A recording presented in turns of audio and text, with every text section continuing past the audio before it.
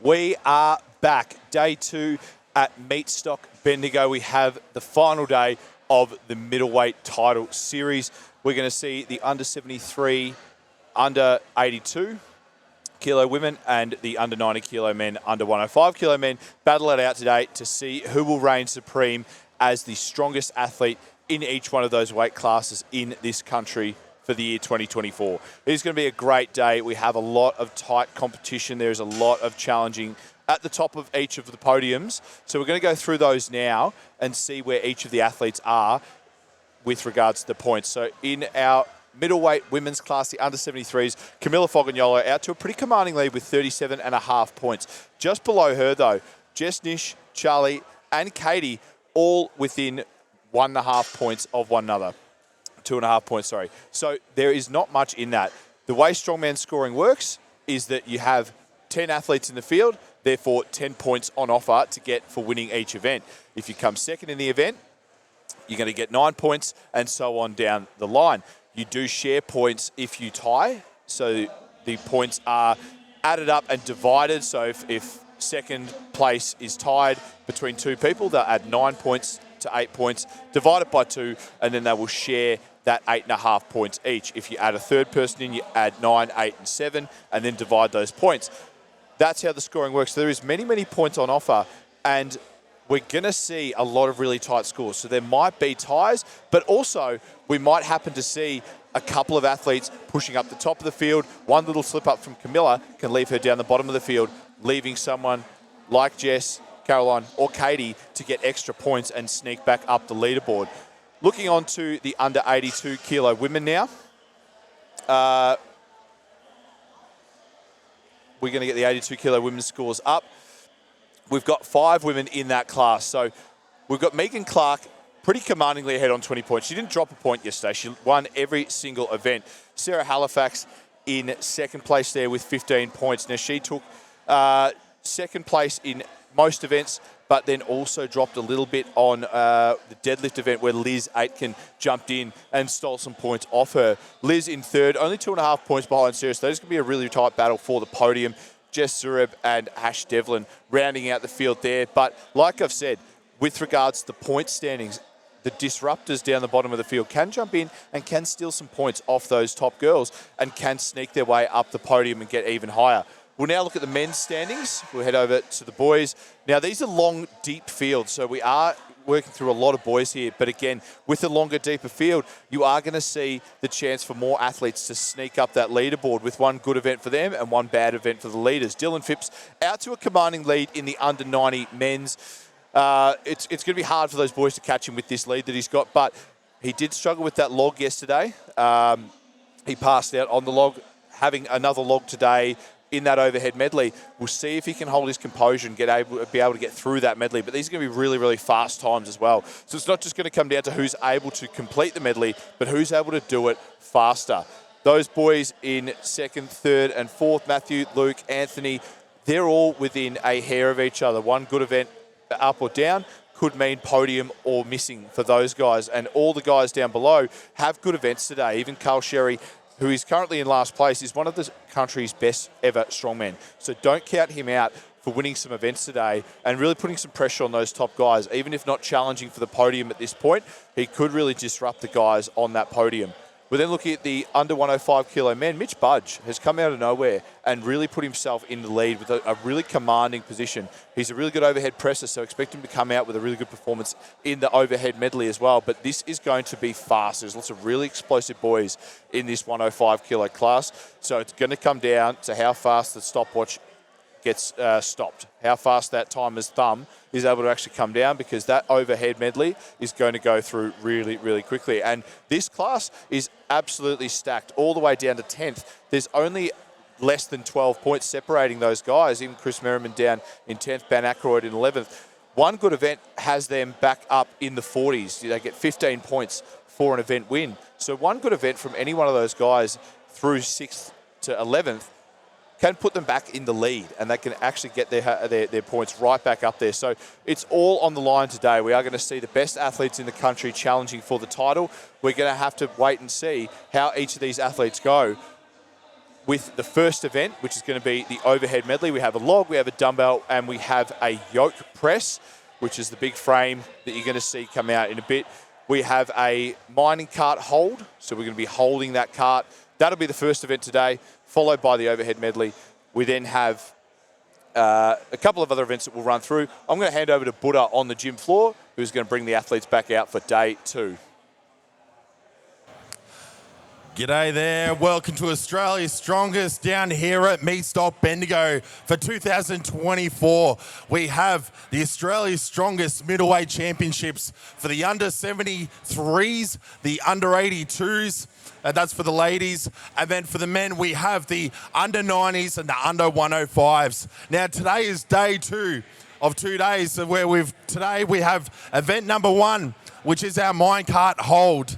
Then we will be going into our overhead medley. Then we will have our Zercher race. And to finish it off, classic strongman style, we will have our stone series. Now today, I'm going to call out our first class today for our under 73s. Let me get my list out.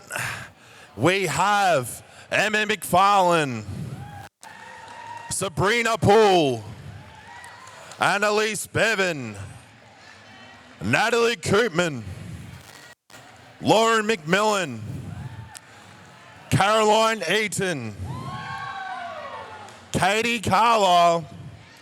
Now coming in third, we have Charlie Linden, Jess Nish coming in second, and our leader today, we have Camilla Fogninolo. Round of applause, everybody. These girls have a great competition today. They're going to put on a show for us. Thank you very much, ladies. Now, on to our middleweight women, the under 82s.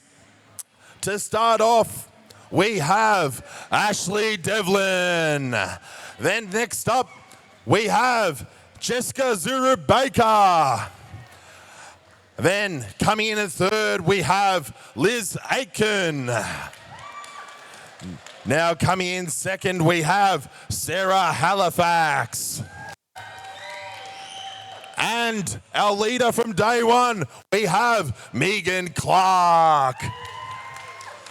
A round of applause, everybody. They're putting on a great show. Thank you, ladies. Now, on to our under 90s.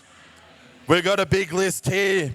So to start off, we have, in running order, Carl Sherry. Next up, we have Paul Mamone. Double biceps, eh? Next up, we have Taylor Casoria, Big Taz. Then, the Tom Selleck strongman, Aiden Westrip. Riley Talbot, his 30th birthday today as well, ladies and gentlemen. Then we have Ash Vincent. Then Justin Heim. Anthony Martin is up next. The Ant-Man. Now coming in at third, we have Luke Kiger, the Tiger. And coming in second from WA, we have Matthew Bilsma. And then for our leader for the under 90s, we have Dylan Phipps. Now these gentlemen are going to put a good show on. I guarantee it, that's for sure. All right, good luck, gentlemen. Thank you very much. All right. Our big boys for the day, the under 105s. I'm going to call it out in running order. To start off with, we have Tom Winter. Then we have Jake Megg. Then incoming is Joshua Martin. Yes, then next up, we have Bryce Purton. And then coming in, we have Ben Aykroyd. Then next up, we have Chris Kamikaze Merriman. Oh, that's a good trick. Next up, we have Kyle Norton. Also often described as, you can boo him, the worst thing to happen to strongman, Cameron Taylor. That's it, boo him. Next up, we have Harley Hughes. All the way from Northern Territory, we have the Sheriff, Nat Wesling. Next up, all the way from Queensland, we have Charles Van de Kirk, the smiling assassin. Then, coming in at fourth, we have James Lechon. And coming in at third, we have Ben McLean, all the way from Queensland. Yeah, show it off. Now, coming in at second, our local superstar, Jaden Lang. We couldn't find him at the moment. But our leader from day one, in a lead of 14 points, and so far we have Mitchell Budge. Ladies and gentlemen, these are our Wonder 105s. Okay, they're putting on a great show for you. It's going to be an awesome contest. Thank you, gentlemen. A round of applause for them. All right, that concludes our athlete introduction. I will throw it over to our commentary team, Sam Lesurf. Thank you, KO. We are back, day two. What a lineup of athletes we have. That both of those men's and women's classes absolutely stacked. The standard we have at this competition this weekend is absolutely wild. So the four events today, if you missed Buddha's introduction there, we're going to start off with the minecart hold, the test of grip strength, seeing how long you can hold that minecart in your hands. They're going to stand up on a very imposing platform, holding a minecart beneath them for as long as they can. The second event's going to be the overhead medley. We're going to see the log come back to start off the medley. We're going to go into a dumbbell, and then we're going to press a yoke overhead. Quite a challenging array of overhead events. A lot of different strengths required, a lot of different skills required. So it's going to test the athlete's adaptability like we did yesterday on a few of these events. And we're going to see them thrown around a bit by a few of these different overhead events. The next event we've got is the Zercher race. So we're going to see athletes carry weight in the crook of their arms as fast as they can. And we have some seriously heavy weights in the crook of their arms. They're going to be moving as fast as they can with those for 20 metres. It's a really uncomfortable event. It's a test not only of speed and strength, but of pain tolerance. See how much they're willing to bear with that pain in the crook of their arms. The final event is going to be the traditional end to a lot of strongman competitions. It will be the Atlas Stone series. So we're going to see them loading 5 stones, increasing in weight over a 1.2 and 1.3 metre bar for the girls and the guys respectively. A serious test of strength and endurance in both the biceps, the legs, and just seeing what the athletes can do at the end of 8 events. They did 4 events yesterday and then another 4 today. We had max log and we had a deadlift for reps, brutal events to then come into day 2 and have to do a heavy stone series, seeing who can load those weights onto or over the bar at the end of that day. And it's going to come down to that last event to see who's going to win. Like I said, maximum points on offer is the most is how many people in the field. So we've got 15 athletes in the 105 men's field, 15 points on offer. Mitch Budge is 13 points ahead. So he doesn't have much room to move. Whilst he sounds like a lot, 13 points. That's one event, one bad event for him, one good event for Jaden, one good event for Ben Aykroyd. Those guys can really sneak up the leaderboard. Ben McLean as well. All those guys can sneak up the leaderboard. Ben Aykroyd's down in about 11th, but he can come in first with one good event. It's a real challenging day for all of these athletes. The same thing in the under 90 kilo men. We've seen Dylan Phipps take a commanding lead, but all it takes is one bad showing for him on the grip here. And the grip can be so volatile with how you go about it, how you can win or lose the event. We might actually go to a video of the grip hold so you can see what it's all about, what it's going to look like, and what it might take to win this event. Minecart hold. Straight from the goldfields of Victoria, athletes' grip and determination will be tested holding a fully loaded minecart suspended from a poppet head tower. On the judge's command, athletes will grasp the handle in a double overhand fashion and stand erect. The time will start once they have achieved a locked out position. As the enormous weight bears down on the athlete, a slight bend in the hips and knees is allowed. However, they must not rest the bar on their thighs. Athletes will receive 1 warning for resting, A second indiscretion will end their attempt. The timer will stop when the minecart comes in contact with the ground. The longest time wins. Minecart hold. Straight from the goldfields of Victoria, athletes' grip and determination will be tested holding a fully loaded minecart suspended from a poppet head tower. On the judge's command, athletes will grasp the handle in a double overhand fashion and stand erect. The time will start once they have achieved a locked out position. As the enormous weight bears down on the athlete, a slight bend in the hips and knees is allowed, however they must not rest the bar on their thighs. Athletes will receive one warning for resting. A second indiscretion will end their attempt. The timer will stop when the minecart comes in contact with the ground. The longest time wins.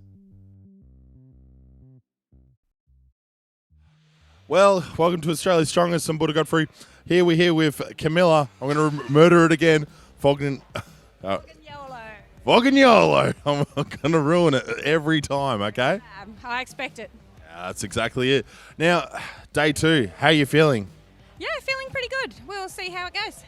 Nothing too sore? No, surprisingly enough, no. I'm feeling fresh. That's good. I know it's been a big couple of weeks for you, so it's going to be the final day of it, isn't it? This is, day 6 of, 4 competitions, competing every weekend for the last 3 weekends. So, yep, this is it. Pretty excited.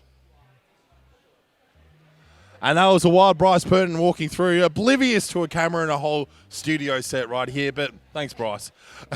Well, that sounds good. You're in the lead at the moment, and you're hoping to keep that lead, obviously, for day 2.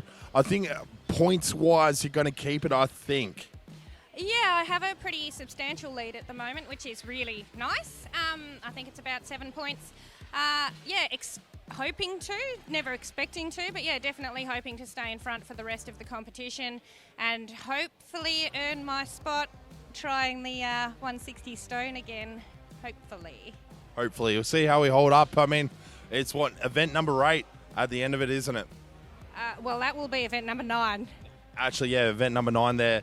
So, how's your training been for that? For the Max Stone, it's been, I haven't trained for a Max Stone. I've only been training runs, but the last 2 weeks running, 2 weekends running, I've lapped and extended with the 160, and that was under quite a bit of fatigue. So, I'm thinking if I don't attempt the 150 first this time, I might have that extra tiny bit of energy to actually load it. So, feeling pretty good. That's good. So just going to go straight to the 160 from the 140, I'm guessing there? Our run ends at 130. The 82s end at 140, and then, I reckon I'd go straight 160 and have a stab. That sounds great. Well, Camilla, good luck for the rest of the competition. Hopefully it'll be a good show. You always put it on a good one, and we'll go from there, eh? Thanks very much. I hope to. Cheers, mate. We are back. We're just about ready to go with our minecart hold. Hopefully you guys are excited as I am to see this. We're going to go through the scores really quickly one more time, just to refresh anyone that didn't catch the start of the stream. Camilla Fogagnolo with a pretty commanding lead there in the under 73 kilo class. Jess, Charlie and Katie and Caroline all within a few points of her though. So all it takes is one bad event for Camilla and one good event for any of these girls to get above her. The others down the lower end of the field can still get their way up onto the podium and can disrupt the top scorers. Megan Clark with a pretty comfortable lead, and I expect her to do really well in the first event here. She won the grip event at Australia's Strongest Woman last year in the open weight category, so she's going to have a great time in the grip event to start. Sarah will die before she puts the weight down, so I expect her to really give Megan a run for her money. Same with Liz, Jess and Ash. They're all extremely competitive athletes, so it's going to be a really, really grueling test of who can hold on the longest, who's willing to put up with the most pain. We're going to go class by class here, so we're going to see them go against one another. So in the case of the 73 kilo women, everyone is going to be directly against one other person. Ash Devlin is going to have to come out on her own for the first event here, but everyone else is going to have a partner and will be going directly against them in their heat. So it's going to be a great way to see directly who is doing better, who is doing worse. You're actually going to get to compare two athletes in the same weight class with one another. We're about to get started, so we might cut the vision back to the gym floor where we can see some of the girls getting ready on the minecart hold. Have a look at these beasts. These big mine carts that we're getting underneath these frames. We're going to get the ladies to climb up on top of the frame and hold the handles. It's going to be a real test of grip strength. If you can look at those handles, they're not knurled like a regular barbell. They are smooth, really smooth. So it's going to be really hard for these athletes to hold them. It's going to be extremely difficult. We've got Emma McFarlane and Sabrina Poole stepping up to the plate here for their first attempts at this frame hold, this minecart hold. So this goes in order of placing in the last event. So these two placed last in the previous event. You can see Tim and Jordan making sure these ladies are safe. We've got Big Buddha on the floor, revving up the crowd for the day. You will hear his dulcet tones interviewing people before and after events. So we're going to get these ladies to deadlift the weight up first. That's the first battle. After the deadlift, they're going to then hold the weights for as long as they possibly can. It's a time score. You only get one crack at it. It's one and done. So if you drop it after a few seconds, that's your time over. So we've got Emma McFarlane on the right of your screen and Sabrina Poole on the left, and they are up and holding. Sabrina with a little bobble there, but now both ladies up holding it. Sabrina's been training for about 13 years. She's a powerlifter, so she's come from that background of holding barbells. Expect to see her do pretty well. Emma seems to be having way too good of a time in this event. It is tough. It is hard. It might be, if you don't laugh, you cry for her. So you can see the stress starting to come into her face there. You can see the hands slowly starting to rip out. Sabrina, unfortunately, drops that weight there. So she will be so far down the bottom of the field, but a decent time there. Emma seems to be really, really holding this strong. A lot better if you've got bigger hands on this. You can see the handles aren't thin. Emma really, really happy with her time there. That's a fantastic start for her. She had a pretty rough day one. There was a couple of events she didn't get a rep on, and you can see she's absolutely over the moon with that start to day two. She's going to put herself in really good stead there. She's still going, still setting the party up. We love seeing that energy for day one, from day one into day two. She's setting the tone early. Now, those 73-kilo girls have seen these first two go, and they know that's the mark set to beat. So those two are in the same weight class.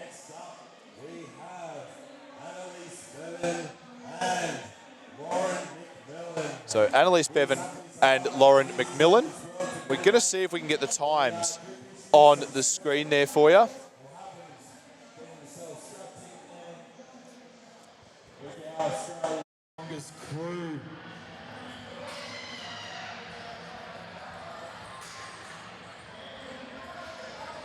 Now, one of the hard things about this event as well is that the cart does swing around, which makes it very tough with 140 kilos just in your hands. So you can see there the time to beat is 30.39 seconds. We're going to get these times up for you as soon as we can between each event. We've got Lauren McMillan and Annalise Bevan. Bev taking her time to get the weight up. You've got as much time as you need to get the weight actually up. Bev struggling to actually deadlift it. Lauren McMillan, a fair strength background. She's a state level swimmer. She's a black belt in Taekwondo. So expect her to have really good grip with those backgrounds. That Taekwondo, brutal training there. You're used to with martial arts, that sort of endurance training and just working as hard as you possibly can. So Bev got the weight up in the end, both these athletes with that weight in their hands. Lauren McMillan there looking strong as ever. She's working really, really hard to break this time of 30.39 seconds. Bev, you can see the strain on her face. You can see the knees starting to bend, the hips starting to buckle a little bit for Bev. So that actual weight is challenging for her. Lauren breaks there. She drops. Bev's still going. Now, keep in mind, these two athletes did start at different times. So Bev started significantly later. So we'll have to wait until those times come out to see how each of them went. We'll see if there's a new time to beat.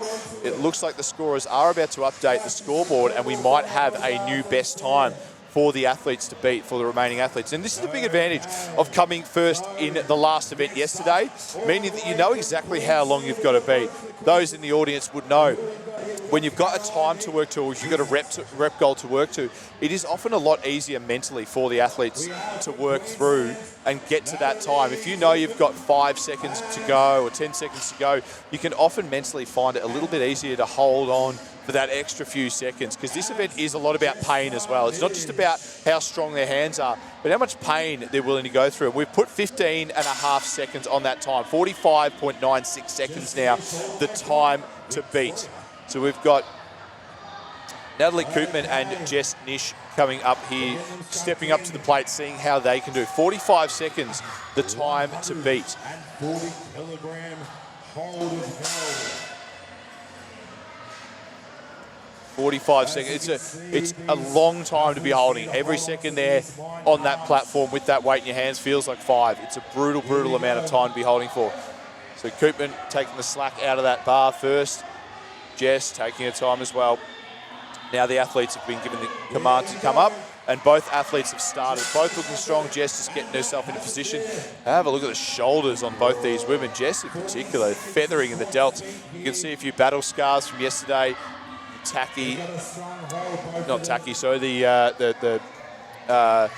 tyres leaving their mark on both these girls. There's 20 seconds have passed. Both of them looking really, really strong. Both of them looking up at the ceiling, just trying to take their mind away from the pain in their hands. It's just a brutal event. Jess drops at the 30-second mark, so she will be just behind that 30-second marker that was set in the first heat. But now Koopman, she's got 5 seconds to go to beat this lead time. Can she do it? No, I think she's fallen just shy of that lead time. But again, we're going to have to go to the timers to see if there's been anyone beat that lead time. It's all right, take a deep breath. Careful down the stairs. And we are going to go back to the timers, and Lauren's time of 45.96 seconds stays unbeaten. All right, so we've got Caroline and Katie coming up now. Caroline on the left, Katie on the right there with the headband. So 45 seconds that time to beat. It's a long, long time to have that weight in your hands. It really is. It feels like a lot longer up there. Very supportive crowd here. Having those people in the background, you can close your eyes, drown it out, and just let them do all the talking for you. Let them kind of rev you up, get you over the line there. You wouldn't want to be afraid of heights, that's for sure. Katie, a runner by trade, a national level distance runner. So she's got a lot of an athletic background behind her. She's got some powerlifting and bodybuilding behind her as well. A multi-sport athlete, but what you often see is that ability to grind through and fight for a long period of time, especially as a distance runner. Again, it's not so much about fitness, it's just about how long you're willing to hurt for, and that is definitely something that comes into play in this event here. Caroline, a powerlifter by trade. So again, gripping is something that powerlifters have to do. They have to hold the bar when they deadlift. So grip strength is a big benefit for a powerlifter. Both these ladies up. And we're looking at 45 seconds. 45 seconds is the goal for these two to get that event lead before the others come out. And they want to put time on that. Katie, looks like she's struggling, but you can look like you're struggling for a long, long time in these group events, and you can just keep holding and keep holding. Look at the pain on the faces. This is a really painful event. It's a really tough event because it's just you versus that barbell. There's no way to make it easier. There's nowhere to hide with these barbells. There's 30 seconds past, so they are ahead of second place now. But 45 seconds is the goal. Nat Koopman was in second place with about 43 seconds. Can Katie can't, but can Caroline beat that? 43 seconds, she has beaten both now of the leaders. She is in the lead. Caroline is here to stay. She is here to disrupt. She's here to make sure none of these girls get easy points. 56 seconds and counting, just shy of a minute there for Caroline. A massive, massive effort, and she's stoked with that. An awesome effort. A little bit of a dancey dance at the top of the platform there. 57 seconds I am hearing from Budini on the gym floor. That is an incredible effort. Just shy of a minute. It's going to take an incredible, incredible effort here from anyone to beat this. Now, our two leaders from the previous event. A Bendigo girl herself, hometown, and all the way from South Australia, we have two of the leaders. We've got Camilla Fogagnolo and we have Charlie. Camilla is currently in the lead with points. 57 seconds there for Caroline. That is a huge, huge mark to beat. She'll want to strengthen her lead. Camilla, one of the most experienced athletes in the field, she's going to know how to go about this.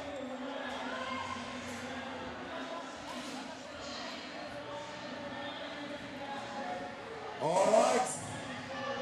Charlie as well.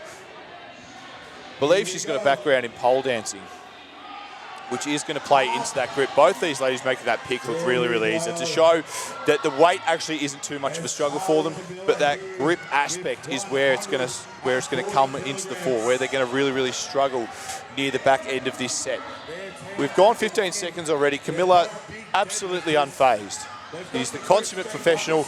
Look at the feathering in the delts, the triceps on Charlie. Charlie with that pole dancing background might have the grip advantage here. It is a tough sport to do on the grip, holding your own body weight on those slick poles, but she is starting to shake a little bit. The weight's starting to get to her. 35 seconds gone, 45 seconds for second place in the standings. Camilla just looks completely unfazed. Can Charlie keep holding on, keep putting herself into contention? She'll have to be satisfied with 43 seconds or so. She'll wait for a few seconds. Camilla just seems solid as a rock. She's not dropping this. She's got a couple of seconds to take the lead, and she's in the lead now. Comfortably in the lead. She's just holding it for as long as she feels she needs to. Absolutely dominant from Camilla. A little bit of a shake off of the hands, but really breaking no sweat there. Camilla in event number one, taking the lead comfortably. She'll put a bit of distance on that as well. We'll see if anyone else can beat that. That might have actually been it for the under 73 kilo women. So Camilla just taking the event win, doing enough to win there. Charlie probably put herself in about fourth place. So there's a bit of a tie, a bit of a tight cluster. Camilla heading over to partner Carl Sherry for a little and a little debrief after the event. All right. Next up, we have Jessica Zureb. She has roughly 60 seconds, I believe. Jess Zureb is coming out first. She's going by herself for this one. She's in the under 82s class, and she's coming out by herself for this class. So we're now in the under 82 ladies. So she will be setting out of Werribee, peak strength.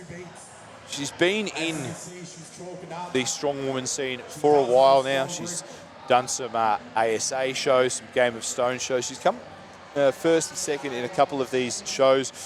Second at Victoria's Strongest Woman under 82 last year is how she qualified for this event. A bit of smelling salts. So for those uninitiated, those are just some ammonia. So it just helps you wake up a little bit. Jess is going on her own here because there is only 5 in the class, so with an uneven amount of people in the weight class, she has to go on her own. She's struggling with the pick there a little bit. It's up off the ground, but unable to lock it out. She's moving back a little bit, getting a little bit of advice from Mason. These athletes have never touched this implement before, so it is a little bit of an interesting one for them. They're going to have to learn on the fly how to pick it up. Jess did the deadlift yesterday, and now that's up and locked out, and she's going to have to hold this for as long as she can. We're going to see how long she can hold it for. Is running. Okay, hold on to that, Jessica. Just holding on. Now we want to see these girls hold on to this for as long as they can. Jess, a good power lifter as well. She's training out of that peak strength where there is a lot of powerlifters in that gym. So the deadlift, the grip aspect of that, an important part of her sport. And that's a little over 30 seconds there for Jess. A good start, a really good time that the other girls are going to have to follow in and beat. Now, keep in mind, we're going in reverse order of the last event placings. So the event placings in event 4 yesterday dictate the order in which these girls come out today. So Jess came last in yesterday's event 5. So she comes out first, 31.09, just over that 30-second barrier there.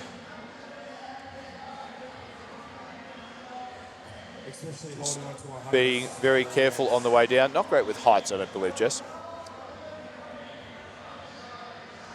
So quite cruel making these athletes go up all that way. It actually is taller than you'd think. So platform's about 6 foot tall. All right, Ash Devlin and Sarah Miss Halifax. These two, they know the marks are beat now, 31.09 seconds. We'll see how they do. They don't only have to beat that, but they have to put a bit of pressure on the leaders to see how long they're going to make them hold it for. We'll see what they're made of in this group test. The Tower of Power with this minecart underneath them. Time is on for both the athletes. Ash struggling to pick it up. Sarah has it in her hands, and stoic as ever. She's going to try and beat that 30 seconds and then put some time on, because she knows she has Liz and she's got Meg coming out after. And Megan Clark, a very, very good grip athlete. She could probably hold it all day. Sarah's already 20 seconds in, 30 seconds the mark to beat. Ash not able to get that weight up there. Everyone did qualify for this event here today. So everyone you see has qualified through their own state series, but this is a step up in weight, a step up in competition standard. This is the highest level of strong woman you are going to see in the country. We have 45 seconds on the clock so far for Sarah. She is doing amazingly.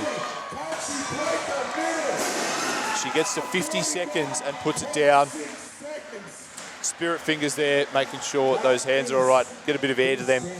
Once you do this, your skin on your hands is absolutely cooked. Pretty happy with that though, 50 seconds. She'll have to be pretty happy with that.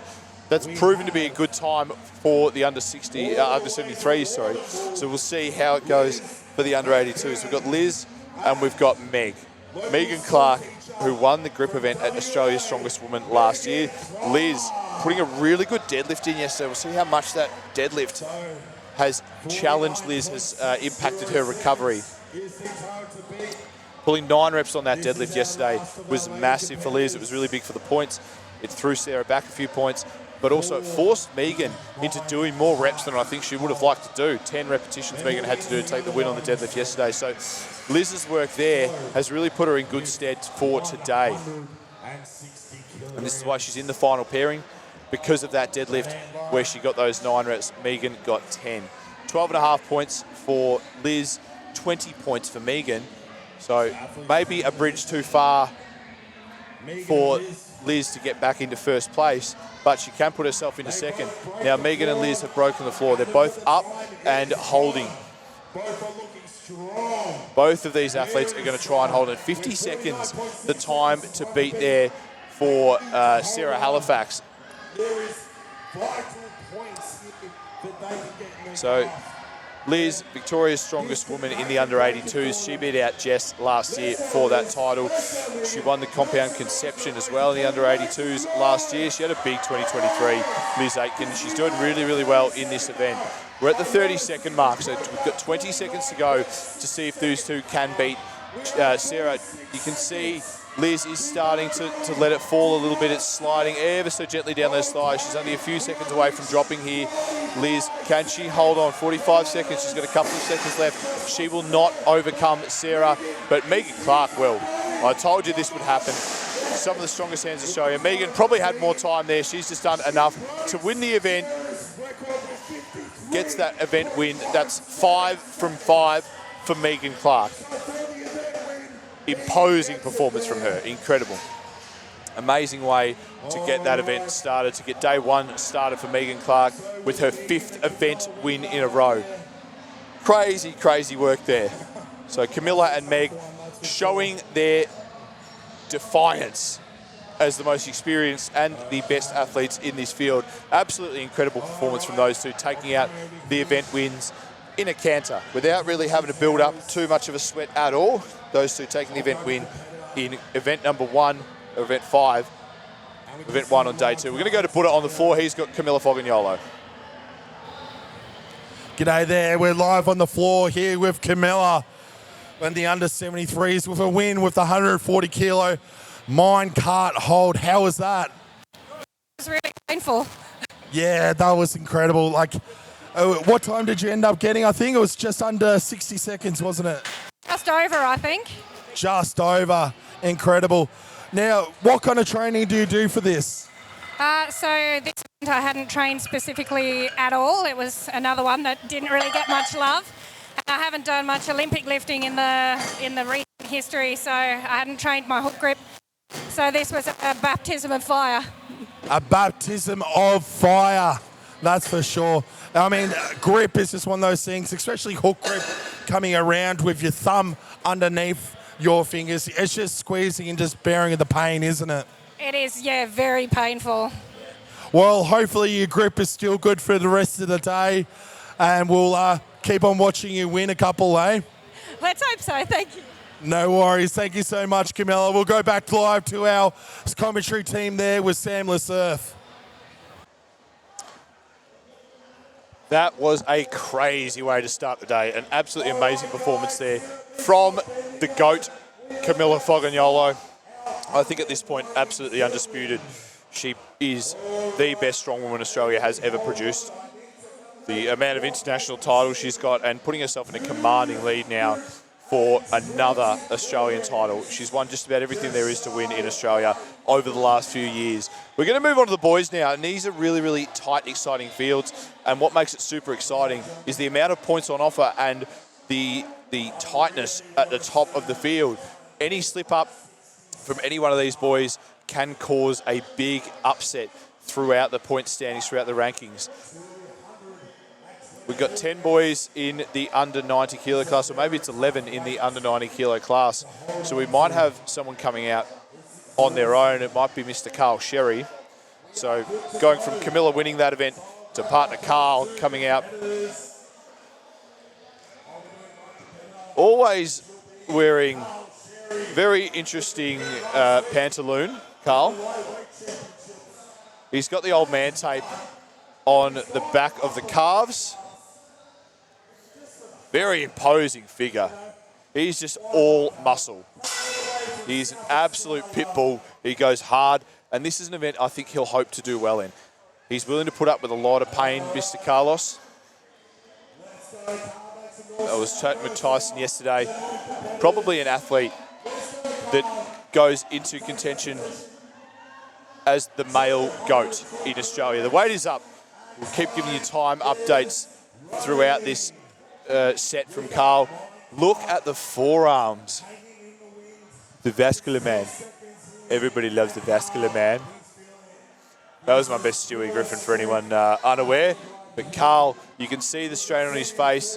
It is holding though, it's holding strong. It does drop though. He's a little bit unhappy there. I'm not sure he'll be too happy with the time, about 22 seconds. OH&S absolutely paramount for this event. Carl is either close to or actually over master's age. He requested a automated system to get him up onto the platform. We couldn't get one together in time. So 21 seconds, the time to beat. We've got Taz and we've got Riley. It's Riley's 30th birthday as well. It's 30th birthday, dirty 30 for Riley. Let's see if he can get an event win on his birthday. We got Taz Kasuria as well. Taz will die before he drops this weight. These are both two very competitive boys, taking the slack back out of that weight before he's allowed to lift it. Okay, both the boys now with the slack on the bar. And Taz and Riley struggling to get the weight up. Now he's up. And Taz is down already. We're going to give him another lift at it. We are going to give him another chance. A lot of these athletes never, ever have done anything like this. So picking this up, they're trying to find the right balance. And Riley, not to be for him on his birthday, unfortunately. Taz now into this hold. I'm not sure how long Taz has held this for because he started later. Once he got it up, it was in a strong position. It is hard to get that weight up to your shoulder, up to your hip, sorry. And it slipped there. And the railings doing their job, keeping Taz on the platform and not bundling back off it. These platforms are about 6 foot high, so falling down off them would hurt. So safety absolutely paramount for all these athletes. But you can see it is starting to bother a couple of these guys, just picking the weight. Getting it further enough forward or far enough back is going to be a contentious factor today with these minecart holds. We're going to see some of these athletes needing to take a couple of seconds, a couple of goes to get them in the right position. So Taz, not sure what time he got there. This weight seems to be challenging for the boys. We might see some lower times here.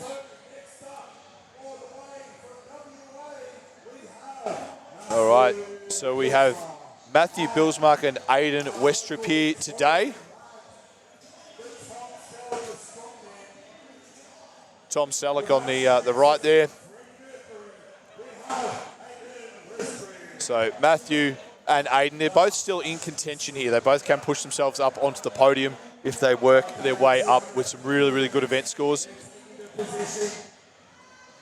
21 still is the time to beat Carlos. And they're holding these weights now. 21 seconds, the mark to beat. Both with the weights up in hand. Bilsmark looks like he's struggling, but he actually might be hook gripping. If you can see, the camera's almost got it. His thumb is actually looped under his fingers, hook gripping. Very painful way to go, but it will be a way to hold it a little bit longer. Both looking like they're starting to struggle now. Aidan trying not to show it on his face, trying to hold that poker face. Looks like Matthew's coming down. You can start to see those hands peel out for a couple of seconds, those fingers peel out. But Aidan holding strong, 38 seconds. The reason they're falling back isn't because the weight was super heavy, but they're leaning back slightly on the weight, and once it just rips out of the hands, they wind up falling backwards on themselves because they're sort of leaning back as hard as they can to pull the weight into their thighs, try and get a little bit of extra grip there rather than holding it out in front of them, where it's going to be much, much harder. 38 seconds or thereabouts for Aidan there to take the event lead so far. We've got Paul and Ash coming up next. Paulie, go on the double cobra, and why wouldn't you? Look at the traps on the man. So 39 seconds there, the mark set by Aidan. So 40 seconds would get these boys an event lead. There's still some strong boys to come, so they are going to want to make sure if they do get that 39 that they put more time on it to make the job really, really hard for those to come through the back end of the field. So Paulie and Ash taking that slack out of the weight, and they're both up now. Let's see which one of them can hold longer. Ash looking a little bit unsteady there at the top there. Paulie, he seems to have steadied himself. Both of them holding strong so far. And Ash not quite able to hold on very long there. He won't get great points for that, unfortunately for him. Paulie, he's in a strong position now. Gave me absolutely nothing to talk about, so I'm just going to have to make stuff up about him. Here's a dad, Mr. Paul. Not sure what he's chewing there, chewing gum or his own gums or something like that. He seems pretty comfy here. He's actually in a really good position now, and he takes the event lead. This is incredible from Paul. And then drops it just at the end there with a time of about 45 seconds. And I think it's just dawned on him just how well he's done in that event. Incredible there from Paul to take the event lead. He's happy with that.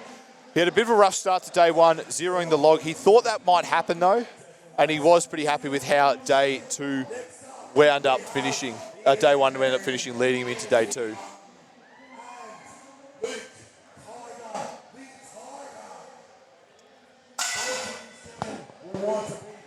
Is this on the screen?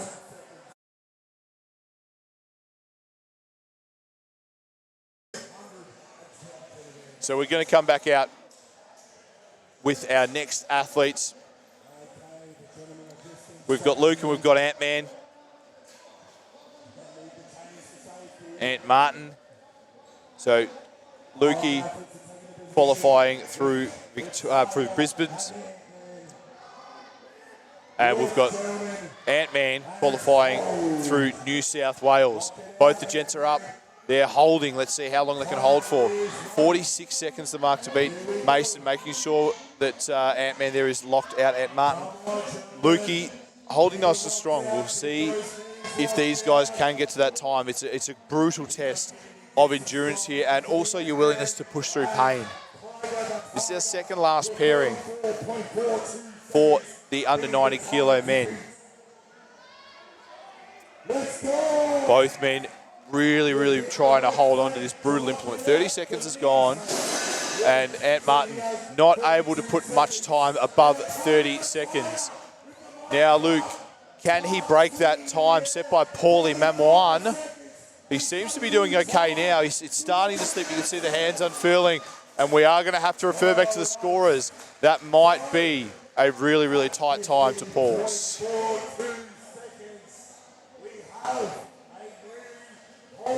Can confirm there is a new event leader. 50 seconds, I believe. So we have put a few seconds on Paul's time.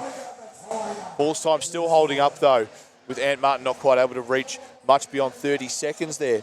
So Paulie still sitting in second in the event so far.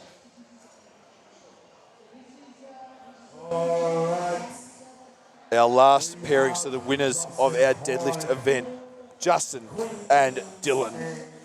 Good deadlifts on them. Deadlifts tend to equate to decent grips. A lot of the time, better deadlifters have slightly longer arms, slightly bigger hands, which are good for grips. Oh, we've got the Pit Vipers. Pit Vipers are coming out. We've got Poker Face. So Dylan Phipps, Justin Hine, both these athletes getting ready to lift. They know the time to beat is 50 seconds. So we'll see what they can deliver here to finish off the under 90 kilo men's. Both the athletes have got the chalk wrist wraps on Justin there. Interesting to go with the wrist wraps. Those wrist wraps will be pinching the tendons in the forearm. So if you actually touch your forearm right now and you pinch your tendons in that forearm, you'll actually see some of your fingers curl in because each one of those tendons in the forearm is responsible for curling one of those fingers up. What Justin's trying to do with those wrist wraps is keep those tendons under pressure to make sure those fingers stay curled in a little bit more automatically without having to do the curling in himself. He has dropped there at the 30-second mark, so that's going to be a really tight time with Ant Martin and a couple of the other guys. Dylan now as well. He's not too happy with that, but he will have to be happy walking off with 35 seconds. He'll have to suck that one up. He looks like he might have wanted a little bit longer, but always a tough one, these group events. You only get one shot at them. There's no chance to pick it back up and go again. You just have to suck it up and move on and just go with the next event as best you can after that drop has happened, unfortunately. So we'll go to the scorers after the 105s to see what those times are doing, because there is going to be a lot in and around that 35-second mark. We are going to go to Budini, who is has the event winner out on the gym floor. All right, we're live here on the floor with Luke Tiger, the Tiger, all the way from Victoria. Queensland, I get it mixed up. You were a Victorian for a while. So it's just the old memory fading on me there. Now, mate, how was that event? It was fantastic. Mason's really outdone himself like he does every single year. So thanks very much for putting this together, Mason. Guys, like I said to you guys yesterday, if you want to try a strongman, regardless of who you are, please do it. It's going to be some of the best people you're ever going to meet and the best events like this one. And also, you just really have a great time. So look, and thank you very much to the audience. We really appreciate you guys cheering, and please have a fantastic day. No worries. Thank you very much, Luke Tiger. A round of applause for our winner. No worries. All right, we'll throw it back to our commentary team, Samless Surf. We are back. We are ready to go with the 105s. It's an exciting weight class as well. So going in reverse order of preparation, of completion, in the final event yesterday, the deadlift event. So the ones who placed first get the privilege of going last in today's grip hold, which means they're going to see what time that they've got to beat. So there's 15 of these boys, so there is going to be a lot of heats in this this under 105 kilo men's class. It's going to be 8 heats. We're going to have one person going out solo, and then we're going to have 7 heats of 2 guys coming out at a time, going head-to-head on the grip hold. We've seen around that 50 to 60 second mark being the gold standard, being that winning standard, around 35 seconds being that mid-pack score. So anything above about 40 seconds is a pretty good score on this event, it seems. But obviously with the weights being different, the field being different, it might be different for the 105s. But pretty consistently in the first couple of events, that 50 to 60 second mark has produced a winner. Looks like Bryce is coming out on his own first. So he placed last in the deadlift yesterday. So he is going to be first in this event.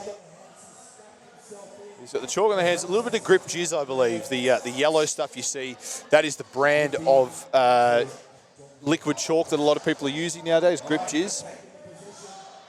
What liquid chalk does is just evaporates all the moisture from your hands. So it can be very valuable in an event like this, where having a little bit of moisture in your hands can just cause this thing to slip. So Bryce just drops it initially off the pickup. Now, a lot of these guys are going to have that issue. We've seen it in the previous classes. Finding the right point, you see him standing forward, standing a bit further back, trying to get directly over that weight so that he can get it up into the right position there. And he did waste a fair bit of energy in that first pull, and he's not going to take any more time. It looks like he's done. He's going to wave off his attempt. So he's not going to register a score there, Bryce, so he'll actually get 0 points for that, which is unfortunate for him, but that's the way strongman works. If you don't get a score, if you don't even lift the weight for a second, if you don't move the weight off the start line, you don't get a score. You don't get anything for free in strongman. So unfortunately for Bryce, he has to walk away with 0 points from that event. So the next best person will get at least 2 points if they pick up that weight, because they will come 14th.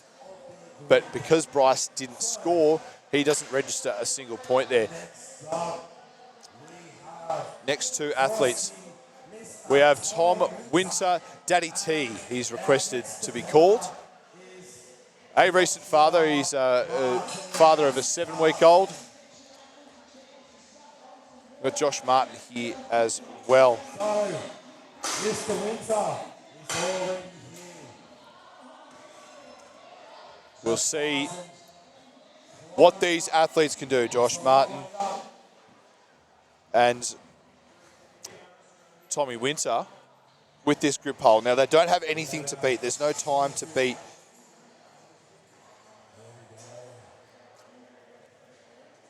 So we'll see what they've got here. All right, both athletes are strapped in. So, gentlemen.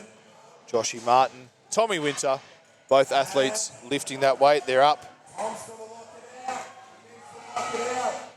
Tom struggling to actually lock the weight out. I think he gets another pick at it, whereas Josh is into this. And a real nice haircut. If the cameras ever get a look at that, it's a nice one. There we go. You can see on the side there. It's got some nice creativity carved into the side of that hair. Tommy unable to get a score, so he also won't score a point. He's revving the crowd up, Tommy Winter, and this is great to see the camaraderie between the 2 competitors. About 30 seconds there for Josh, so he's set the mark. Like I said, that 30-second mark, seems to be where a lot of people are today in these events. 50 to 60 seconds tends to be what has taken the event win. So we'll see what the next boys we can do. So we've got Chris Merriman, very athletic man. He's a break dancer. We saw him do a little bit of break dancing yesterday and today in his warm-ups. Weirdly athletic for a man that's 105, 110 kilos. We also have James Lechon. So these 2 very tall men for the 105 kilo class. So with big dudes come big hands. You know what they say about big hands? Good grip. So we'll see what these 2 boys can do. 30 seconds is the mark to beat. These two getting told to lock out. So Chris has had to readjust his grip. You're seeing a lot of the boys do this. The minecarts are starting to swing and move underneath them, and they're trying to get them in the right spot. Struggle to pick it up on the second time, though. It is really, really tough. And we have a drop at the 20-second mark there. And Chris is unable to break it off the ground as well. So he will zero this event too. This is starting to become concerning for those at the top of the leaderboard, because zeroing an event would be massive, massive points off in this 105 kilo class. So James doing well there with 20 seconds, putting him in second place so far. He has points. 17.9 seconds, I've just had to confirm. So the next two athletes, we've got Charles Van Niekerk and Jake Megg.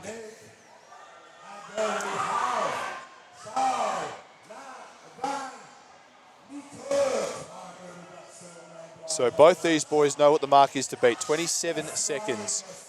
We've seen a lot of zeros, so they know just picking it up and holding it even for a second is going to mean big, big points for them. It's actually going to mean a minimum of 4 points, even if you can just stand up with that weight.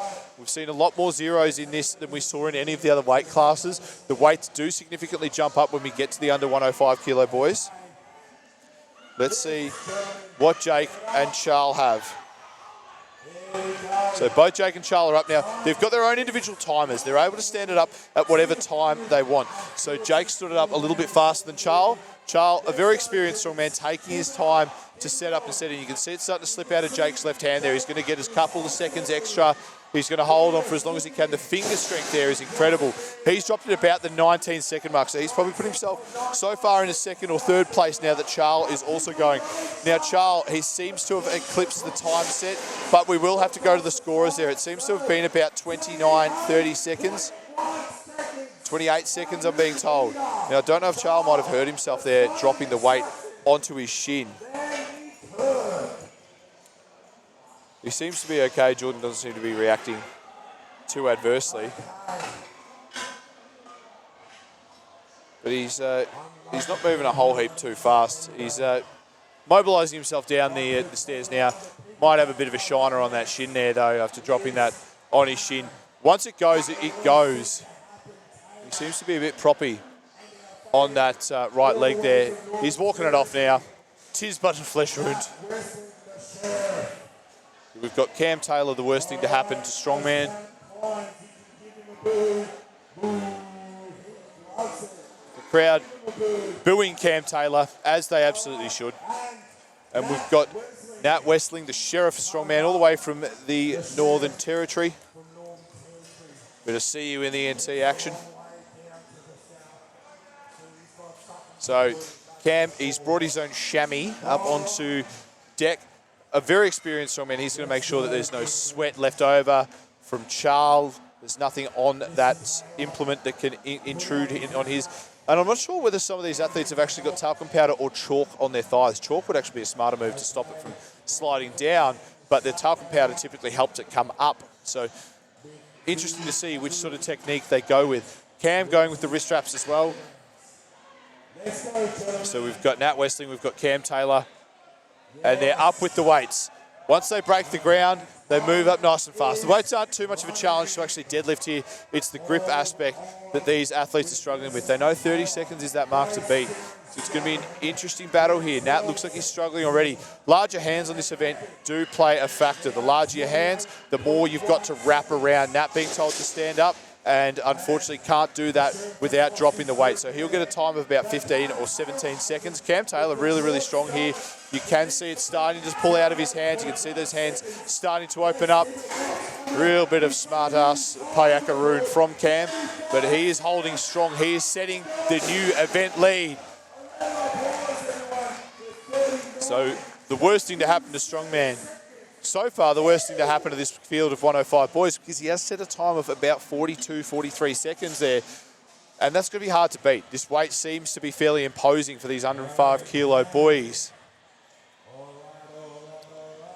Now we've got some longer levered units approaching the bar. We've got Ben Aykroyd and we've got Ben, the strong Dilf McLean.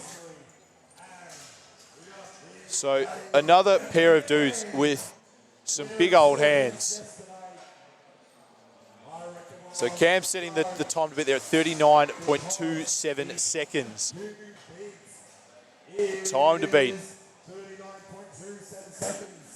Keep you updated on what the boys are doing during that event, during this event, with regards to their times. We've got Ben Aykroyd on the left, Ben McLean on the right. Pair of Bens going head to head to Ben off. Woody's just realised that there's two Bens out on the floor, and he said the exact same thing as me. He's stolen my line. Aykroyd having a nice little bit of a laugh there. It can actually help with the crowd taking some noise off. Look at Ben Aykroyd just talking a bit of smack during the event. And he has dropped it now, but he's helping the strong Dilf, Ben McLean, see if he can break Cam's time. Look at the strain on this man's face. He's got that old man strength. 34 seconds he has gotten. Not quite enough to get him in the lead, but it is good enough for some good points. Some nice camaraderie there between those two boys. A great showing for those two. We've got Jaden Lang and Kyle Norton coming out next. Jaden, if you remember him or if you find him familiar, it's because he was on Survivor recently, the most recent season of Survivor. We have Kyle Norton, Snorton Norton, with the smelling salts over there. And let's see what Jaden and Astro can do here. 49 seconds the time by Cam Taylor to beat.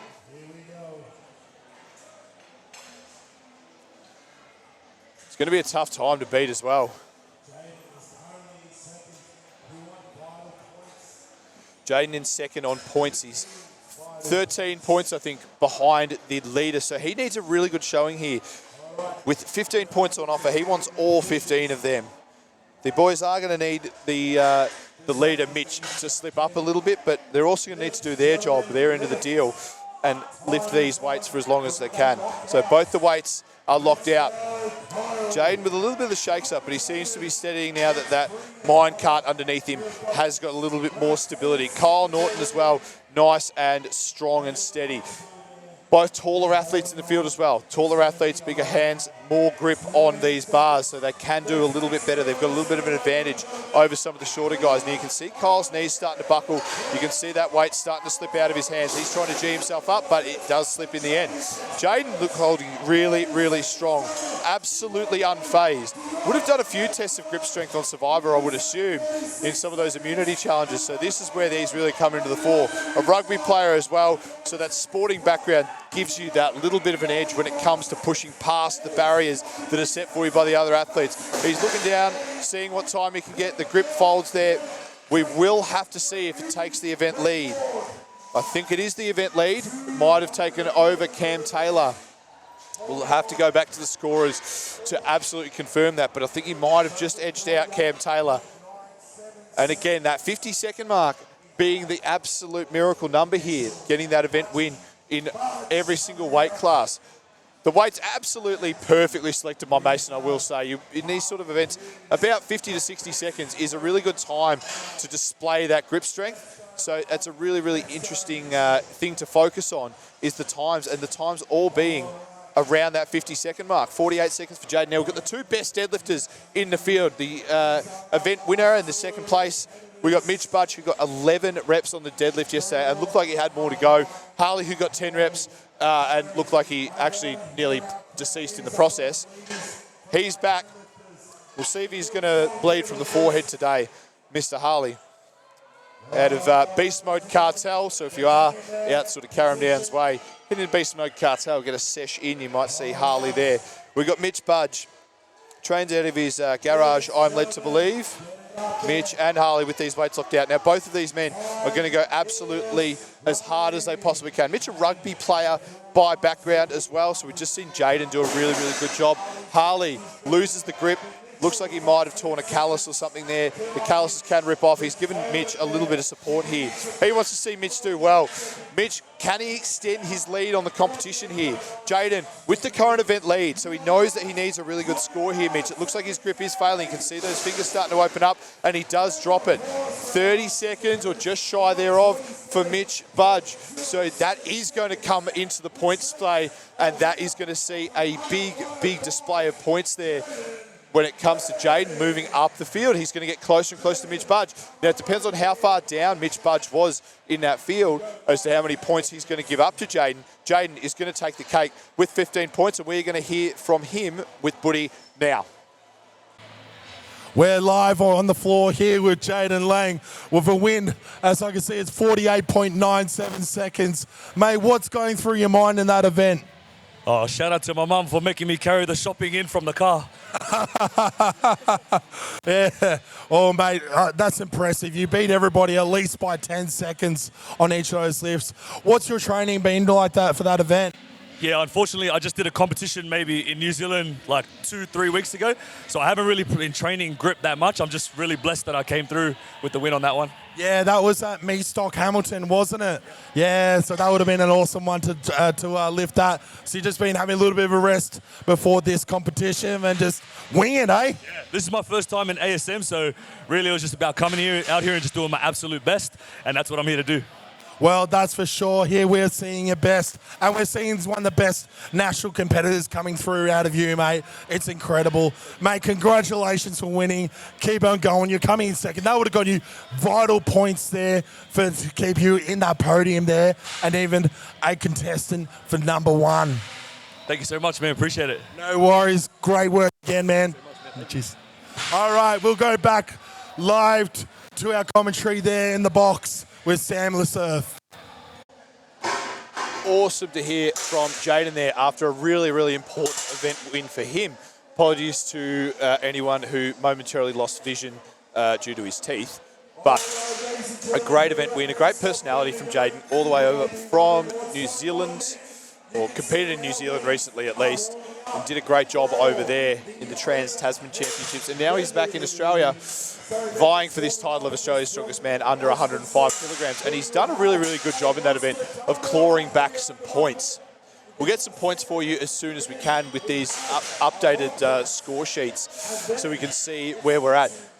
What we're looking at in the meantime is our overhead medley event. So this is a fun one. This is a really good fun one. There's going to be 3 implements that you can see the ladies here setting up the yokes and getting a bit of a warm-up done on them. They've warmed up on the dumbbell and the log already out the back. So this is now just a chance for them to final touch-ups on the yoke and get that warmed up. Really annoying implement to use. It swings all over the place. So it's really tough to get into the right position and to be able to lock it out. It swings all over the place, backwards and forwards. We're going to hear a little bit more about what's involved in this overhead medley event and how to win it now. So we'll go to that video. Overhead medley.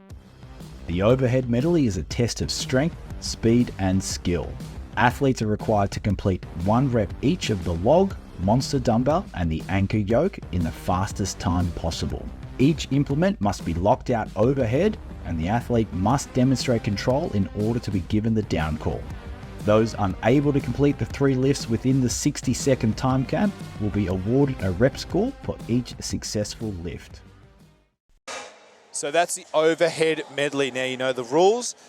Talk through what's going to make this tough. We've got several different tests of overhead strength, and you can't really train the same for any one of these overhead implements. You've got to work on your brute shoulder power for the log press. We've seen how important that brute power in the shoulders and the triceps can be on that log press. Then when you talk about the dumbbell, we're looking at a really technical event. There's a high degree of technical ability required for that monster dumbbell. Their ability to dip with that heavy weight pulling all the way out from their body as well. It is a big dumbbell that they're using.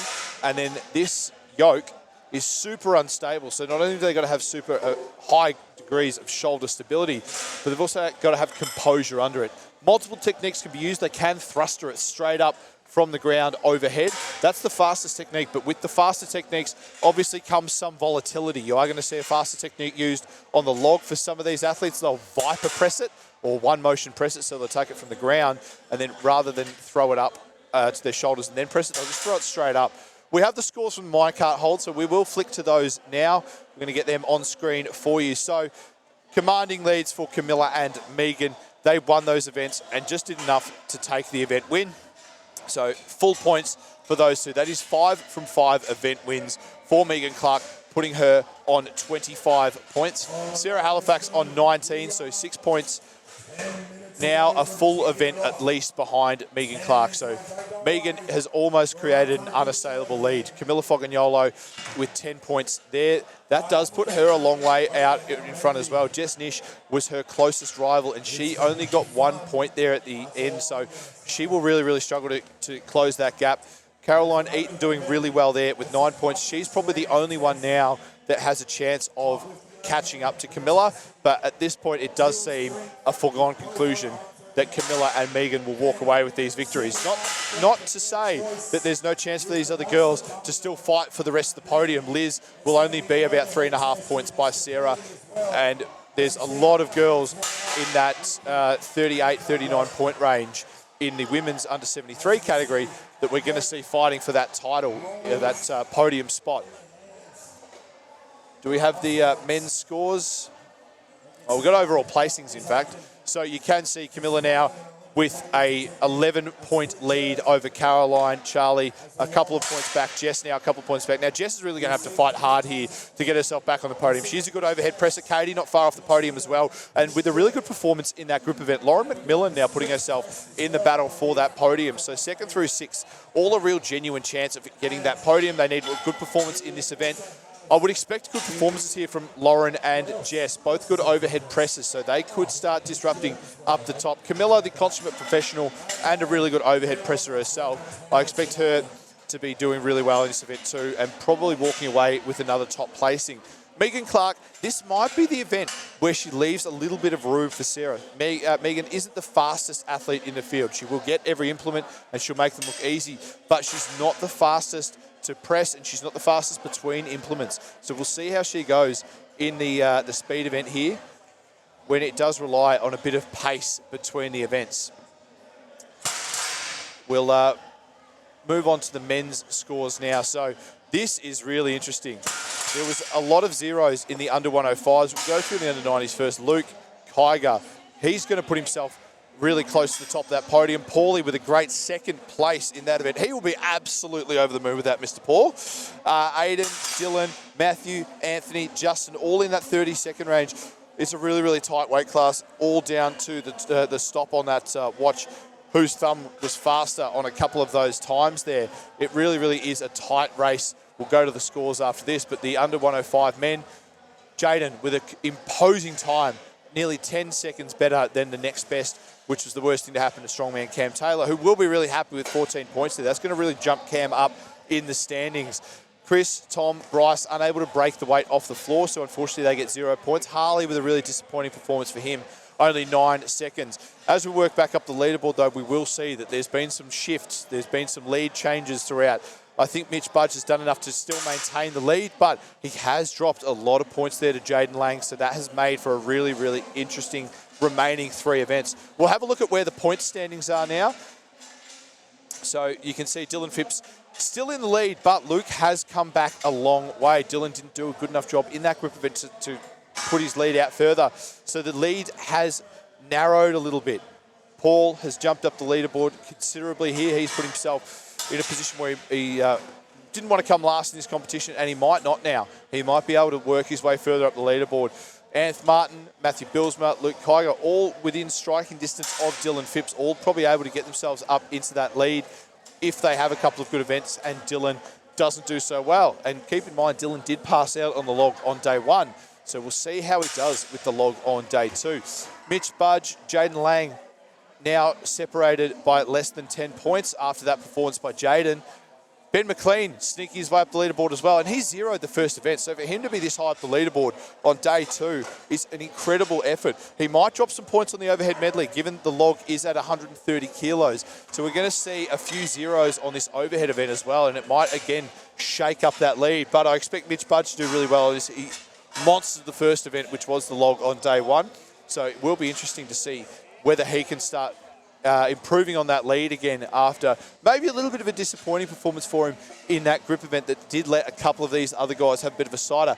Cam Taylor's moved up from 7th or 8th place in the previous event and is now in 5th with a 2nd place performance there. So he's now put himself in contention for that podium, maybe a little bit too far back unless Mitch has 3 really bad events for those guys to get into the lead. It's a 3-horse race now for that first place. Maybe Charles can, but again, he needs some bad performances above him, and it might be a mountain a little too high to climb. So that's the point standings there for our men. And the women are just getting warmed up here with a couple of last touches on the implements. Everyone's just getting a last chance to touch them. A lot of these implements are brand new for people, so they're not actually getting a chance to lift on them in training. This is the first time they're getting to touch these specific pieces of kit on the day of the competition. So they are getting a fair chance to have a little rumble with them before they actually have to go into battle. You can see the spotters and loaders making sure all the weights are correct in our equipment here. And the ladies are assembling off to the left of the camera, assembling themselves.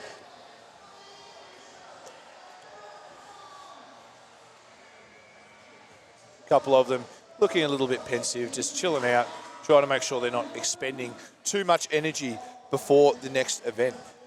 And this is an event that you need to go into nice and calm and collected. You need to have your thoughts collected with you, because if you don't, you are going to make mistakes, and mistakes are going to be costly in this. You don't want to have to clean that log more than once. You don't want to have to clean the dumbbell more than once. You want to be able to one-shot everything. And it will be interesting to see what sort of tactics people take into this event, whether they go slower and steadier and take a second in the rack position to see if they can make sure of getting it up, or whether they're going to try and one-motion things or try and bounce things up off the shoulder. We're going to go head-to-head here as well, so they're going to have the added benefit of having somebody next to them to sort of compare against.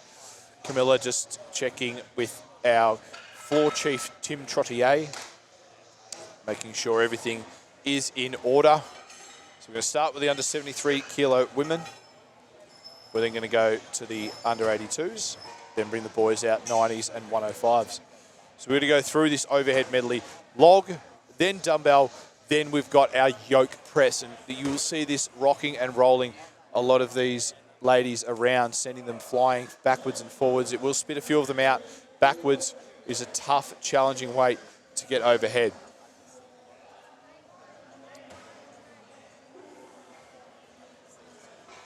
But having the advantage of going last as well might change your tactics. So you might see Camilla and Megan change their tactics depending on how the other girls go, whether they make mistakes. If there is a few mistakes and the times aren't super fast and they don't need to rush through it, you might see them take a little extra second with the weight on their shoulder, with the weight in the hands on the yoke press, and just make sure that they get it. But you might also see a chance for them to go as fast as possible, Viper press that log, or one motion press it.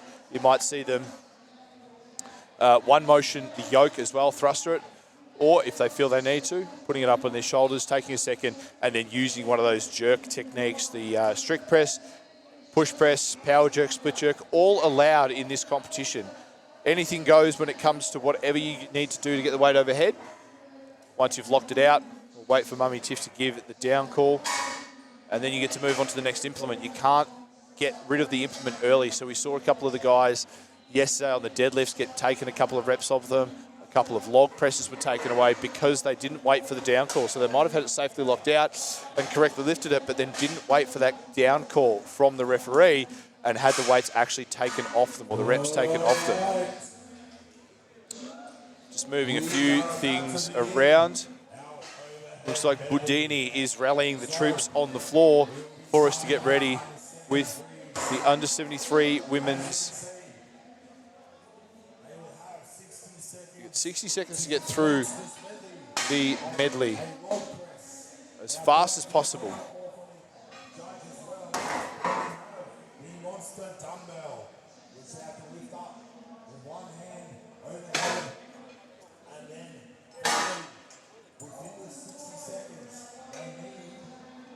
Making sure we've got the correct weights on everything.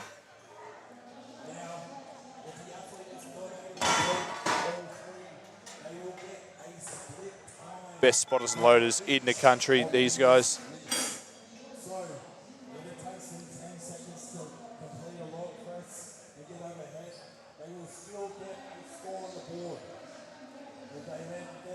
So we're just making sure we've got the correct weights on. Making sure the weights are all locked in as well. These yoke can bounce around and the weights can come off them, and if somebody has to re-attempt the weight, we don't want them to have to work with a yoke that's had weights bounce off it. So we're trying to take that factor completely out of the scenario, making sure everything is locked in and secure so that nothing goes wrong during the event. So for those just joining us, we've got the overhead medley. We're going with the log press, the dumbbell, and the yoke press. So the log press, you've got to get from the pads up to overhead. You can use any technique you want to push it up over your head. The dumbbell, they've got to do with one hand. So you can bring it to their shoulders with two hands, but then they've only got one hand to actually press the weight up over their head. They can use their legs to drive it up, but it has to be with one hand locked out overhead. Getting a down call, and then we're going to go into the yoke press, which can again be done in whatever technique you want. It can be thrusted up, it can be done with a strict push press or a power or split jerk. So up first, we're going to have, I think, Jess Nish and Katie Carlisle, by the looks of it. Jess is zoned in. She needs a big performance here. She really didn't do well in that grip hold. She came dead last, which put her back to fourth. She has been second all competition.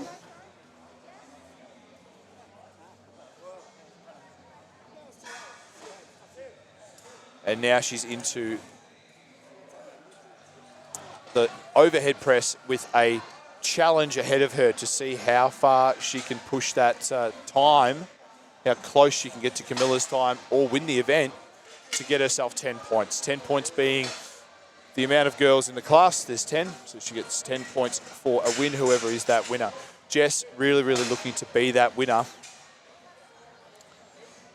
Camilla with a commanding lead so far, Jess trying to climb that mountain, but also trying to get back out of fourth place. She let herself drop into Katie as well. Didn't have a great performance in that grip hold either. So both of them need a fast overhead medley. We're making sure everything's the right height, the right weight here. The heights the athletes set at the start of the day. So they've got the height set on the yokes. They weren't allowed to set them anywhere above their collarbone. So there is standards here on where you can set things, the way you need to set your implements up to make sure that everything is actually fair. We can't have athletes just walking under the weight with their arms straight and calling it an overhead press. The weight does have to come from the shoulders up over your head. See a lot of the girls here locking in.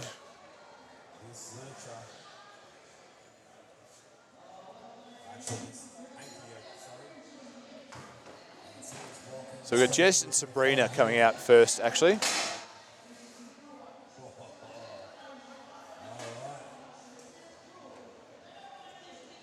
Jess just making sure her yoke is the correct height. Need everything to go right in this medley. There's a lot of things that can go wrong. You need everything to go right if you're going to win the medley. It's a really, really tough thing to do. There is a lot of moving parts, a lot of different aspects to what you've got to train. So we've got Sabrina on the left. We've got Jess on the right. Getting our timers, getting our scorers, our loaders all locked and loaded. So overhead medley is about to start. We've got Jess and we've got Sabrina. Let's see how fast we can go through. Hands can start on the log. Mason and Mummy Tiff, the referees, best refs in the country. And time is on. Jess straight to the shoulder and straight overhead. Fast lockout, gets a down call. Sabrina gets that down call as well. Now we're onto the dumbbell. The dumbbell goes straight up overhead for Jess. gets that down call safely on. How fast can she do the yoke here? She gets it up and it's locked out overhead. Sabrina still going with her dumbbell, not able to get it. Jess with a really, really good time to start off with. She needed that. Sabrina not quite getting this dumbbell here. Struggling to get it into position. She's only a little girl, Sabrina. There's not a whole heap of her. And this dumbbell is a big, cumbersome thing. It's an awkward thing to have on your shoulder for that amount of time. It's really hard to impart a good amount of leg drive in it as well. Because it is so wide and sits so far out from your body, it's hard to get a good amount of leg drive whilst keeping it across the midline of your body. So you'll see it pulls her back around. It's really hard keeping your body in the same line. She's going to go for one more attempt. This is probably her done. The time is going to run out. So she has the first implement there. She will get a score. She'll get a time score to the first implement. A split time will be given. So having that first implement done super fast will play into it. The other girls, if they're not able to get the dumbbell, will have to beat her time if they want to sneak ahead of her on the leaderboard. We've got Katie Carlisle and Annalise Bevan.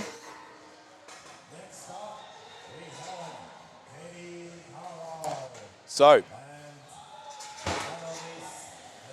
we'll see how Katie and Bev do here. Fast one by Sabrina gets them points ahead of her if they get the dumbbell or if they do their log faster. Jess set a really, really good time on this overhead medley, so it'll be interesting to see what sort of time these two can set if they can complete it. We'll see how Jess's time holds up as these other 8 women go through the medley. So we're getting ready to start, and the athletes are now into it. Katie with the faster log just gets ahead of Bev there with the log. Sabrina has that log on the board, so we'll have to go down to times if neither of these ladies can get the dumbbell. Katie makes short work of the dumbbell, as does Bev. Both very good technical lifters here. And then Katie with that yoke press bends backwards a little bit. Like I said, really hard to get this in the right range. Katie just gets it after Annalise. So Annalise Bevan with a good time there. Probably not as fast as Jess, but does put her into second place. Katie just behind her. So Annalise with a really good composed run there. Got everything done without having to fail, whereas Katie opted to try and go a little bit faster, but wound up failing on that yoke press and having to retake it, which is a little bit more fatiguing, but also lost her a little bit of time, and then she came out in second place in that heat. So we've got Natalie Koopman and we've got Charlie. They know now that completing this medley is the standard. We have to get it completed if you are wanting to get good points here.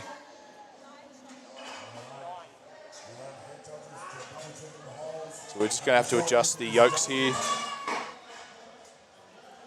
Making sure we got the correct heights for all the ladies. Because it does differ. Everyone's a different height, so everyone has to have the yoke set at a different height. We can't just have it the same height for everyone, because there's every sort of shape and size in strongwoman. There's some taller athletes, shorter athletes. It really does lend itself as a sport. So all comers. Everyone has their strengths and weaknesses, but we also make it fair for everyone so that nobody's locking out more or less than other people. So we've got Natalie on the right and Charlie on the left of your screen.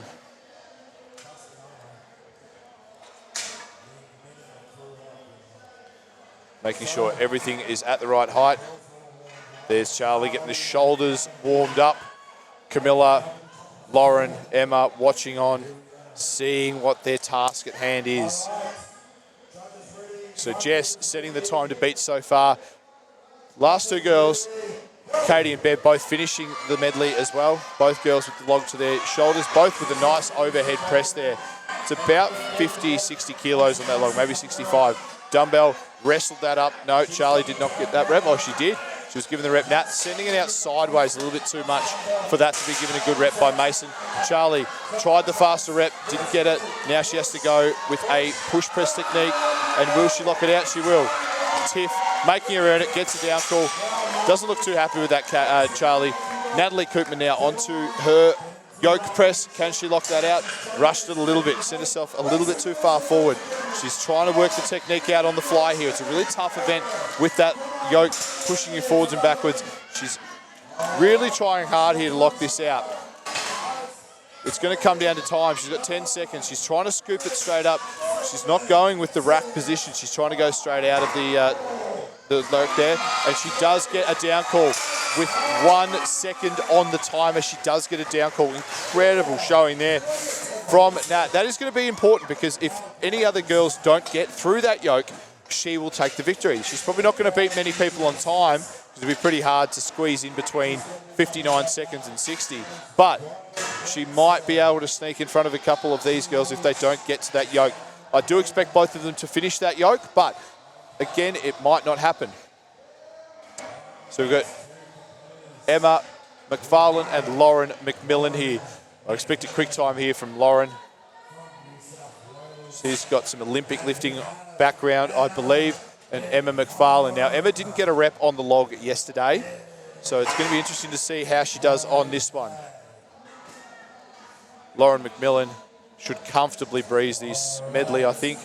But again, interesting to see the techniques that everyone uses, whether we go for speed, whether they go for safety and security. So Emma with that log to the lap. Lauren with it to the shoulder. And Lauren with a really easy press there. She's taking it slow and steady. She is making sure of every single step that she's going to take. Emma's struggling with that log a little bit. I'm not sure that it's going to be there for her today. She did struggle with it yesterday as well. Not her best event, the log press, but you saw her do amazingly well in the grip event, in the last event. So Lauren, not quite there with the dumbbell. Big, cumbersome things. They don't sit quite nicely on the shoulder. You have to get it round. Further around your back. Emma's called the event. She will not take further part. She will take a 0 point from that.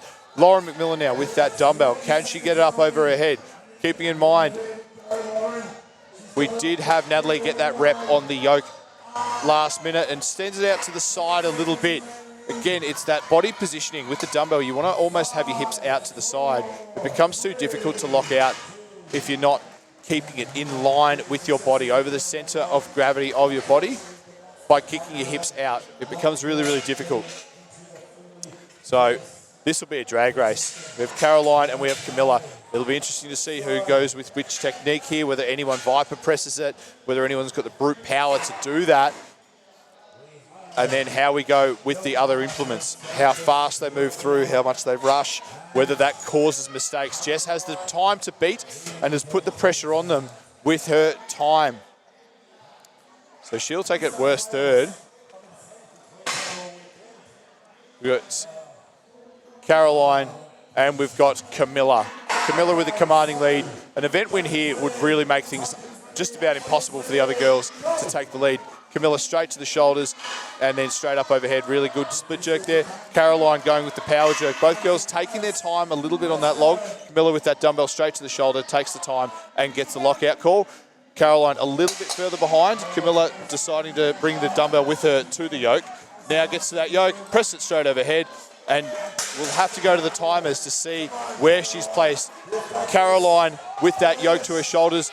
Good power jerk technique, gets under it, gets a lockout call. Well, she's really happy with that. She's got a good support in the crowd as well. Coaches getting her fired up. So we'll go to the scorers after the event has finished to see where these ladies panned out. I think Jess might have the time to beat in that one. So really good showing there for Jess Nish. Camilla probably second there in that event. And then Caroline, we'll have to see where she placed because both Bev and Katie finished that event. And it will come down to the timer's thumb on the stopwatch as to how fast they finish that event in. We're going to cut to Buddy on the floor. He has event winner Jess Nish. All right. We are live here on the floor with the winner of the under-73s overhead medley, Jessica Nish. How was that? So good. I love an overhead though. Absolutely love it. Yeah, look, we loved watching you. You were super fast there. I think it was roughly about 15 seconds there, leading about by 5 seconds above everybody else. How's your training been for this one? Really good. I've been doing it all above comp weight in about 17 seconds. So to get it in 15s, I'm happy with that, yeah. Yeah, so all above comp weight and just smashing it out. Look, it's great to get in another event win. So we'll just keep on going from there, hey? Pretty much. Hopefully the next two go as good as that. No worries. We can't wait to see you keep on going. All right, ladies and gentlemen, a round of applause for our winner of our under 73s, Jessica Nish. Well, now we'll go live to our commentary team, Sam LeSurf. Thanks, Sam. We are back with the under 82 kilo women. So we've got 5 women in this class. We've upped the weights, so we're seeing a little bit more weight go onto those yokes, a little bit more go into the dumbbells. This all takes time to load in. Really good performance there from Jess, really important for her. She's now climbed her way back up the leaderboard. We'll see where it's situated her, but she'll hope to be back in third or second place there after falling out of the top 3 for the first time so far in this competition. She was really trying to push Camilla there. That might have gone away from her, that ship might have sailed, with Camilla maybe doing enough in the first 5 events to put a lead on now event 6. She will have come second or third, giving her enough points to really start affirming that margin as unassailable for the rest of the day. We do have a lot of girls in that second, third, fourth range within 2 or 3 points of one another though. So Jess's points in that event will be really, really important for her. It will also give her first sight at the yoke event, or the yoke carry event. As you can see, our under 90 leader, Dylan Phipps, out the back. Absolute Adonis of a man. Jeez. Okay. We've got Ash Devlin here. She didn't make a successful rep on the log yesterday.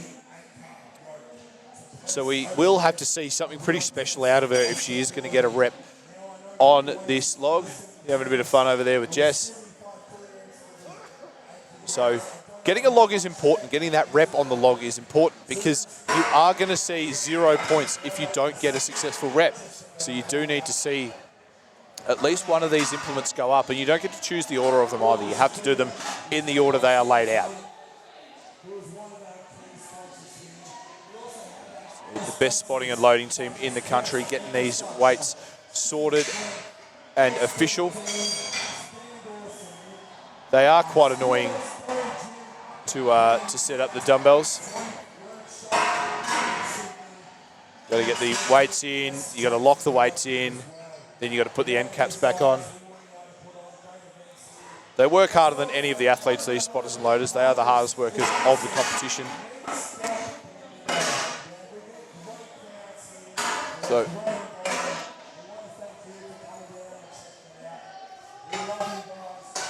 we'll go through a couple of our sponsors while we're waiting. If you do need to furnish yourself with any strongman gear, head to City Strength, head to SBD. You can get your strongman gear from there. If you need any kit, you can head to Stand or Submit. There's a bit of a few goodies on the Strength Workshop website, Steel and Stone. If you're in Queensland or New South Wales, head to either one of those gyms. Frozen Oasis offering their ice baths to us as well.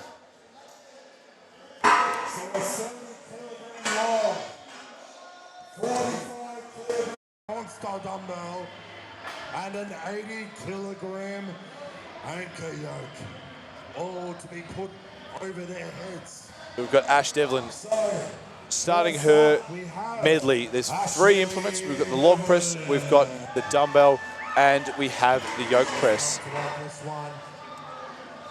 I know she's coming for the log.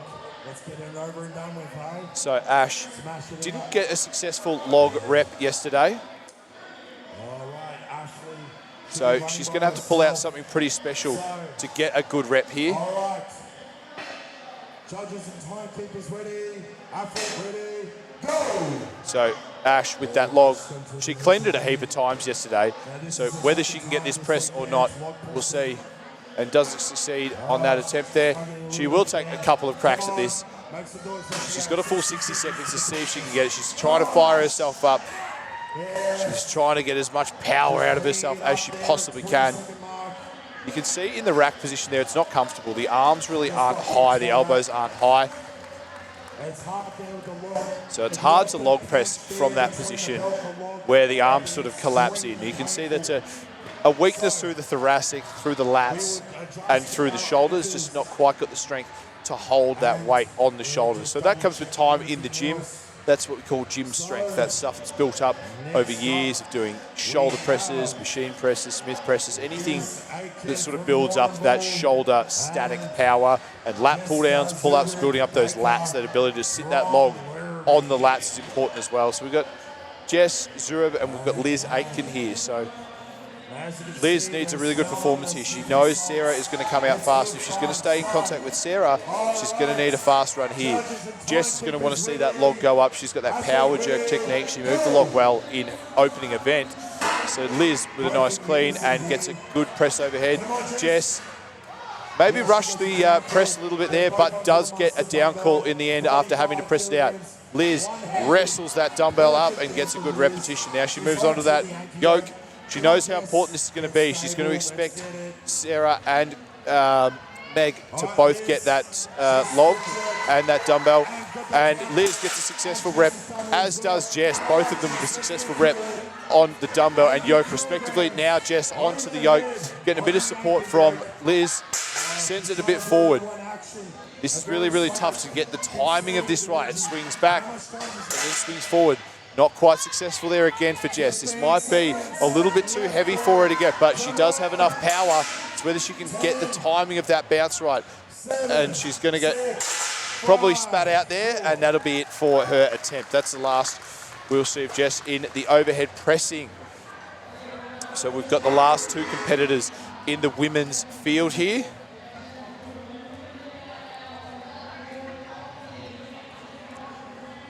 All right. So these last two competitors, the current leaders, we've got Sarah and we've got Megan Clark. Megan Clark hasn't lost an event yet, which is an incredible performance for her. This is where Sarah might look to take some points off her. Megan, not typically the fastest person when it comes to events. Everything gets done, but it's not at any great speed, whereas Sarah is a bull in a china shop. She will go as hard as she possibly can. You can see the ferocity in her face. She is ready to move some weight. This will be a really interesting battle. Can Sarah start to take some points off Megan here? Megan is putting a little bit of extra pace in and just one motion presses it. So she is making up time just by being a brute. Sarah to the shoulder, Megan to the shoulder. Wow. Megan with a slightly faster transition. Both athletes on par with each other, and Megan gets the event win. That is 6 for 6. Sarah with a good enough time, I think, to get her in second place in that event. She probably won't be too happy with that, knowing Sarah, knowing how hard she goes and knowing how much she wants to get that event win. But Megan Clark proving once again she is by far and away the strongest under 82 kilo lady in the country. Nobody is even remotely close to Megan Clark at the minute. 6 out of 6 event wins.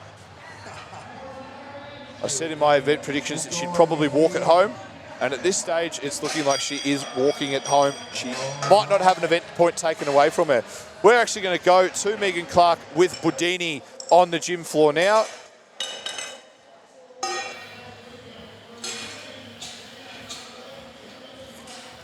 All right, we're live here on the floor at Meatstock Bendigo for the Australian Strongest. Here with our under 82s winner for event was at number 6, I believe, with the overhead medley. Now, Megan, you got that in just 15 seconds.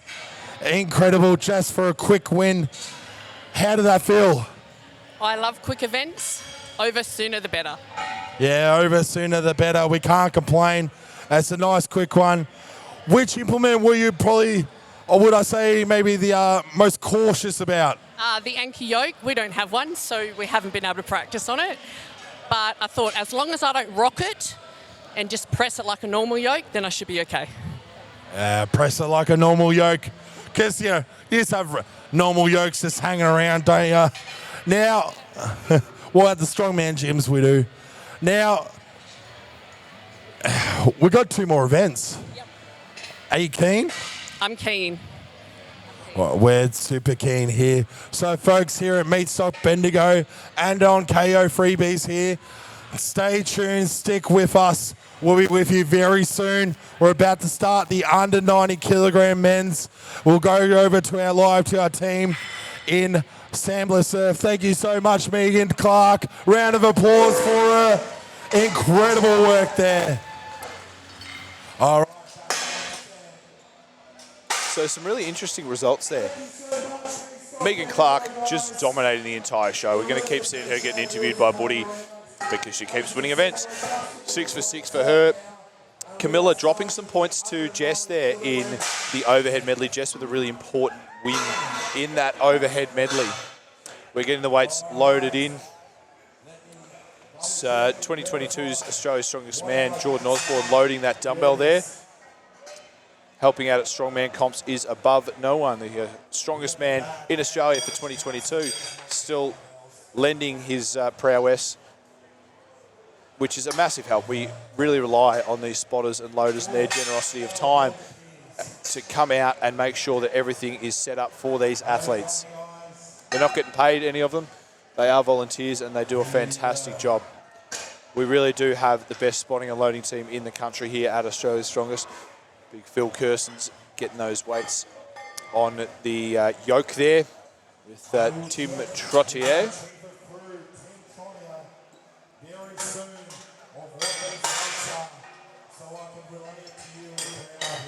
So we're going to suss out what the weights are as soon as we can. Looks to be a 105 kilo log.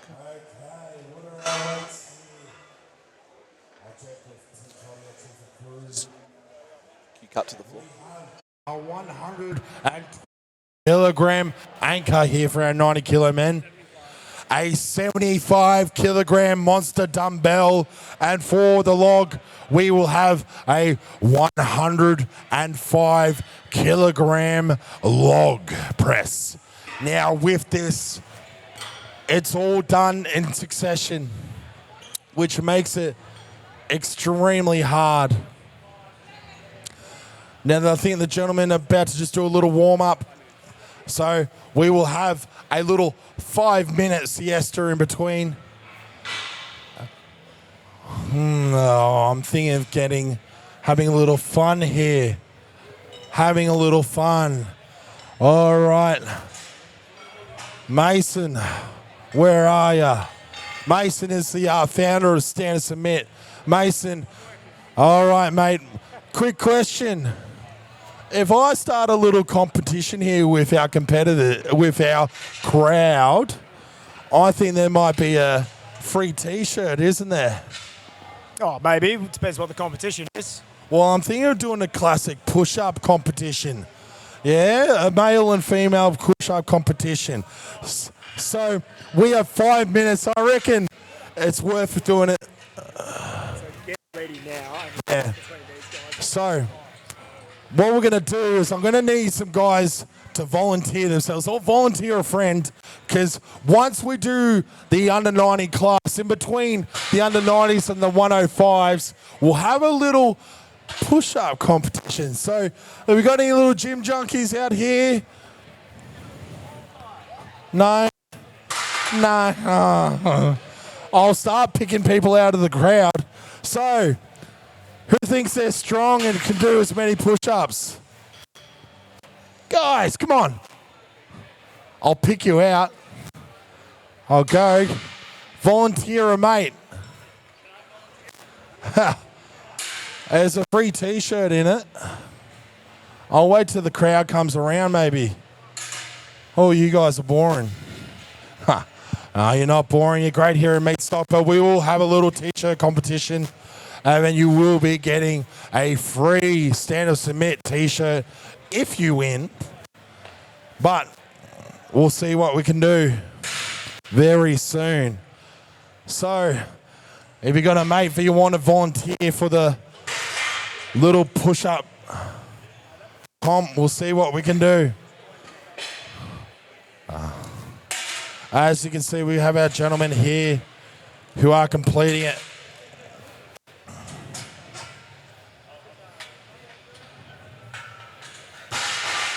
Or actually, you know what? I might think of something better than a push-up competition.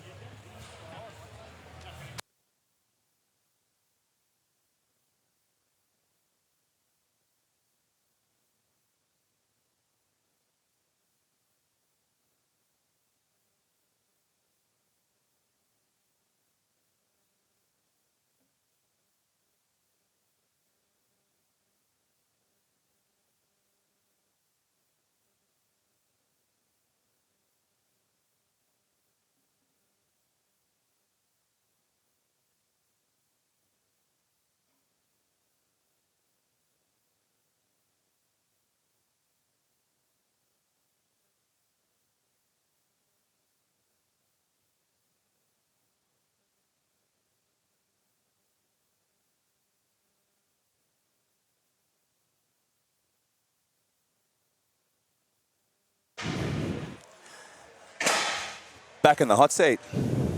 Back in the hot seat with, for a few hours at least, Australia's strongest 105. Just joining back in again for these boys on the overhead press and the Zercher. Juggling the coaching and commentary, which has been fun though. Yep. How are your boys doing? How are you finding it? Yeah, they're not doing too badly. I have a Bryce in the 105s, which we saw not quite pull that Minecart up there, which was a bit shattering for him because he was hoping for a good place here. But all the others are doing really well, so like a good mix. And it's a really interesting competition, I think, in all classes too. Some definitely like some interesting point spreading, which is keeping it tight. Yep. Make it very interesting. And you know, whilst probably out of contention for the title, this is Bryce's event. So he could really ruin someone's day by getting in between them and you know, disrupting those points standings in such a deep field. I think that's the funnest thing about strongman is even though when you're sort of like out or in contention for that podium, you can still be a disruptor of the event. So a lot of like this event for Bryce is one of his quickest official strongman games in December in the USA. He was over there doing worlds, and he absolutely flew through this medley. I think he was only a couple seconds behind me, so he's very, very fast on that medley, and he's had a lot of practice with this. So I think he'll be a good chance to win this, and he's also really quick with the Zercher. So he should be able to climb back some points in a very stacked group, so it should be interesting. Yep. We'll go to the women's scores now. We'll actually see where they placed in that last event. So Jess with some really important points there, dragging her way back from 4th place. She dropped a lot of points by coming last in the minecart hold. And a little bit of a poor performance in the flag race as well, only getting 2 poles. So it'll be interesting to see how she goes, kind of climb back up for that very contentious top 3 here in that 73 class. It is. Camilla with another 2nd place probably puts her a little too far out for any of the other girls to catch realistically with the class of Camilla. Yeah, I think we definitely sort of knew that coming in too, that Camilla is and has proven herself to almost be the untouchable standard in that both like the 60 kilo class and the 70s. But a really exciting battle for the podium with 4 or 5 girls, Camilla, Annalise, Katie, Charlie, Caroline, all probably still capable of making it into that podium contention. That whole group is very, very tight, and these next 3 events, very, very different to day 1. So it's very hard to look at day 1 and be able to predict day 2 because it's a little bit different this day. There's a little less obscure events, a little bit more standard strongman events. So it's going to be interesting to see how it goes. And Megan Clark with 6 out of 6 event wins so far. She is the untouchable. Yeah, she is untouchable now, and this was, especially in a smaller group, it's hard to get that point spread like we see in some of the other events. Like a 105, even though Mitch Budge is pulling away, there's still a lot of guys in that, and there's still a lot of points up for grab with 15 points. But when there's only 5 points up for grabs, and Sarah doing a great job to bring it to her, it's going to be very, very hard for anyone to get anywhere near that. So I think we're pretty much looking at that podium right there, which is that Megan, Sarah, Liz, which is, I think, what was probably predicted as well. I think so, and with Sarah in 2nd place, she's pretty solidified there at this point. Liz maybe a couple too many points behind with only 2 events to go. Only 10 points possibly on offer, but you'd assume Megan's taking That's that hard thing, isn't it? Only 10 points left to be able to grab. So, and, you know, these events, stones, Megan, will dominate the stones, albeit both the girls have great stones as well coming up behind her. Overheads, we saw Megan really, really strong in the overheads, and this one could be a little bit interesting with someone like Sarah, maybe a little bit quicker on the overheads, but 1 point isn't going to close that gap. I said the same thing on the overheads as well, and Megan just monstered them and did move with some pace that I didn't really expect from her, and it did force Sarah into making mistakes, and the same thing could happen on the Zercher yoke. That is where the speed events are where the girls could look to take some points off Megan. Yeah, I think so. But I also think that she's sort of proven that she can hold her own on those speed events now as well. So she's been moving very, very consistently. Yeah, it's going to be hard to beat her from this point. We've got the under 90s. Looks like they're all set up. So I think we've got 105 kilos in the log, 120 on the frame, on the yoke there. Exactly sure what we've got in the dumbbell. It'll be about 65 kilos, I think. I think it's, 65, 70 kilos. This will be an interesting one too because we saw the log press, and some of the strongest log presses may not necessarily have the win here with this dumbbell and anchor yoke because they are very, very different implements. Yes, massively. Some of the bigger guys that were a bit more bound up. Maybe not so much in this under 90 kilo class, but definitely in the 105s. The guys with the bigger shoulders, the bigger chest that had a bigger strict press might struggle to get the dumbbell into the correct position, and the yoke as well with that wobbly lockout might not have the shoulder mobility to stabilise over Yeah, there. it'd be very interesting. So Luke won the log press yesterday with 140. Do we think that we're going to see Luke take out this overhead medley as well? It'll all come down to speed and who makes the least amount of mistakes. So it'll be interesting to see who goes with what technique here as well, whether people try and viper press it and one motion the yoke, Yes. or whether they take the time in front rack and make sure of it and actually get the rep up. A lot of different techniques being used, so it'd be very interesting. We're seeing some interesting split jerks on the anchor yoke too, which is definitely an interesting technique. It seems to play out really well if you can nail it and you're proficient, but obviously a little bit riskier on something that moves around so much. Yeah, and that's where you've got to weigh up as a strongman which technique you're going to use and how you're going to approach the medley, whether you just go, I'm just going to get all three implements, or whether you put some urgency on it and try and go for the fastest time, knowing that the risk is something dropping and you needing to re-clean it, re-pick it, tiring yourself out and losing time. And we did see a lot of the boys in the 90s do the split jerk. So it'll be interesting to see who's throwing that split jerk into something like even the dumbbell. We see a lot of split jerkers on the dumbbell, which would be interesting because there's not a lot of room down there with the rubber. So, and also, the split jerk takes that extra second or two to bring the slower. feet back together. So if an athlete can just push press or viper press the log. Well, I think we'll see a lot of viper presses in the men's for the log. So on his own, out first, we have Ash Martin. Taking that ammonia, getting ready to go in. He was one of the better log presses on day one, so I expect this one to be quite fast. Yeah, I think we'd expect this to be a pretty solid There is event. that viper press technique, but you can see it did stall sort of midway through, and that's is the one risk with the viper, isn't you it? accidentally throw it out a little bit too far in front of you. Left-hander, he's got obviously on his forearm. So these dumbbells can be very painful on the forearm. They rest right on that forearm bone, the ulnar bone of your forearm. But this is what you were talking about, Tyson, that inability to get into a good position on the dumbbell. And just being able to stable overhead, you can see him pressing that forward a little bit. And he's got great speed off that shoulder, but just unable to stabilise it at the top. This side angle is actually a good one. You can see that upper back a little bit rounded, a little bit bound up through those shoulders and through that upper back. Your ability to get that shoulder stacked over, your ability to get that dumbbell stacked over that shoulder effectively makes the world of difference on this. And he's turned around the other way. He's lost the dumbbell. The time is ticking away, and he'll definitely want to put this on the board to put a stamp on something. And that'll do him. Almost sat nicely in a perfect position there, but good overhead press on the log press, but unfortunately that dumbbell just catching him out, which is. And what you see in a lot of the lower weight classes as well is the dumbbell coming out to the side quite a lot. Yes. When you have a smaller centre of mass, such a large, cumbersome implement that comes so far away from your body, it becomes really hard to get in line with your centre of gravity. I mean, if you're thinking about your general gym situation and you're looking at that dumbbell rack and your heaviest dumbbells are a 40 or 50 and you're impressed with guys doing that for a dumbbell press or a row, we're watching guys press well above that. They're pressing those 75s overhead with one arm. So it's a lot of weight. It's a lot of weight, and the width and cumbersome nature of the dumbbell can't be understated, how wide it is and how awkward it is to lock out. Changes it dramatically, a larger centre of mass for the implement. It's got to try and stay in your centre of mass. So the athletes are trying to manipulate their body position to be able to make sure they can maintain that lockout. And it is very difficult. Riley's 30th birthday today. He's hoping for a good performance on his birthday. Boy. Viper presses it really strong there. Taz with the split jerk technique. He'll get nice and low on the dumbbell too. He has a really sort of wide split stance. Riley just Boy's getting a good straight up lockout. there. Riley looking very steady. Taz trying to get moving under it. Riley's got that straight up yoke, very stable. Really good birthday performance there for Riley. That'll be good points for Riley if some of these guys can't get past this dumbbell. Taz continuing to struggle through here. Taz typically a pretty good dumbbell lifter, so this is surprising that he's not able to get this. It is that second day of the competition, Sam. It's tough. It's hard. The biggest competition Taz has ever done. He's never done a 8-event competition. This is by event 6. This is probably the most events he's ever done. Yeah, I think the biggest competition before this would have been the Taz comp where he qualified. Would that be correct? Yeah.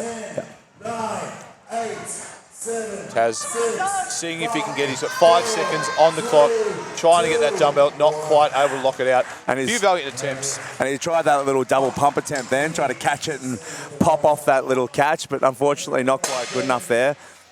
And like you said, generally a very good dumbbell presser, but at the end of 6 other events, a lot of fatigue, coming into day 2 as well, already feeling a little bit under the weather, it makes this a very difficult event to kind of come into and be able to execute that technical lift. Yeah. And we've seen, now that we've seen a few guys go through and not make it, it does change maybe how some people are thinking about it. Whether they just go, I'm just going to get free. Execute it, not rush. Now, Carl's typically got a very good overhead press. He's been battling some injuries, so this will be an interesting one. His log press was a bit down yesterday, but I think he's got enough power for these particular implements. I think you'll definitely see him viper this. So Carl does viper it and goes straight up. And it's slow. A little bit hard for Justin. Now, I heard Justin say in the warm-up room that he is trying to get this dumbbell. He would like to get this dumbbell. Carl flying through for the anchor yoke. Very smooth on the anchor yoke. That was so easy for Carl. Very, very fast on the anchor yoke. Justin settling in with this dumbbell. So he takes his time, and no, doesn't look like it's quite there. The That dumbbell doesn't is one that looks a lot. There's a lot of speed required.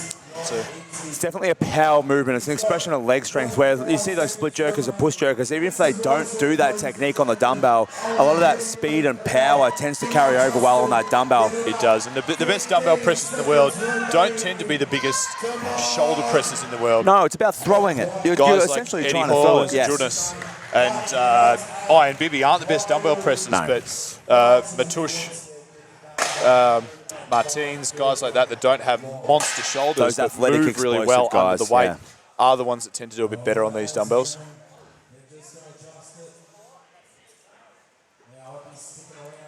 Tough event to train for with so many different qualities required as well. It's very challenging to train for, and it's very time consuming. These guys are definitely putting in a lot of time into the gym. When you're thinking about doing a log press or a dumbbell, you're warming up on those independent implements. When you put those together, you're trying to warm up for each one. You've got to train the full medley. It's very taxing, but also very time consuming too. It is. Now, Bilsman's been having a great weekend. Ant had a few rough calls in the arena, but he's also holding on very well. So this will be an interesting race. It will be. Carl absolutely blitzing that and setting a bit of a standard on that last run. Yeah, he did. It was a good run for Carl. Ant-Man did struggle to lock out consistently. He does get the head through there. It'll be interesting to see how the dumbbell goes here. I knew someone was going to trip over the log. I was wondering when it was going to happen. Great dumbbell press. Great dumbbell press. That's going to be good for him. Bilsman also getting that dumbbell, taking a little more time. Now, Ant did do this yoke press at Worlds as well, so he has had a lot of practice with it. Probably a little slower than Carl. Bilsman not with it quite probably right a little bit longer position. with the actual clean and press of the log, and then a small trip over the log as well. So probably a little bit behind, but still a great run. Took the time in the rack position as well on the yoke. Didn't just maul it up like Carl. Correct. Carl just went straight with that thruster technique. Yes, 100% versus that push press, which is a great technique for this because once you pick that yoke up, and we're seeing that with Bilsman now, once you pick that yoke up, there's going to be some swing in that yoke. It moves backwards and forwards, and it's quite a thick handle as well. It's actually not all that comfortable resting in front rack position, just with the thickness of that yoke. Most definitely. So I think you'll also see some of these athletes won't have touched this anchor yoke until today. Yes. And you've got a lot of athletes who either are competing at this national level who did go to Worlds, who have trained with the anchor yoke before or done it in competition before, and a lot of people who are coming out here and feeling it out for the first time when they get out here. So it's going to be very interesting. Now, Dylan, our current leader in lane 1 here, and Aiden, who's been having a valiant effort all weekend, coming up. Aiden's got an overhead presser too. He moves well. Did struggle yesterday though. He did have some trouble. Put the grip. You see the grip shirt on today. Yes. He came out shirtless first thing yesterday and made that change. He's learnt that lesson. It's adapting through the events and learning. There's also the dumbbell here as well, which it's the hardest part of the dumbbell is positioning. Getting that thing to sit on your shoulder firmly is definitely one of those hardest. Dylan A great thruster from Dylan. That. And Aiden getting that down call too. They're not far behind each other here. Dylan Struggles Dylan a bit dropping on the underneath that but moves dumbbell under it really well. Now, he Now hasn't the trained ankle with yoke. this ankle yoke, so this will be interesting. Very smooth. And he does get a lockout. Now, that's a very good time. Very good Shakes time. around a bit, and he's happy with that. He's very happy with that. Now, he's got a good lead, Dylan, so that'll just sort of cement that lead going into the last couple of events. Aiden hurt his shoulder here. That shoulder, a little bit If painful anyone there gets for Aiden. the camaraderie, all right. the camaraderie and spirit award this weekend, it's got to be Luke over there. Absolutely. He's an absolute legend, Lukey. He's the first one in. Beautiful on the microphone, encouraging everyone to do strongman. Just an absolute gem of a competitor. He's always very caring with the other guys and just cheering them on. And we see that a lot in strongman. That's one of the things we all love about strongman is the camaraderie of the sport. If somebody looks like they're hurt, the first person out of the floor is always a strongman, another And one if of the someone's competitors. struggling, if your competitor is struggling next to you, you'll often see the other competitor who's finished go and cheer them on, which is what we love to see. It was notable on the Minecart hold. Yes. Turning to each other. There you go, a bit of camaraderie Finishing there and before then the event giving each other a starts. bit of an egg on. Now, Paul's had a surprising last couple of events, but he did miss the log yesterday, so this would probably be a log PR for him starting off. And we've got Firing Luke. himself up. He'll be very hopeful for a big log here. Now, And then we've got Luke, who absolutely flew through that log yesterday with the win, so this will be an interesting duo. Paulie's got it to his shoulders. He's waiting a little bit long there in the rack position. Yeah. I don't know whether he'll have another crack at that. Luke's He's taking his time. He's being a little bit steady with this. I think he knows just finishing this medley gives him enough valuable points.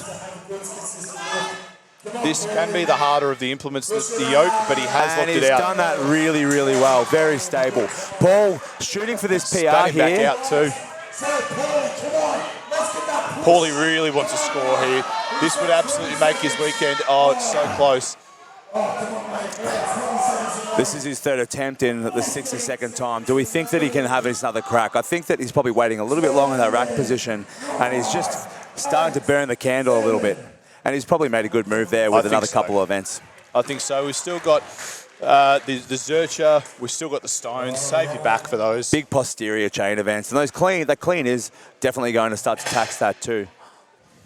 Have a look at Dylan on camera. My word.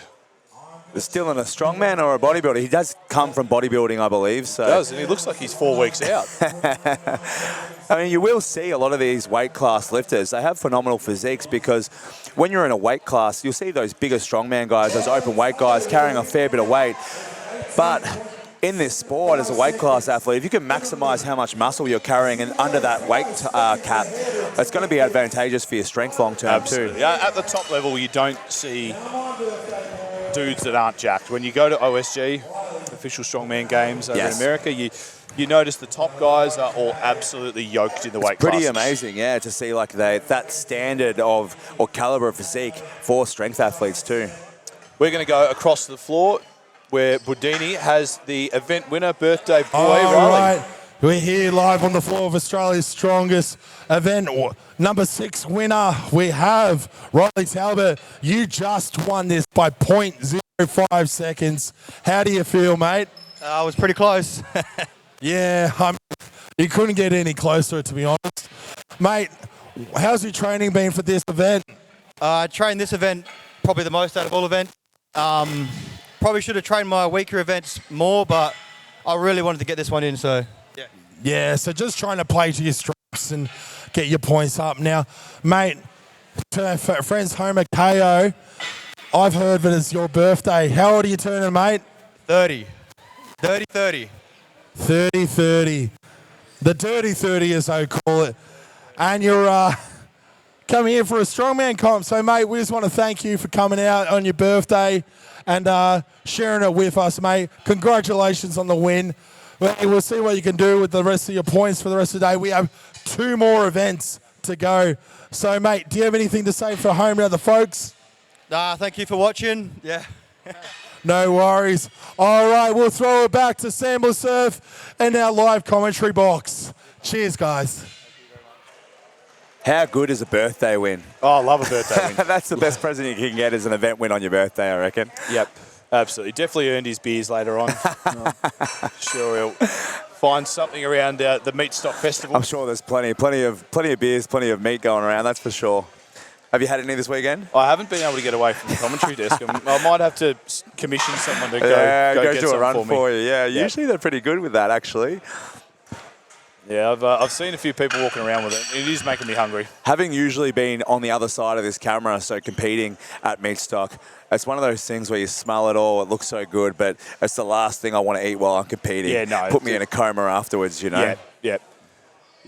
I'm prepping for ASM, so I've got weight to put on. So. Oh, you could definitely eat some loaded fries, Sam. Yeah, 100%. Give me some of them animal fries. How are you feeling for ASM? So 4 or 5 weeks out now? 5 weeks out now. Yep. Look, being realistic about things, I'm probably not going to be at the top of the podium. First one back, though. Shake off some cobwebs. Yeah. Well, first one ever. I've never actually competed at the full show. Yep. Hosfella was the biggest competition that you've done. Yeah, I did the guest lift there in 2019, but first time, and to compete there, share that competition field with 3 previous winners. Yes, it's a big field this year. Josh, Coco, and Jordan. Yeah. And also, I think I'd count in total 6 or 7 guys that have been on the podium. Thomas Wren, Macaulay Tinker, Ryan Rulis. Very, very good. Very good and stacked list this year, which is going to make it really fun. I'm hearing rumours Dylan Lockhart might be making his way in too. Yes, 100%. Who's always a very good competitor, so it should be very interesting. He could have won last year had he have not torn his bicep. Correct, and same with Thomas Rand that year before, so it'll be an interesting shake-up this year. Now, we've got the 105s coming up with their overhead press medley. Bryce being both of our picks to watch on this. He's very quick and efficient. If he doesn't make mistakes here, he could set the pace from the first round. Absolutely. And it's always an interesting one when you've got people trying to catch that. For as many other... can push people to make some mistakes. Now, a breakdancing aficionado here, Chris. With that explosiveness, you do expect him to be good through this medley. You'd think, especially with like the dumbbell or something like that. I mean, we did see him throw a backflip in his walkout yesterday. This will come down to the timer's thumb. Yes, correct. This event. There's going to be a lot of time. And he was a little unsteady on the log, so it'd be interesting to see how he goes with this dumbbell. Let's go. So he does. Oh, that was unsteady and he helicoptered a bit, but he did manage to lock it out and get that down call from Tiff. He's a very tall man, so this yoke is set very high too. So he's gone the thruster technique. He sent it back a little bit far.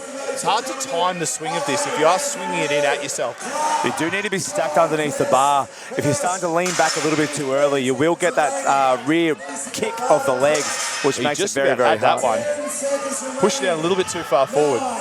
He's got 10 seconds. He's got to push this fast, and he can't quite get it there. And a really interesting thing here with this anchor yoke is... Gets very close, but no cigar. If you're committing to that thruster press, one thing we find is sometimes when it gets that little bit heavy, the thruster doesn't work, and sometimes you want that backup plan. Yep. But if you've committed that bar a little bit high, you don't have anywhere to change that or go to. So there's no plan B. You're committed to the thruster. Yep. Setting that height a little bit lower can give you a little bit of options there. Yep. It's Mr. Frost himself, Tom Winter. So these are 2 explosive overhead presses. Both very explosive presses and split jerkers for the most part. Who Tom did change yesterday though. He did mix it up. Split jerk wasn't there. So he did have that second option that you were talking about. Yes, 100%. And it's good to have more arrows in your quiver. This will be an interesting run.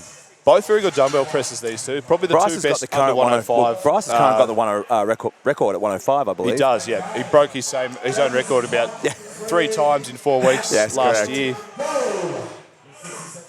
Power clean for Bryce on the log. Just missing the press there. This log is 130 kilos, so it is reasonably heavy. Both have that rep on the log. Tom, successful with his really fast dumbbell. Very now, he'll look to clean. one motion split jerk this here, Bryce. Doesn't quite get in the right spot. Does one motion split jerk it. And gets it down call. It's a good Tommy run Winter for Bryce, but he won't be overly happy with that run with a couple sort of small misses. Tommy having a crack at this. He has pretty set the low. bar quite low too. 25 seconds remaining. And he's having a bit of trouble getting under that He's bar, rushing isn't he? a little bit here. I'd like to see him compose himself and take that second. You saw both men approach that bar really, really fast. Not quite there for him. Bryce's dumbbell, absolutely that was wildly fast. Hard to beat something like that quick at 80 kilos. He did have a little bit of a stumble when he got to the yoke, though. That will let a couple of the other boys in. And the press. Went for that power clean on the press, and that is one of the dangers of that power clean. If it's a little bit slow and doesn't quite come into that sweet spot in that rack position, the press can be a little bit off. Yeah. Great for speed and efficiency, but sometimes a little bit more fatiguing too. Yep, so he did play that game of trying to be as fast as possible, and unfortunately probably lost a couple of seconds in rushing. I think feeling like he needed to after not getting that Minecart hold makes a big difference to how he approached that. Now, James also a good presser, Harley a good presser and static presser. Interested to see how he goes with the dumbbell here. Another one of these ones is big and bound up through the shoulders, so might find it hard getting that good lockout position. And James catches it back on his own lap, which is rare to see.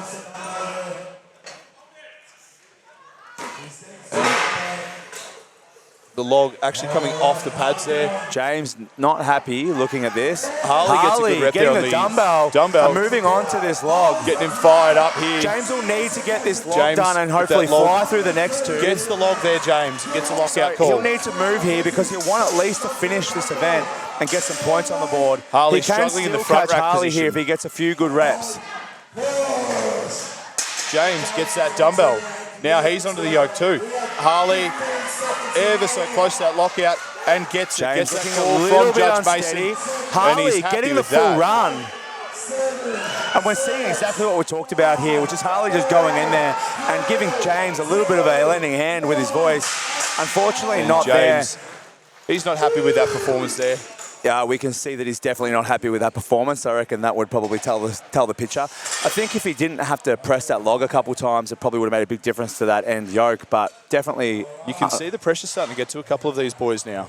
It is starting to creep in. They know every point is valuable, and they know how fast everyone in this field. A small drop in points here will make the difference between being and not being on the podium. Yeah. We saw in the Minecart hold, Mitch losing a lot of points to Jaden. Jaden doing exactly what he needs to do with that win. Difference. Mitch still very hard to catch. Still hard to catch, but we can see how fast things can change in the space of one or two events. 14-point lead to 8-point lead. That's within grasp if Mitch has a mistake.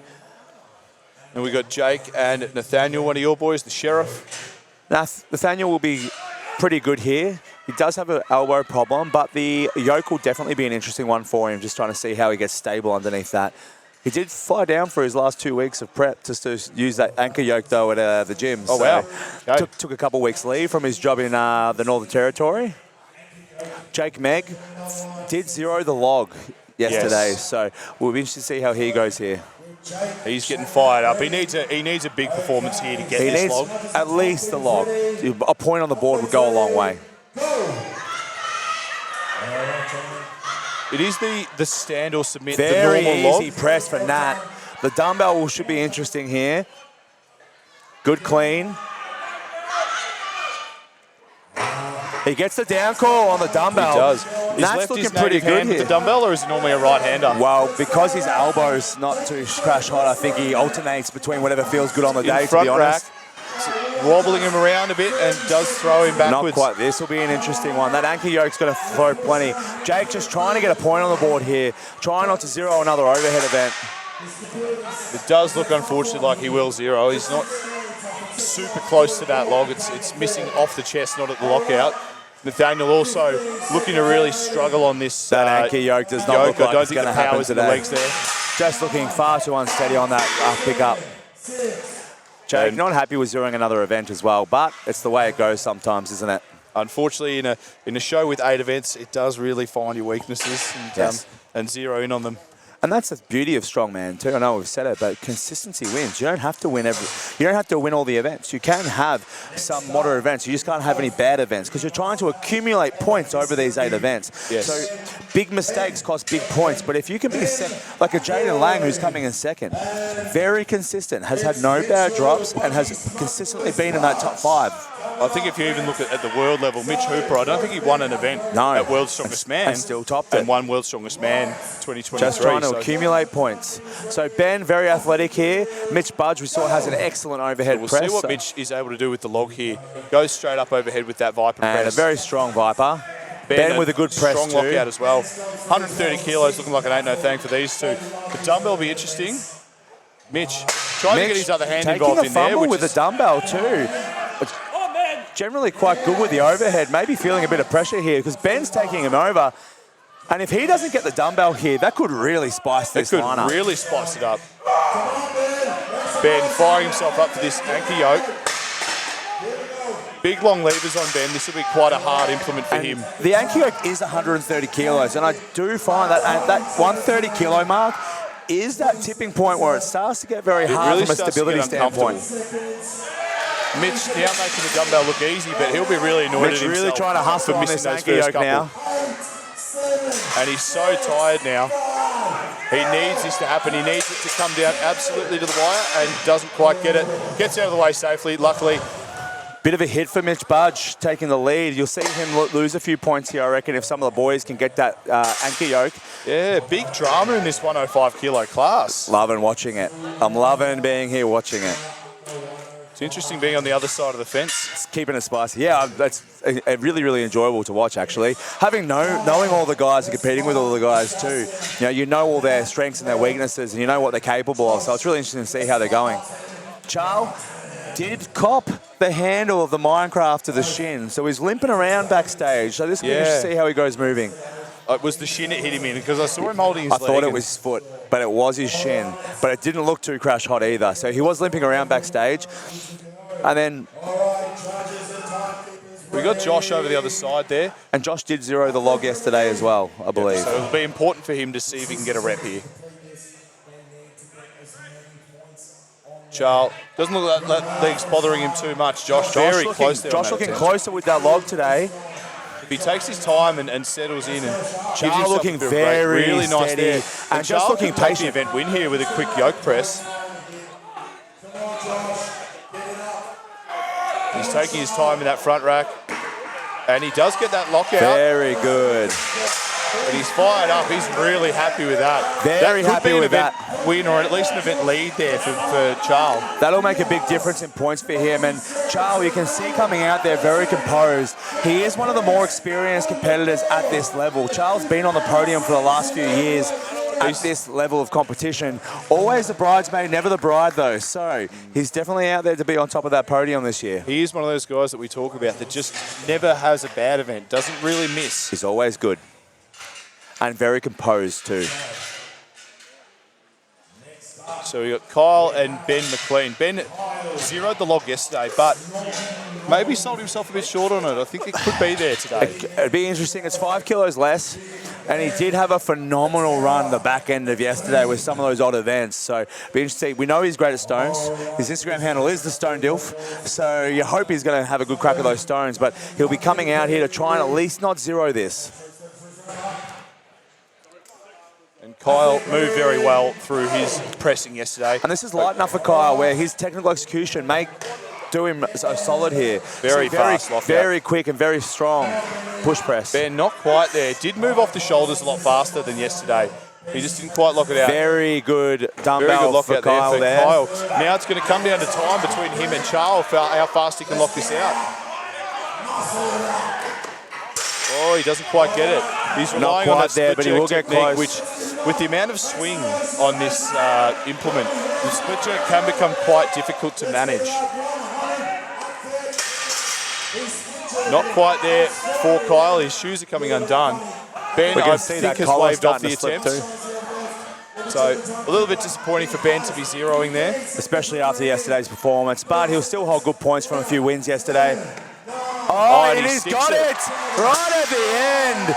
Well done for Kyle. That's a great finish there. Very to happy be able with to that. hit that. And the split jerk, it is a little bit precarious sometimes on those, but it can pay big dividends for someone who's definitely not going to have the brute shoulder strength to press that. Yep. Yeah, it is heavy, 130 kilos. It's a lot of weight to be putting over your head at the end of a medley, event 6 of a 2-day competition. Now, Mitch Budge didn't do amazingly on this. Jaden Lang just coming off Survivor Island, I believe. So he's currently in second. Mitch Budge not having a great performance on this. He could close the gap further and further on this. Jaden, I'd just be looking to solidify a top placing by finishing the medley. If he can finish the medley. He doesn't need to rush. He doesn't need to make mistakes. He just needs some points. Cam, always a great technician here. Card clean for Jaden. Cam, very smooth. Jaden sending it forward a little bit. Couldn't get his head through on that one. And we know that he can do it. He had a good log press yesterday. This is significantly less than what he maxed out with yesterday. Definitely log pressed more than this yesterday. Cam Taylor in the Hoochie Daddy shorts. Not quite there for Cam. Jaden just getting the lockout there. Jaden gets logged, but Cam Taylor loses it over the back. Again, the split check technique, not an overly... No, Cam trying an illegal technique there. Not allowed to put it on the back. Trying to argue with Mason mid event there. Cam's trying to take advantage of the fact that it wasn't in the rules. And I think at the end of the day, I think sometimes athletes just trying to figure out a way to get around the standard way of doing it so they can complete it. He's getting close to this.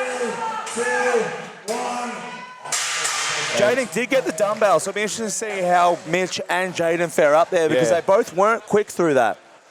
In third place, I think overall might have been Charles. Charles will be sneaking up. We could see him actually improve drastically in the point standings. Definitely. Be really interested to see. Cam still going on with Mason. Cam is that, approaching the event organizer. Still trying to argue that it wasn't in the rules. Why so they should be allowed say to it's the do worst thing to happen to a strongman. It really is isn't the worst thing to happen to a strongman. I mean, it is. I always say that it is the athlete's prerogative to try and bend the rules to their will, and it is the promoter's prerogative to try and lock down those rules. So it is, and sometimes rules need to be made after the fact when somebody has done it. But in this case, we did get over. We did cover this. At least in Bryce's comments, because then Bryce tried to do it as well. Yes, I think so too.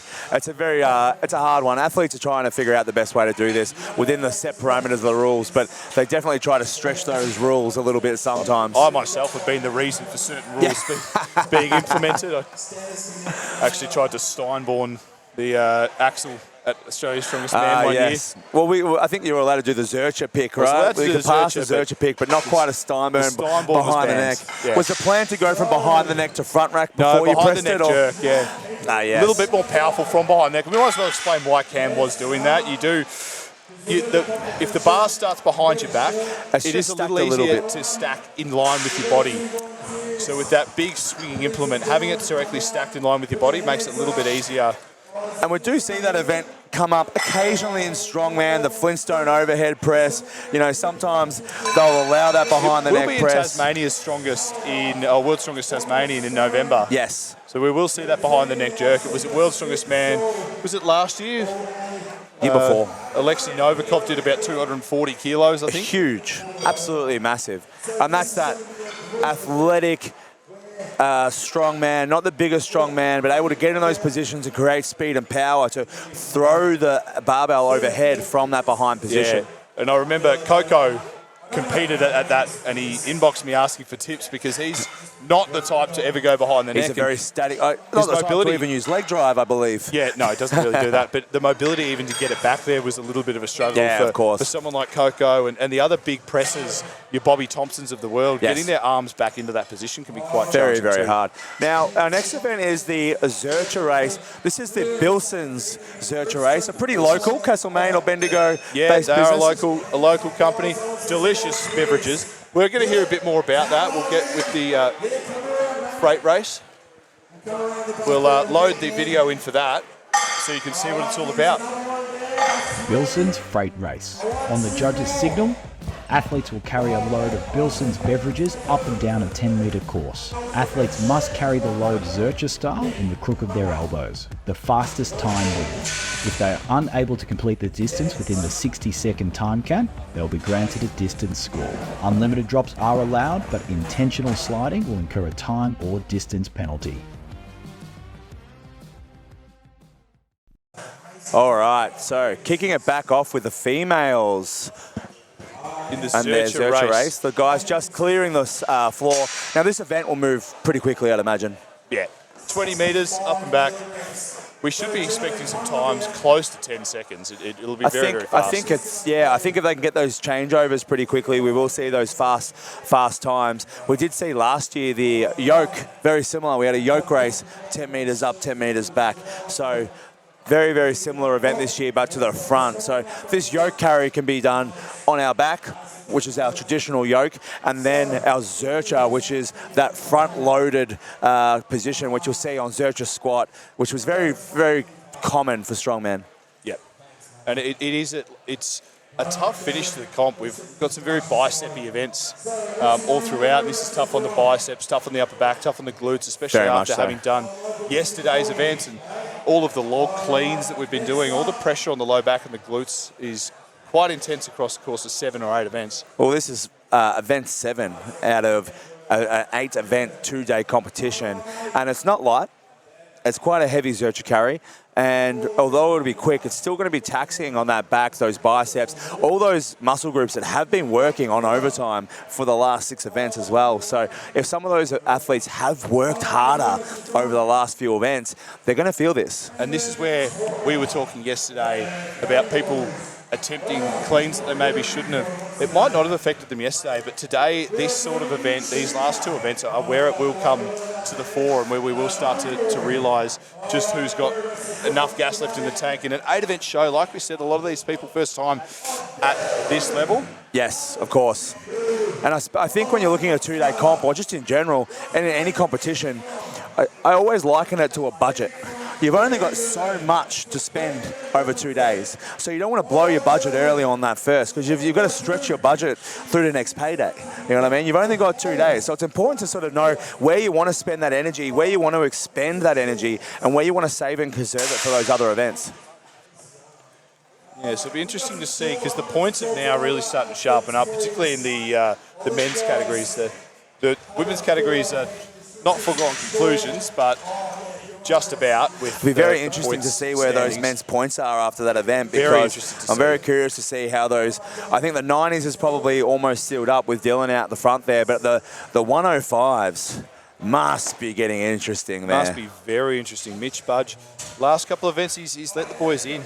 He had a commanding lead coming into the day, and you would have thought points. overhead event, he's got it locked up, but only getting 2 implements.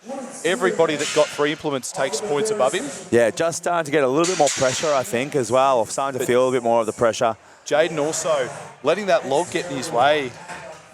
Both of those boys definitely tighten up that top 5 and start to make it anybody's game on that podium too. So it should be interesting. And maybe that's a training thing, that log press. A lot of people might not have log pressed 2 days in a row in their life.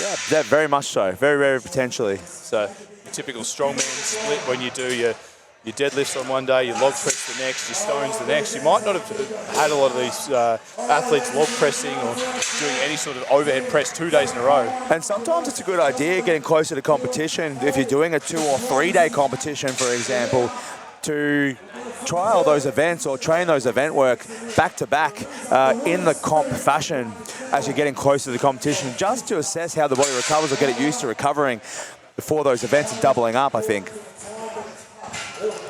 I'm quite excited to see these scores when we have them on the in the 105s. The girls just warming up on the yokes here. We might actually cut to the gym floor, because we've got a little bit of a competition over there. Some of the crowd are in on a grip competition. Soon to be lifting a Excalibur stone. I believe it's Excalibur. Yeah, the Excalibur.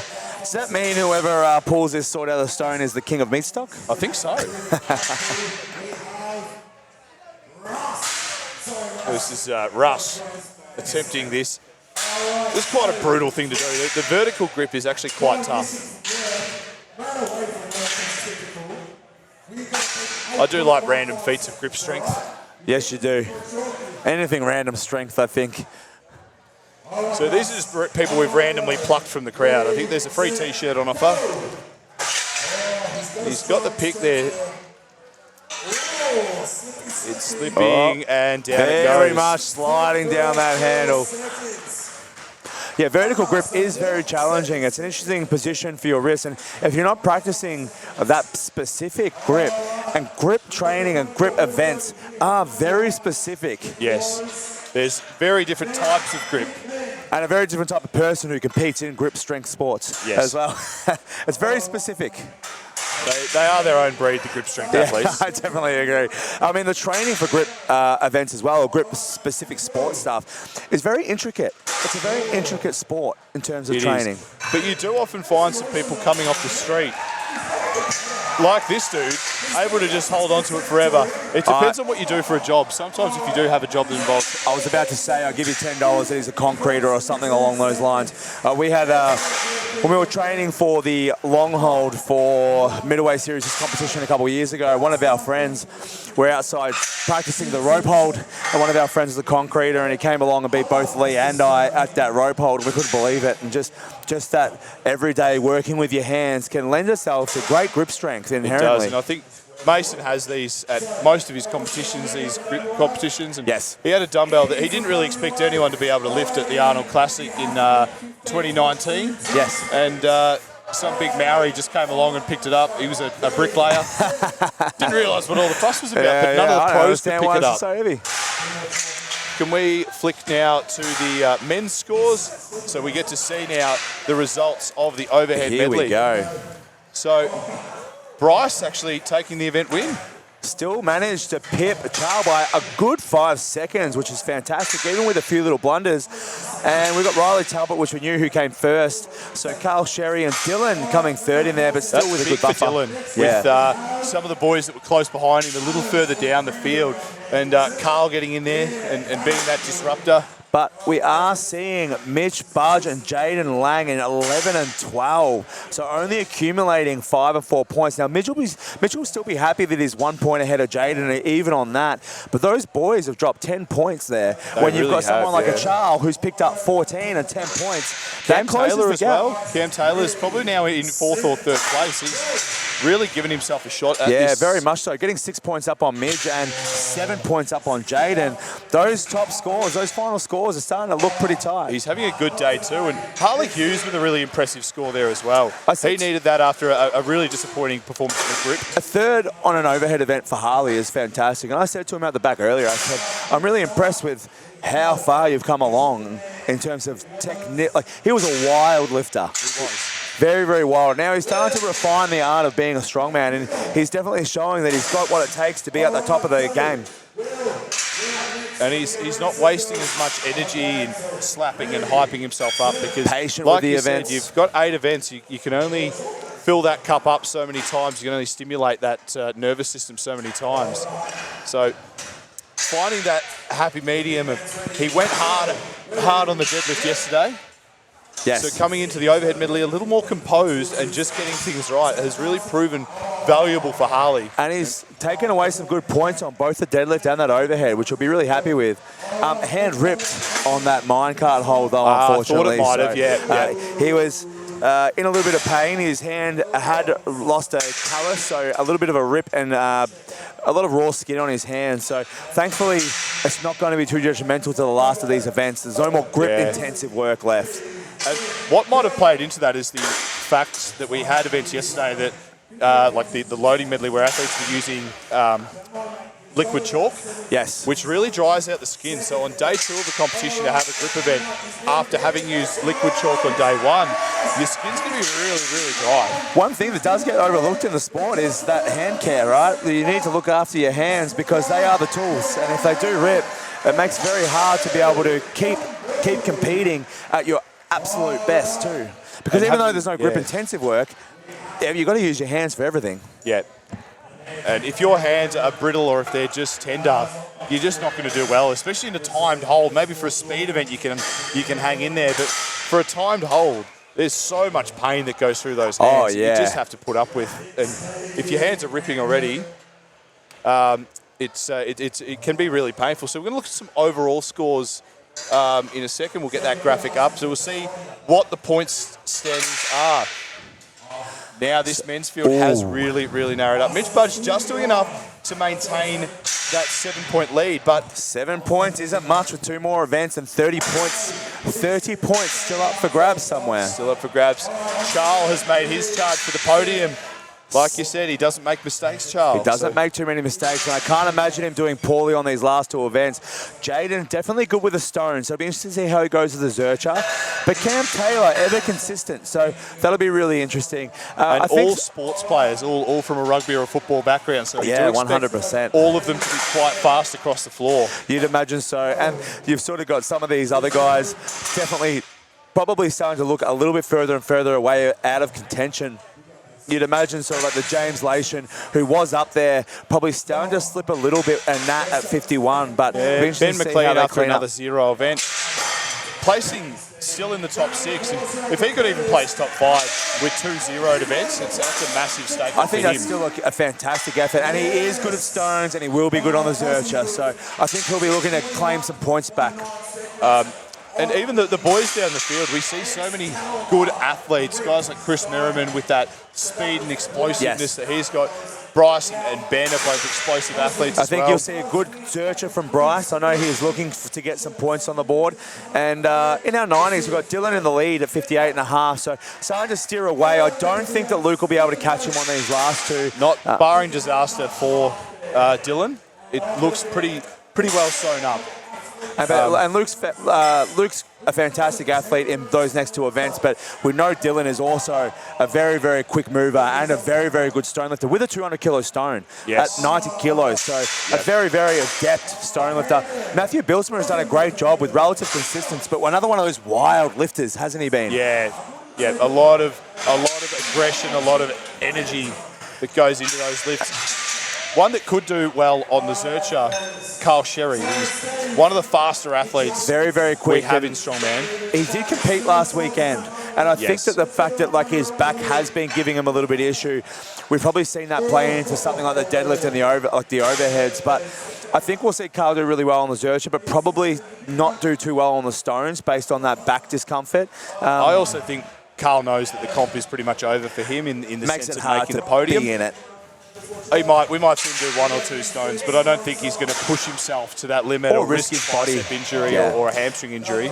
But the interesting one with the Niners will be Matthew Bilsmer and Anthony Martin, so still sitting very, very close. The boys are still close within that second place, but Luke is very consistent. So I think Matthew Bilsmer and Anthony Martin will be fighting out for that third, and our first two will probably stay very similar. But we've got Mitchell Budgeon first, and even that, I don't think that he'll lose that, but I do think that he's under threat, and he will be feeling that. We're seeing him crumble a little bit. With that pressure and that inexperience, and we are seeing the experience rise to the top with Cam and Charles, just putting in consistent performances event after event. Very much so. And I will say that that top three is getting closer and closer to what I had predicted. I did think James was probably going to be a little bit more consistent. But even all the way down to Harley, who's still on 50 points. Yeah, still very high. And there's 30 points in that group. So 30 points a couple available in that mistakes, group. a couple disasters, a couple disruptors sneaking in there and grabbing points where people didn't expect to. And we can see that flip on its head very quickly. And this Zercher is one where you can make mistakes. You've got to make sure that your pick height's correct. If it's a little too low, you might be a little longer in picking it up. How quick you can change over as well. Yep.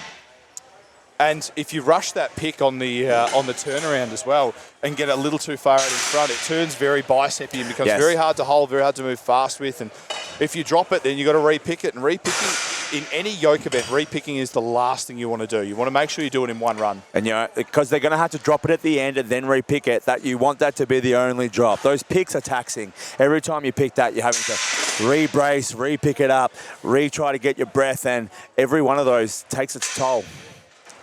Now, we look like we're getting set to start.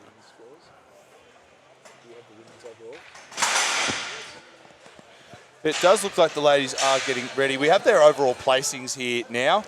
So, Camilla now out to a 15-point lead. 15-point lead. So, she can just about set it out. After this event, she will actually have an unassailable lead, you would think. I think that lead gives her... But a point separating second, third, and fourth. And tie up on second and third with Jess and Caroline.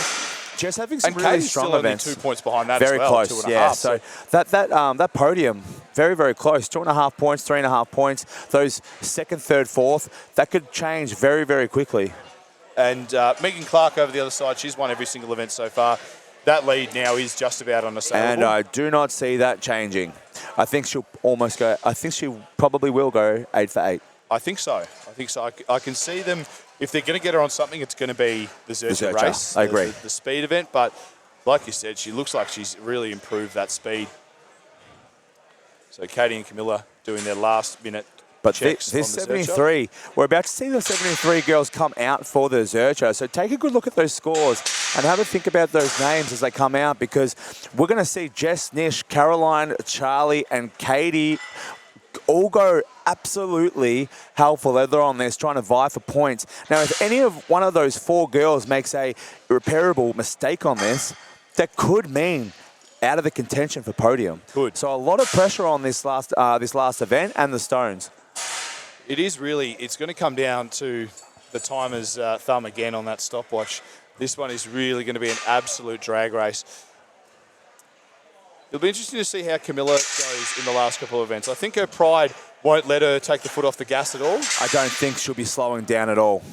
But knowing that she can place middle of the pack on both of these next events and still win the show might come into play. If there is anything bothering her, if her body is sore, she's done, this is her 4th comp in 5 weeks or something like that. I personally don't think it looks like it's slowing her down too much. No. I think she's seasoned enough and experienced enough to be able to execute this. And you've also got to Getting remember... the opportunity to do one all eaten up and hydrated and happy as Of opposed course, to a probably normal feels weight amazing. cut. Yeah, 100%. And you've also got to remember, an athlete that is at that world standard, as strong as Camilla is, she's got a lot of surplus strength for a lot of these comps. They are below her maximum effort. So you can see her on the minecart hold, just dropping it when she's done enough.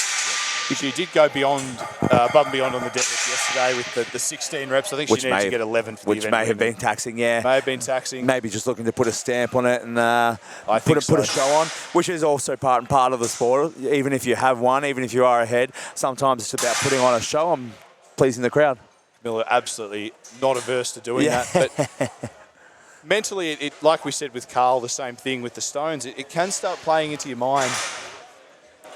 You know, when you know you're ahead and you know you don't have to do the hard thing. Yes. Just how much are you going to push? Knowing Camilla and having watched her compete, I don't think it will play into her mind. I think it's a little bit different when you're ahead. You've got to be in a momentum where if you're behind, you're probably feeling like you're behind. Yeah. I think it's a different mindset. When you're ahead and you're crushing, you got the momentum, you're feeling good, you probably keep pushing and you don't want to slow down. Yeah, these are athletes, but if your body is feeling sore, if you're battling a little bit of injury, if you are looking at that like bottom end spot and feeling a little bit behind, it probably plays with that mental side on the other end. And as a point of pride for Camilla, she'll want to walk away with as many event wins as physically possible. Absolutely. I know last year, I speak of this from experience, last year in the Middleweight series, I didn't have to do the Stones by the time I got to the Stones to wrap that up. And I still went out there and tied that first place for the Stones as well, because I think it's also part and parcel. The crowd's been out here watching you for 2 days. You want to put on a show. It's strongman. It's about competing's fun, but there's not that many opportunities now that we get to have this great crowd and a great environment and arenas competing. So you absolutely lap it up when you get that opportunity. Absolutely. Absolutely. When you've got 300, 400, 500 people screaming at you, we've been given this platform. It's a shame to waste it when you do get that opportunity. Now that we have been given this amazing platform. I mean, we are all showmen and showwomen after all. Well, that's where strongman started, right? In the pubs, lifting other pub attendees, doing weird feats of throwing strength, kegs and that sort of thing. 100%. Yeah, it's a show of athleticism and strength as much as it is just entertainment. Yeah, and that's 100% where it started. Strongman did come out of entertainment primarily, feats of strength and physical culture. Back when it began, it was a spectacle. It was a circus sport. It was a pub sport. It was all about putting on a show for those around. Which is why you see us use such big, ridiculous things like the towers with the minecarts. We probably could have just used a barbell, but I don't think a barbell would have looked half as impressive. Why use a barbell when you use a 12-foot tower with a minecart under it? And if you can, I mean, that's the benefit of having Meatstock and Bendigo too. Yeah, I mean, Meatstock being in Bendigo this year, fantastic for the guys here, because Santa Cement is a local business from Castlemaine, and it means that all this kit didn't have to travel too far, which is fantastic. Yep. And Mason's had a lot of these toys at his place for a long time, getting unused, just waiting for the opportunity to bring them out in a comp. He's had these things fabricated for years. He's got a backyard that would make most strong men and strong women envious, I think. Oh, yes. Full of things that he cooks up in that crazy mad snake. They don't call him the mad scientist for nothing. So we are out now. So we've got Lauren into here. Our Zercher race. We've got Emma McFarlane and Lauren McMillan. So we'll see these two. Be interested to see how much the yoke swings when they pick it up as well, because it is quite a wide platform on the feet of that yoke.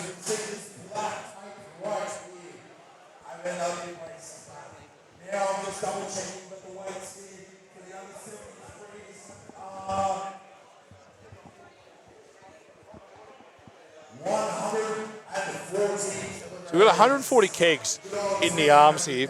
There's a lot of weight. 73 kilo females or under. It's a lot of weight.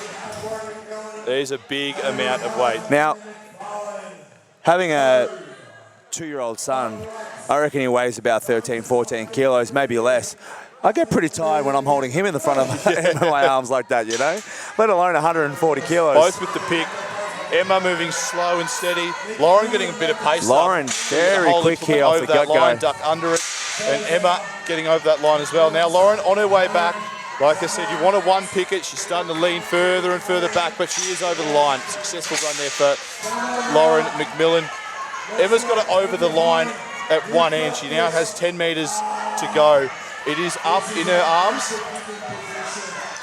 Emma moving, and I know Emma will be happy with that 10-metre run. She looked absolutely stoked with her minecart effort, which is great to see. She was loving it. Let's see. She'll be absolutely flying if she can finish this one here.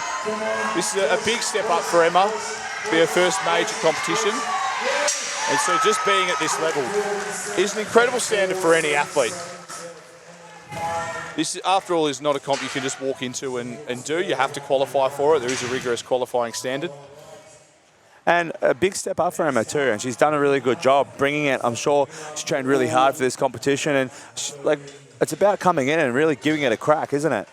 And you can see the events that she has up her sleeve that she knew she was going to look to. She actually has done really well in those. Yeah, 100%. There.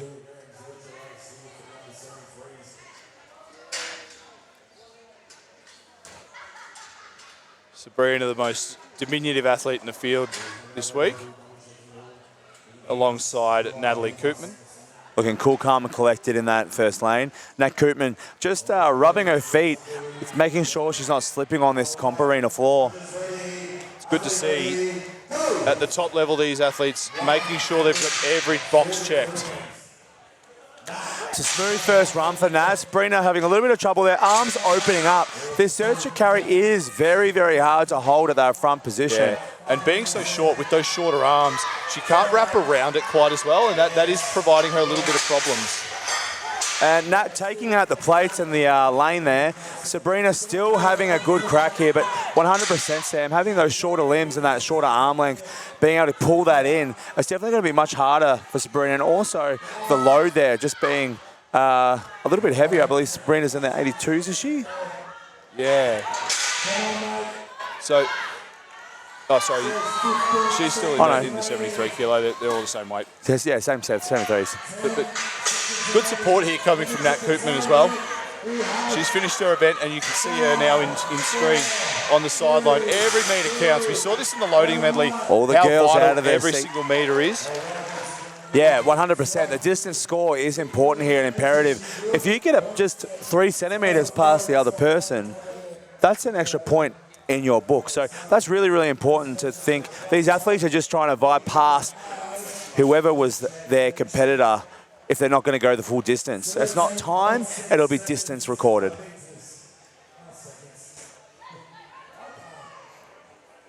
Now it's going to start to get interesting because this is where the cluster of girls comes in. Charlie's probably a little bit wants to make up for some mistakes in that overhead medley. And this is the beauty of having these classes head-to-head in the same weight class. All these girls that you're seeing line up side by side now, these are the girls that are fighting for those points. So whoever wins here between Carol and Charlie, that'll make a difference in the standing here. Caroline here, Charlie, lots of support in the crowd for both these girls. Caroline going with the elbow sleeves. Actually, there's someone's knee sleeves for sure. A fast start for both. Looks like it's slipping down Carol a bit there for twisting Caroline, up, but and it comes down to that transition, and Charlie taking off Charlie here. fast up. And that's just about as dead a heat as Charlie you could possibly just get. getting ahead. Charlie just over the line with a slight edge on Caroline.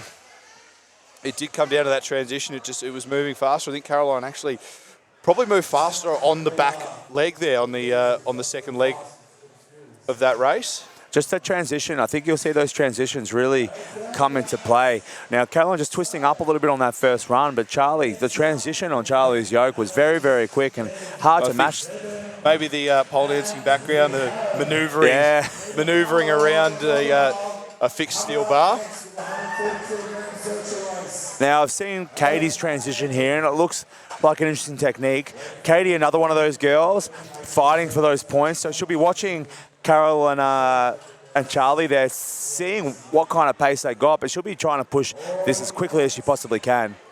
I think she might have gone one rung lower as well since the warm-ups. I think she's decided to get a bit more clearance off the ground. Annalise with a nice start. Annalise sort of taking off there. And you've seen that interesting style there, and a really good transition there. Getting by a little bit of a warning for the slide there.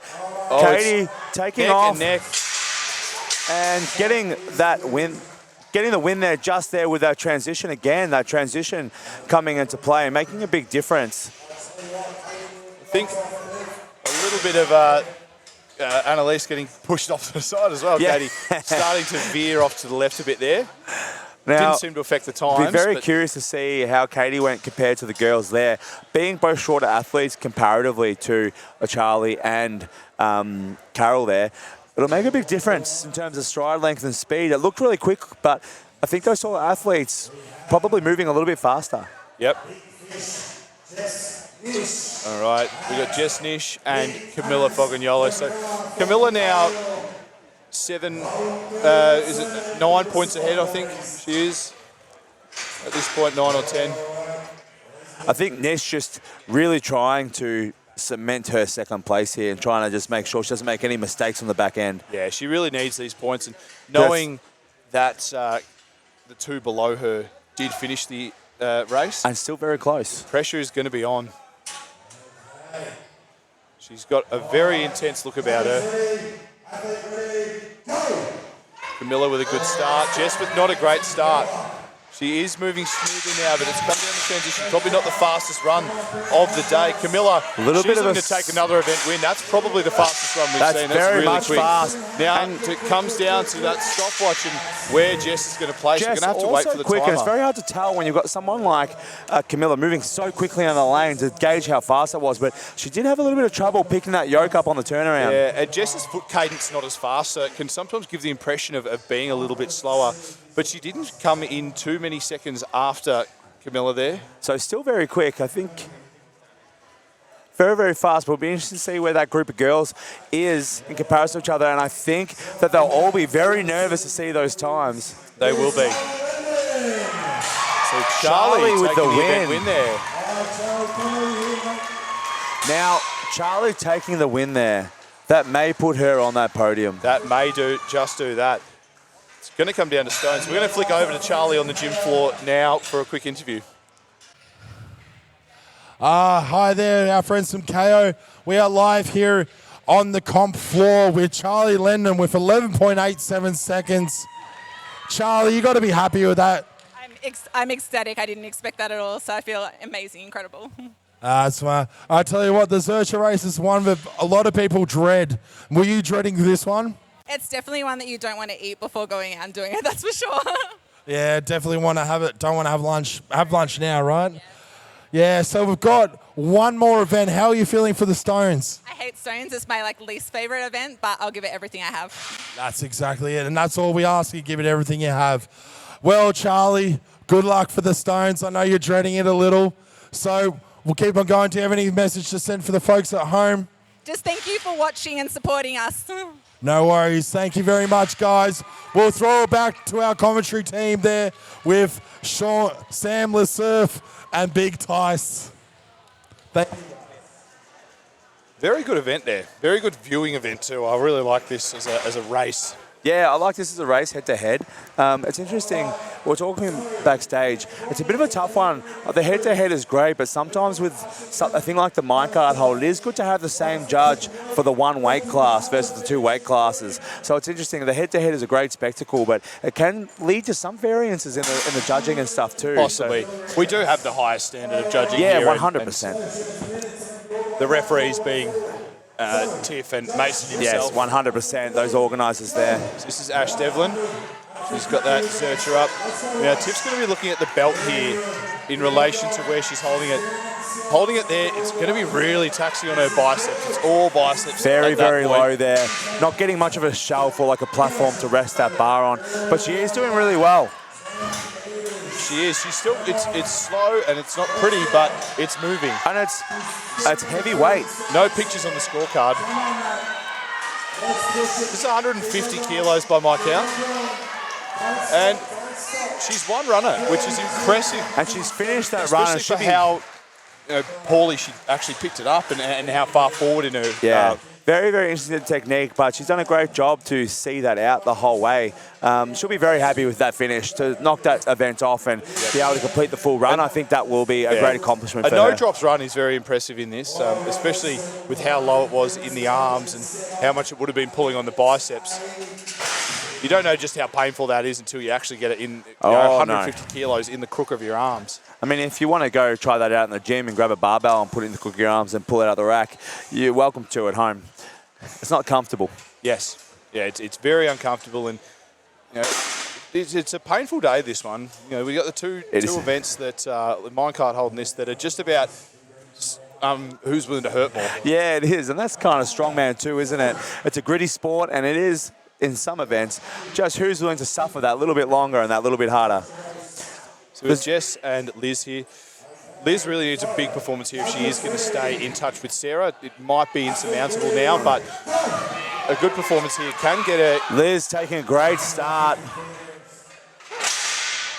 Jess really looking up at the roof there and really pulling back. Liz driving it forward. Liz, a really strong, fast run there. Interesting technique with her head so far back. It is kind of like putting on the brakes, isn't it? I think so. I think she doesn't actually know where she's going at the minute. Crash there and come to the end line in style. There. That is the benefit of not having your eyes on the road. Yeah. She did swerve a little bit. It is advantageous to see where you're going, yeah, 100%. When we think about running and we think about sort of like just taking that slight forward lean to drive your weight forward, it's sort of like that basic mechanics of running. And when you're moving or moving events, if you lean back too much, you are putting the brakes on in that movement. Yeah. But it can help that tall position, I suppose. The other thing that you might consider as well is when you're leaning back so much, you are tilting the yoke backwards and actually having the centre of that weight behind you. Now, this is a race I want to see. Megan Clark, Sarah Halifax. It's going to come down to transition. Fast transition for Megan. Sarah throws it a bit too far back. Just not nailing that transition. On that turn. Megan drops though. Megan making a drop. Oh, this is going to be tight.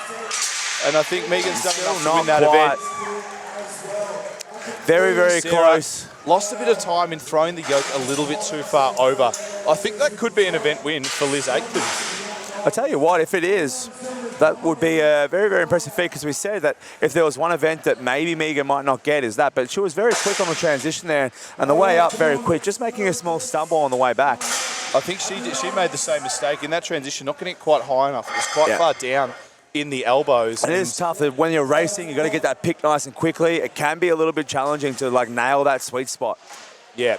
And often you might pick a little higher than you want to, a little lower than you want to, because to get it really in the right spot on your chest, you want to have your feet nice and wide and get it nice and high on the chest. But then if you stand up a little too fast and bring the feet in a little too close together, because obviously you can't run with your feet out wide. No.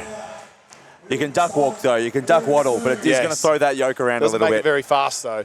Now so we've you're got picking the wider stance, and then as you take your first few steps on the run, your feet start to narrow. So what might have happened with Megan there is she just picked in her running stance, which is going to have it too far down in your arms. So the under-90s coming out here.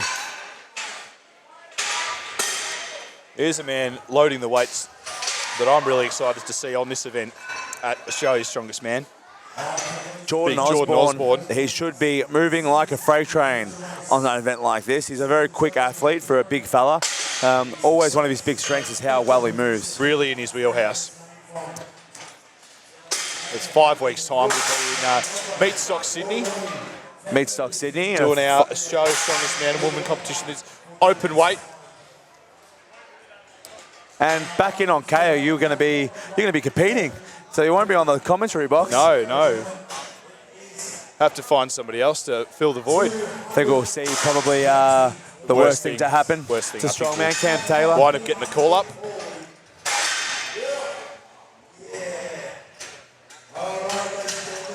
Making sure these yokes are secure. We did have a mishap last week where one of the loading pins got punched out mid-event, so had to do a redo. Yeah, I did see that. Benny Chesham taking the whole pin out with him as he as he ran around. Changed over. Now, Paulie coming in fired up for this. He'll be a little annoyed. Even though I don't think he expected the log, I think he'll still be annoyed about zeroing another event. Yeah, I think he sort of knew that the expectation coming in. I think he's just happy that how well he's done all the other events, to be honest. I think that'll overshadow his disappointment on the log. But yeah, doing really well on that grip event has really helped him, I think, mentally for the day. He's looking in a good headspace. He's definitely he knew the log, and I think he's an athlete where that positive mental space definitely helps out. Now, he does bring a lot of intensity to the yoke here. I think if he can get this good first 10-metre block undropped, he might be feeling pretty good for the way back, but this will definitely be a challenge for him. And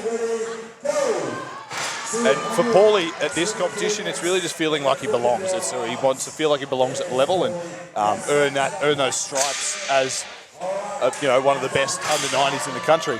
Yeah, well, he's definitely doing a really, really good job. It's the biggest comp in our country. It's top level, and it's his first time here. And he's really shown that a few of his events is right up there with the guys. It's just those overheads just need to keep coming up. And getting that up and back with that kind of speed will be a big pro for him, and he'll be very happy. And his physical change in the last year or two has been good as well. He's really, like you said, filled out that weight class a lot more, added a little more muscle, lost a little body fat. I'm a lot less polite than you are on that front. I said that he's gone from looking skinny fat to looking like someone who lifts, so it's a good transition. Hopefully if he looks strong now, then he'll start getting even stronger. Now these two boys, I can imagine we're probably going to see some pretty good times here. Yep, I think Taz will move. Taz is a good mover, very, he can very move and shake. And Justin, I haven't seen too much on those moving events, but having a good deadlift, you'd imagine strong back, he should be able to be okay here. Chain, so he looks locked and loaded, ready to move fast here.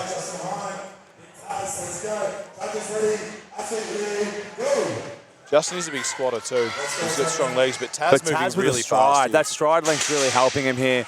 Long strides, quick transition. Too. Really, really driving that yoke forward. So Justin taking a little bit of time on the turn. Taz dropping, gets it in the second run. He's lost a bit of time there on that drop. And that Zercher for Justin really starting to wobble around a little bit, just losing a little bit of stability. He's having a hard time there with it, but he is much getting a bit of a run on now. And he just had that just over the line. And I'd say he just didn't quite nail that pick up on the first changeover because it was looking very slow that first half, but really picked up the speed on that second. We got Ash Vincent and Matt Bilsman. Bilsman's one of those ones you were saying goes a bull at a gate, really. I think both of these boys are bulls out of gates, and if we saw a crash here, I wouldn't be surprised. I think this would be a fun one to watch. They're both actually absolutely throwing intensity behind every event. Both athletes really approaching the day and each event with a lot of intensity. You can see the smelling salts and both just that little bit wild too, which, I mean, I personally love to watch. Yes. And this is the sort of event where you can just get a little bit unhinged. I do think being a little bit unhinged on an event like this does help. Yeah. I think like more arousal tends to make it just feel a little bit lighter. Yep.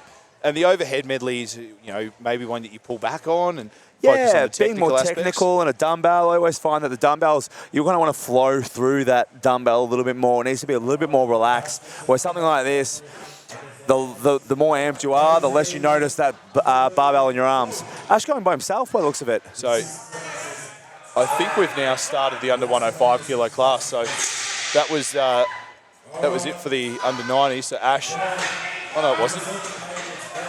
Ash is going by himself. I'm not sure what this is about. Slide there at the end, so he might get a penalty there. Not too sure. Added there. The judges are conferring. They're giving a bit of a look to each other there.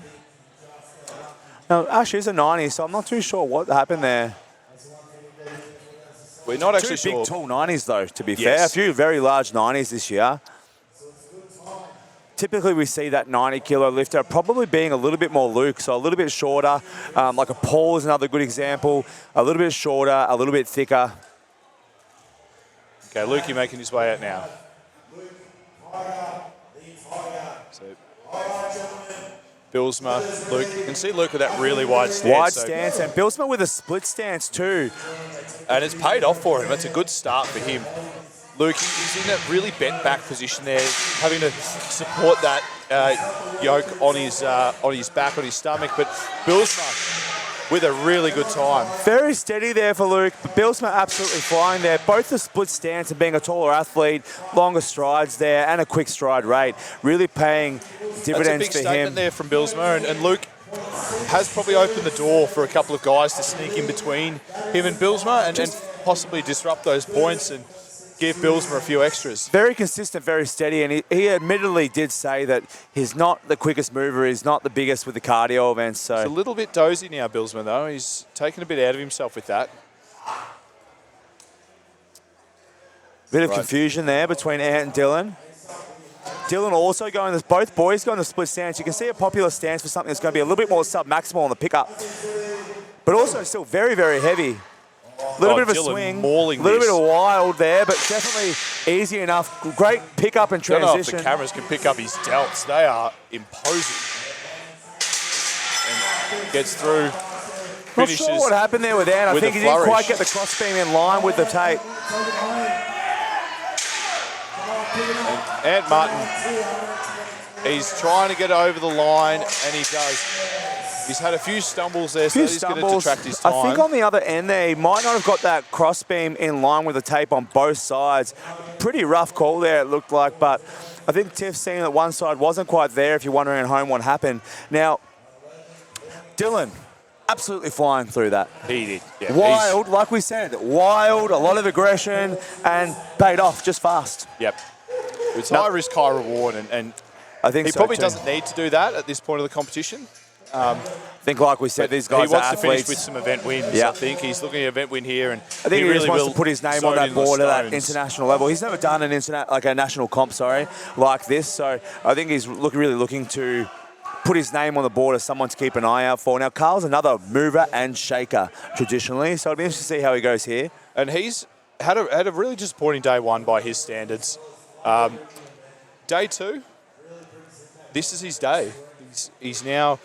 We might not, don't know what we're going to see from him in the stones, but he's just won the previous event, or come second, in the previous event. So this will be his event to win, and I think he'll want this for a matter of pride as well. I mean, let's not skate past the fact that he did win last weekend in the under 80s, so in the weight class 10 kilos below. So he is Australia's strongest man under 80 kilos, now throwing down with and vying for the title of Australia's strongest man under 90 kilos. He's fired up here. He really, really wants this event. And he's got a great position here. He's an experienced competitor. And he's out like a bullet again. Riley keeping up with him on his birthday, very the fast. 30-year-old. Transition Carl speed now meaning on the everything transition here. really fast. And Carl with a really good time. He'll be stoked with that. Really opening up his steps there, getting a bit of speed and being able to take that stride out. Definitely nice and quick. Will it be quick enough to beat Dylan? That's going to be Not really quite interesting. by the sounds Riley of it. did have a stumble on the way back again, just in that probably let Carl get in his head a little bit there on that transition. Yeah, and 100%. Didn't take the extra half second that he might have needed to really stabilise that yoke. And it's very hard when you've got a training time or you know how fast you can kind of move, but you've seen the guy next to you take off. It's very hard to, in a competition setting, stick to your guns and know what your pacing is. Because you do get carried away sometimes. I know I have done plenty of times. You've got to just put the blinkers on and try to keep the other competitors out of your head. I think a lot of the time these competitors, you're trying to run your own race. If you can run your own race and execute to your standard and know that that's as good as you can do, then you're going to do quite well. We're going to go over to Buddha here for the interview with Liz for the winner. All right, we're live here on the floor with our winner of event number 7, Liz Aiken for the under 82s. Liz, how did you feel about the Zercher race today? I was feeling pretty confident for Zerchers, actually. I don't know why, but I just love them. Yeah, they feel awful, but yeah, I can usually run it pretty quickly, so I felt good coming in. And then, yeah, I didn't even know how quickly I ran it until after the event. So, yeah, very, very happy. Yeah, I mean, you are the first one to beat Megan Clark at it today, so we're very happy about that. It gives Megan a good competition. Megan actually came up to me before. She was very impressed, and she wanted to make sure you got an interview and to acknowledge your win over her there. All right, we'll throw it back. Good luck. We've got stones left to go, and we'll keep it going. We'll go back to our commentary box there. Sam Lesurf and Tyson Morrissey. And we're back with my personal favourite, no bias at all, but the 105 class. I love all the classes, but, sweet spot for the 105s. It is the most exciting class of the weekend, for sure. It's the biggest class, but it seems to have turned out to be the tightest class too, so which we kind of knew was happening. Now, Ben zeroed the log on last event, so he's coming into this hobby, hoping in these last 2 events to pick up some points, I think. We've seen what he can do. We've seen that he can come back from those zeros. Because then he came out of that zero event on day 1 and then won the next 2 events. He's looking heavy in the arms there. Not the best start, but he's starting to pick up some speed. He's a big, long unit, so he's got the arms wrapped around. Once they lock in and once the strides get going, there's a lot of speed to be gained. Yeah, I was actually going to say, being a taller athlete here often works well with the Zercher. He has looked a little unsteady there, but being a taller athlete with that arm length and that stride capacity, and with a good deadlifter and stone lifter, you'd probably expect our Zercher to be pretty comfortable on the pickup and really start to move. Yeah, and you saw that. Once he did get his feet moving, those stride lengths that he was able to take, you just have the ability to, with moving events, you don't want to overstride and let your foot get too far out ahead of you, because then all of a sudden you're on 1 foot for way too long. And you've got to remember, you're on 1 foot with 240 kilos, 250 kilos in your arms. Yes. So I don't know how you feel about that, but I wouldn't want to be left there one-footed for too long. That's why with the best runners of yokes and farmers, they take shorter strides, but it's a higher foot cadence. You can see both athletes there trying to take a big stride to start with. And probably looking to put a solid stamp on an event. So he hasn't had too many really, really strong events, but he's absolutely looking like he's flying here. But like we just said, he actually did try and overstride there and lost it forward. So lost time on that second pick, and Josh Martin there not Josh quite will be getting it shattered over the with line. that. He had finished, but hadn't got those uprights in line with the taping. So you do need the uprights to be in line with the tape to get that finish. And Jake Megg sort of just pipping in there to the side, getting a bit of a slide on that way up as well. So it's a bit of an unfortunate thing, but you do, and this is his first show at this level, and we have seen a few of those rookie errors from some of the newer guys to the level. Now, not very waiting for down exciting calls, here. not running through the line. Now this is the battle we want to see. First and second in the 105s.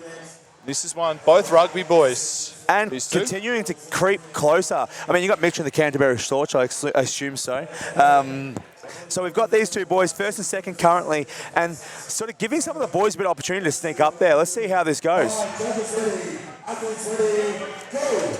Oh, Mitch with a great start.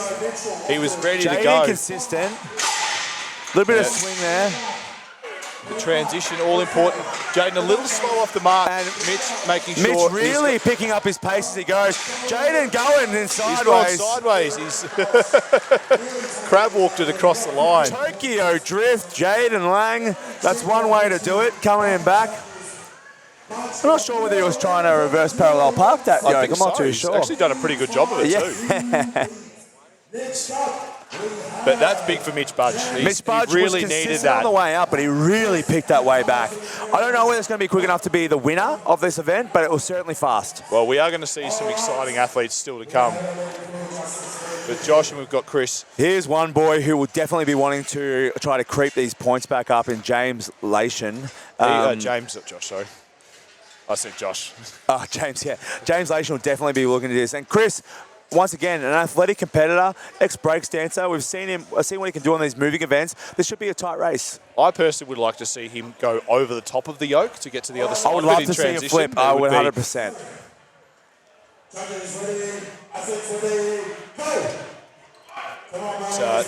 James well. Really steady with this Both footwork. athletes really steady. Probably a little bit slow here for James.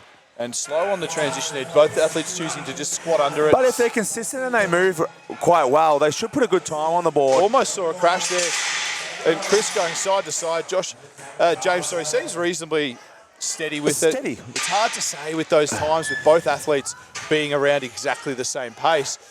These athletes getting off a little bit woozy. Now, I think that's a very steady pace, but I don't think it's going to be enough to kind of get the top there and get some points back. And those boys really should be looking to push these speeds and really make some points back up. So this is Ben Aykroyd and Daddy T. Daddy T off to a good start, but he's maybe got Just a little bit making low. drop. Ben very steady. Good. He's got a good spot on his diaphragm there. He's locking that in really well. He's got his hands clasped. He's looking really very good strong. stone lifter, so he's used to that spot high on the shoulders. Makes absolutely sure of it. That's experience there. Runs through the line. That's a pretty good pace for Ben there. I'd imagine he's pretty happy with that. Tommy making a lot of drops here, and like we said, those drops take a lot of energy. Every time you make a drop there, it's going to add a little bit of challenge. And the challenge for someone like Tom, who hasn't had that much time in the gym, is where you put the Zercher. So it was probably, for mine, one setting too high, but one setting lower, and all of a sudden he's got a Zercher squat, 250 kilos, out of a deep hole. Yes. And it becomes the challenge to actually stand it up. Yeah, very much so, and have that clearance. It's a fine line. Two boys who should have a really good crack at this. Nathaniel and Cam, both boys in the mix here, and both boys wanting to get some points and creep up where they can. So now Cam is currently on the podium, I believe, in points, or coming in fourth. So this is an important moment for Cam. On the timer, Cam timed it perfectly. Nathaniel maybe very good. Missed a half a beat on that timer, Cam. Nathaniel looking steady, just missing that pick, but Cam really picking up the pace on the way back. If he can stay up here, enough to go through. And he was able to stay upright, and Nathaniel's making a much better run on the way back. That's a good time for Cam Taylor. That might just see him on the podium, I think. Maybe. He is dishing up big wanker vibes too with the shuckers. He is. Look, this really is does play the heel of this 105 Yeah, class. he is. He plays the heel of every class he goes into. It's a really interesting play to see how this winds up now. By the look on Cam's face when Mason showed him the time he got, he seemed pretty happy. He seemed pretty happy with that. I think it's going to be not unbeatable, but very tough one. I think that you will see that up at the top three, and I think if he can get that top three spot on this, and we saw Mitch and Jaden's not that fast. The boys sharing some ammonia there. That's a cute moment, isn't it? Quite cute, actually. I like that. Kyle's a very quick athlete, and Harley really showing that he's not here to mess around. This is a very fast run for Harley. Kyle with a slightly faster pick, but Harley's on his way back. And another one really close to parity there. Absolutely putting a stamp on this. Kyle is typically a very, very good mover. I have done a Zercher event against Kyle, and he really absolutely made me work for it. But super impressed with Harley there. Static lifter coming from powerlifting. He's really wouldn't expect turning it up this day. Again, it is an event that does suit him, being one that a bit more aggression, a little bit more aggression, a bit more unhinged. You can get really good results. Now Charles is one that we're looking at here. If he can get a good time, and Bryce coming in just to disrupt the points, I would imagine. Jaden if he can get a left good the run. door open for Charles to sneak a bit more of a gap right up there on the points, I'd imagine. Charles off to a good start. Not moving super fast, but here, consistent. Bryce just taking over. Now watch Bryce's little transition here, very fast. Both athletes quite very good on the transition. Bryce slightly in the lead now. Charles, if he can still hold it Charles, up, and he's over. And he can hold it up. Bryce just slowing down towards the end, but he's done a great job Both there. athletes getting it over in decent very fast. time. It's that's really a lot going to of come athletes down. pushing up in front of Jaden and Mitch, I'd imagine. Well, I don't know. Mitch was pretty fast. Mitch was pretty fast. Mitch was pretty fast, but it is going to come down to that time, and we're really going to have to wait and see on these scores just how fast Mitch was and just how many people maybe got in between. Cam Taylor as well putting in a really good account for himself. So Mitchell Budge taking the win. This is really, really That important means for that him. was just a tight heat because it didn't look wildly fast from here. It looked like there was some faster boys, but that's a great time for him. And that he'll be very happy with that. He needed that. So we're going to cut over to Mitch now. G'day there. We are at Australia's Strongest live on the comp floor. I've got the winner with 11.08 seconds, Mr. Mitchell Budge. Mate, that was great. How'd you do that? Honestly, that last 10 metres, I can't remember anything. I was gone pretty much that last 10, so happy with the time. Yeah, very happy at the time. It was extremely quick feet there, mate. Mate, I heard that from behind that it might have been your, someone's admitted to me, it might have been your birthday yesterday. Yeah, turned a big 13 yesterday. Finally out of that 12-year-old club, so I'm doing well. No. Oh, we're going to have a bit of a happy birthday from the boys here. Happy birthday, dear Mitch. Happy birthday to you. See you, bip, bip. Bip, bip. All right, there we go. All right, Mitchell, good luck for the rest of the competition. We'll go back live to our commentary team. Sam Lesserth. Yes, I have been deserted by Tyson. He's gone off to coach, so big thanks to Tyson for helping me out over the weekend. It is a harder job than you think just sitting here talking, but having someone as experienced as Tyson to bounce off is incredible. And if you are an up-and-coming strongman, go and have a listen to some of the things we're talking about, and you'll be able to pick up on a few tips and tricks for your training and for your competitions and stuff from Tyson, who I've spoken about Camilla and Carl as being probably the best products we've had from Australian Strongman. Tyson is absolutely in that conversation. I don't think he's won a world title, but he definitely has some second and third placings in world standard competitions and hasn't lost in Australia for as long as I've been in Strongman. So very much an oracle of strength knowledge. We're going to flick across to some interviews and adverts for a little while. There's still a 15-minute gap between this and the next event, which is the Stones. We're going to get the most aesthetic man of the field first on the microphone. Let's hear for the first time with the under-90s leader, Dylan Phipps. So going live to our friends at KO, guys.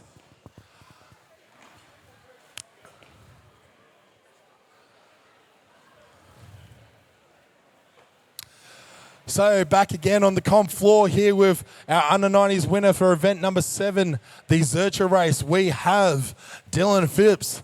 Mate, congratulations. That was a very fast run. Mate, how's your training been for this one? Real good, real good. I expected to do well, if not win this one, so it's nice when a plan works out. When a plan comes together, we love it as well. Mate, Stone Series is the next one. How are you feeling about that? What are Stones like for you? Stone's my best event, so I feel pretty good. Oh, so finishing off strong. We love it here. Mate, it's been a heck of a day. How are you feeling overall? Definitely a lot of wear on the body. My first 2-day event, so having to manage the fatigue level. It'd be interesting to see when I do want for the Stones how that goes, but overall feeling good and running on adrenaline and the crowd. Yeah, that's exactly right. The crowd here at Meatstock has been amazing. So we'll throw it back to Sam Lesserth. Thank you so much, Dylan. Congratulations again. I want to see you smash it out on that Stone Series. We'll see how you go, and we'll have a bit of fun, eh? No worries. Thanks a lot, man. All right, we'll throw it back to Sam Lesserth here in the live commentary box. You can just see him in the... Oh, no, he's not there. We're probably going to throw an ad. All right, cheers, guys. Thank you very much. All right, so we're here at Australia's Strongest with Chris Kamikaze Merriman. Mate, how are you feeling for today? Yeah, feeling good today. Was really good on the log. Disappointed in my deadlift effort. It's usually a good event for me, but now it's time to make up some points. That's exactly it, mate. Is there anything that's a bit sore today? Everything's a bit sore, but you just got to push through. It's day 2, you know what I mean? Everyone's going to be feeling the same thing, and it's just get it done. Yeah, that's exactly it. Is there any events you're really looking forward to today? Yeah, looking forward to the overhead medley. I've improved my stone a lot, so hopefully the gas tank can get me to that stone and get a good performance on that. And that sounds great. We're looking forward to seeing you work today, mate. Mate, I've got a quick question. Why do they call you Kamikaze? I've got to see why. Man, well, I'm a professional breaker. I perform full-time for the last 25 years. All right, I want to see some moves. All right, let's go for it. Here we go. Chris Kamikaze Merriman. Jesus. Oh, that's so good. Mate, thank you so much. Good luck for the rest of the day. Cheers. Thank you. Also, anything to say to the folks at home? Oh, 100%. I want to say to my daughters, Ali and Evie, I love you, and Daddy's strong, and I'm going to come home with at least something. Awesome. You heard it here at Australia's Strongest.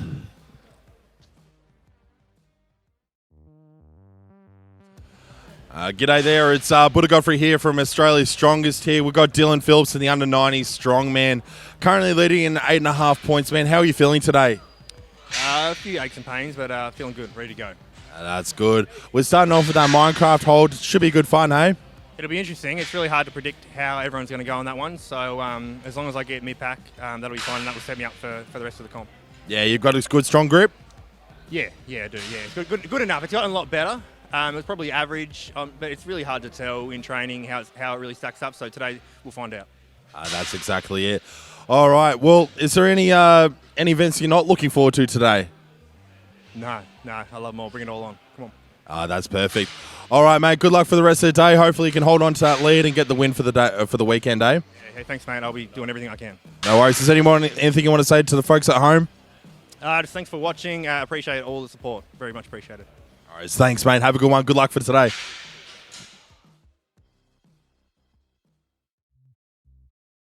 All right. G'day there. It's we're here at Australia's Strongest. It's Buddha Godfrey here with Jaden Lane coming in second at the moment on. What's it? 42 points? Yeah, 42 points, and I'm sitting in second place. Yeah. Looking forward to it for today, day 2? Yeah, I got to really stay consistent and really not really have any bad events. If I stay consistent, I'll hopefully finish with a really good placing in this comp. That's exactly it. You have been consistent pretty much yesterday. I mean, was there anything yesterday that you feel tired from today, would you say? The back is definitely a little bit how's it going, but I'm going to get a little deep heat on there and just do all the warm-ups and everything like that, and I'm going to go out there and have another crack, eh? And you're self-coached, correct? No, I actually have a coach. His name's Maximus. Oh, Maximus. I'm Maximus from Call, yeah. over in WA. Yes, G'day, correct. yeah. So, mate, what would you say you'd be looking forward to the most today? Oh, see, that's the thing about this sport, eh? Like, I don't really have any absolutely amazing strengths, but I'm, like, pretty good at everything. So, like, I don't really have any weaknesses, but it's like, I'm all right. So, hopefully that can carry me through. Yeah, exactly. And that's the thing with strongman is you have to be an all-rounder. You can't just be amazing at log and then crap at all your static crap at all your dynamic movements and so on. So, mate, it's going to be great seeing you today. Yeah, mate, how's your training been for this whole program and so on? And so this is my first time ever having a coach. I've had a coach for maybe like 4 or 5 months now, and it's the most consistent I've ever been. It's the most like the best my diet's ever been. You know, growing up as a Polynesian and Pacific Islander, we love our KFC, McDonald's and stuff like that. So it's good to get my body at the best it's ever been and do my training the best it's ever been. So it's awesome. Yeah, well, look, all I know is with KFC, it's what stands for Kai for Cuzzies, right? Something like that. Yeah. All right, man. Good luck for the rest of the day. You should smash it. I love watching you on the competition floor, and we'll see how you go, eh? Thank you so much. Appreciate it. All right. Anything for the any message for the fans at home or anything like that? How strong? Lang strong. You heard it here. Cheers, bro. Much of it.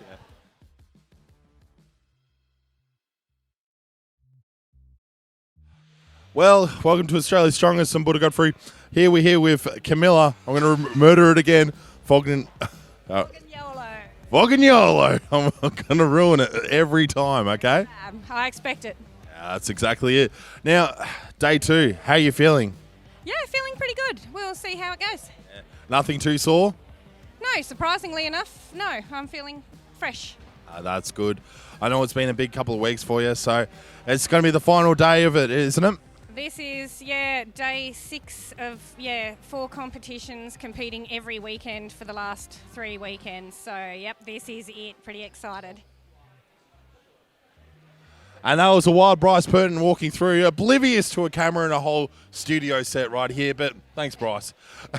Well, that sounds good. You're in the lead at the moment, and you're hoping to keep that lead, obviously, for day 2. I think points-wise, you're going to keep it, I think. Yeah, I have a pretty substantial lead at the moment, which is really nice. I think it's about 7 points. Hoping to, never expecting to, but definitely hoping to stay in front for the rest of the competition and hopefully earn my spot trying the 160 stone again, hopefully. Hopefully. We'll see how we hold up. I mean, it's event number 8 at the end of it, isn't it? Well, that will be event number 9.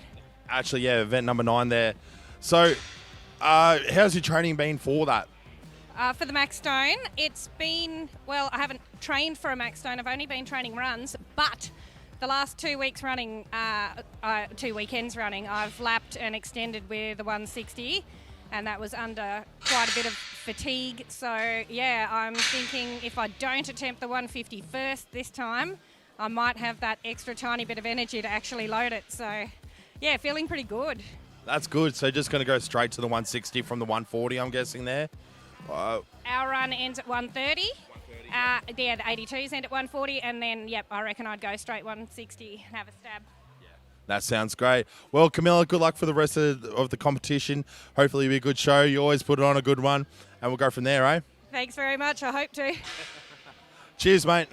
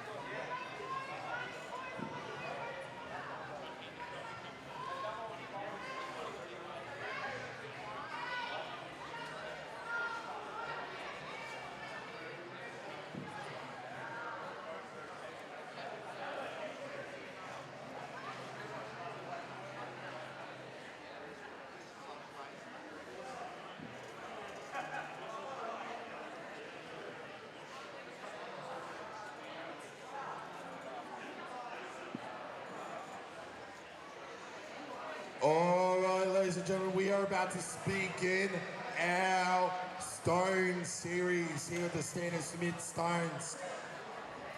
With our under 73s about to begin. I am going to get the weights.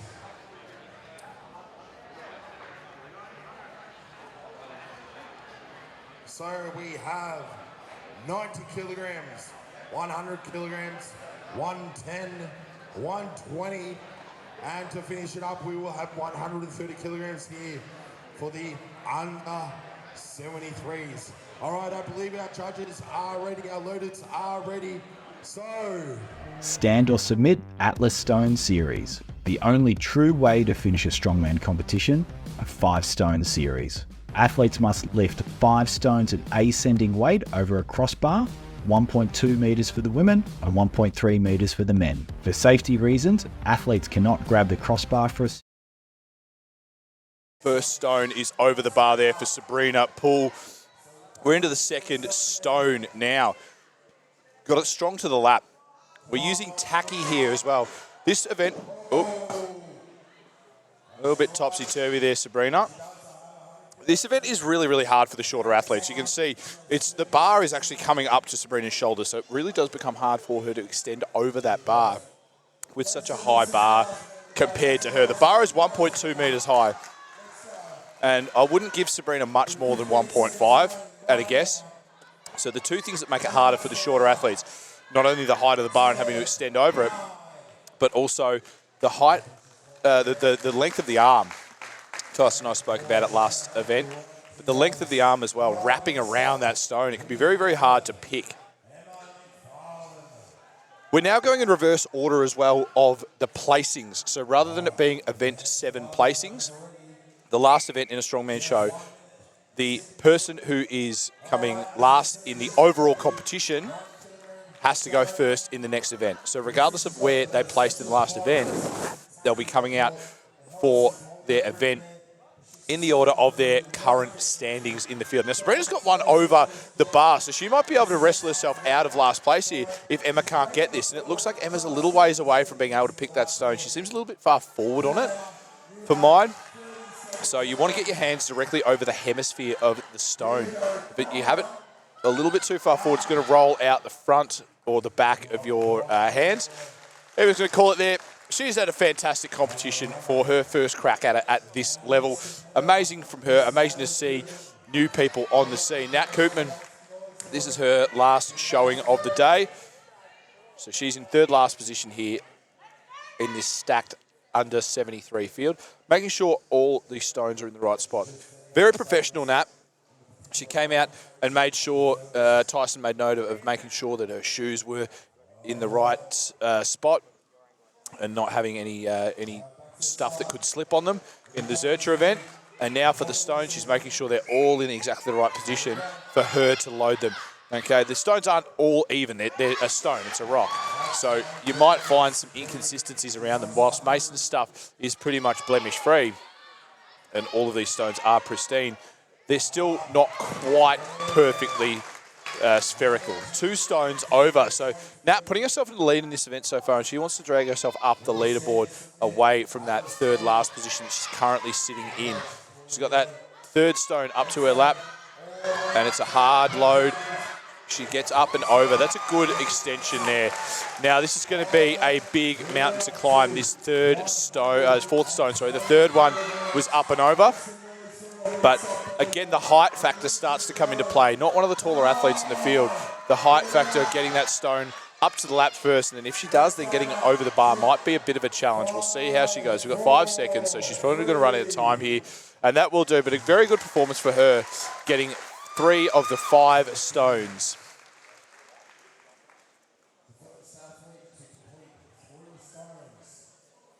All right, Lauren McMillan now.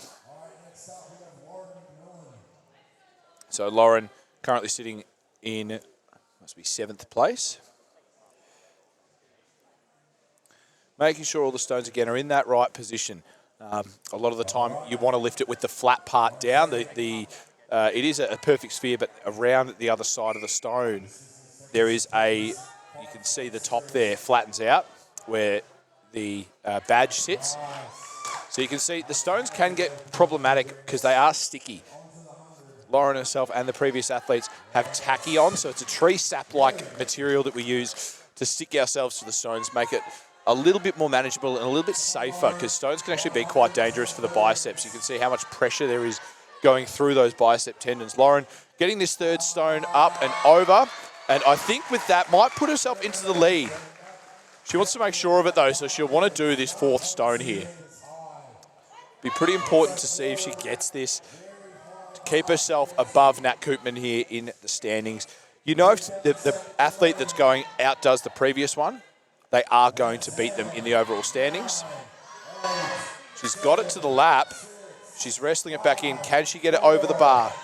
3 seconds. And doesn't quite get the extension there. Not sure if it would have been there or not, but a really good performance there from Lauren. And I think on times, she will have actually just gotten ahead of Nat. Bringing Bev out to the stage. So Bev sitting, I believe, in 6th, just off the top of my head. Make sure they're in the right spot. So you'll see different kits people are wearing. A few of the girls opting for a bit of tape across the chest. This is just to keep the sports bra down in place and also provide something else for the stones to stick to. But you don't want stuff ripping away from your body. You saw a couple of times there, Lauren had to deal with the stone taking some of her shirt over the bar, and that can sometimes get in the way. So you want to have your clothing taped down or stapled down as much as possible if you are wearing any sort of clothing. You see that all the boys have gone shirtless. Now Annalise into that lap. Again, this third stone proving quite difficult for people. But she does have the extension. You can use the railing to support you a little bit there, which Annalise does really well. Now she's got time on her hands if she wants to get the 110 kilo stone here. It's 110 kilos. It's just a rock. It's a big rock. So rolling it up. No, this one's not quite there today. She's not going to have enough time to load this one over. And calls it there. Waves off the rest of her attempt. That was time anyway. So we're going to see Katie Carlisle coming out to the floor.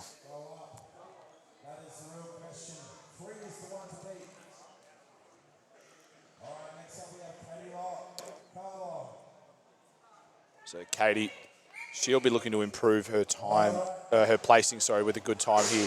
Definitely over the first 3. If she can get through the first 3 really fast, she will get a good time score and put herself in contention. But it looks, with the ease she's doing it, wasted a little bit of time showboating a bit to the crowd there. So she'll want to make sure that she does get the 3rd and 4th stones.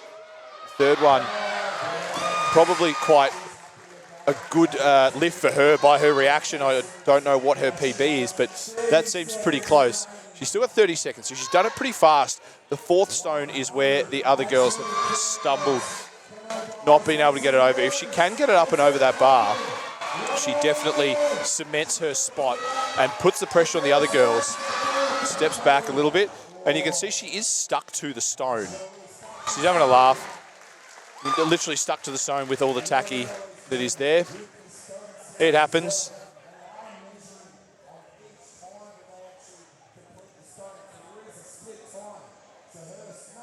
All right, next is Jess Nish. So she's a bit further down in the standings than she would have liked to be. She's in 4th place at the minute, which she would have liked to have been a bit higher. So she really needs a good stone run to put herself in a position to be able to challenge for that podium. I think first place is out of the question. Camilla has gone and won just about everything, or put herself in a position. It means she doesn't need to get many points, if any. Paul just doing a peck dance out the back. Jess with a fast first stone. Cut the extension a bit short there. I'd like to see her extend a little bit higher through the next stone. She is rushing. She's trying to work as hard as she can. Throwing those stones over, that was a much better extension. Made full value out of it. 3rd stone over. That's probably the best time we've seen so far. Now, can she be the first one to lift the 4th stone? It's in the lap. And I think from here, her extension is really, really good, really strong. So she will, no. Heartbreakingly doesn't quite get it. Sold it before she had it, unfortunately. Now, the effort she needs to get this up and over. This is big for her. She knows she needs to get this 110 kilo stone loaded over the bar. She's done it again though. She's fallen just short. And she's had a nap amongst the stones.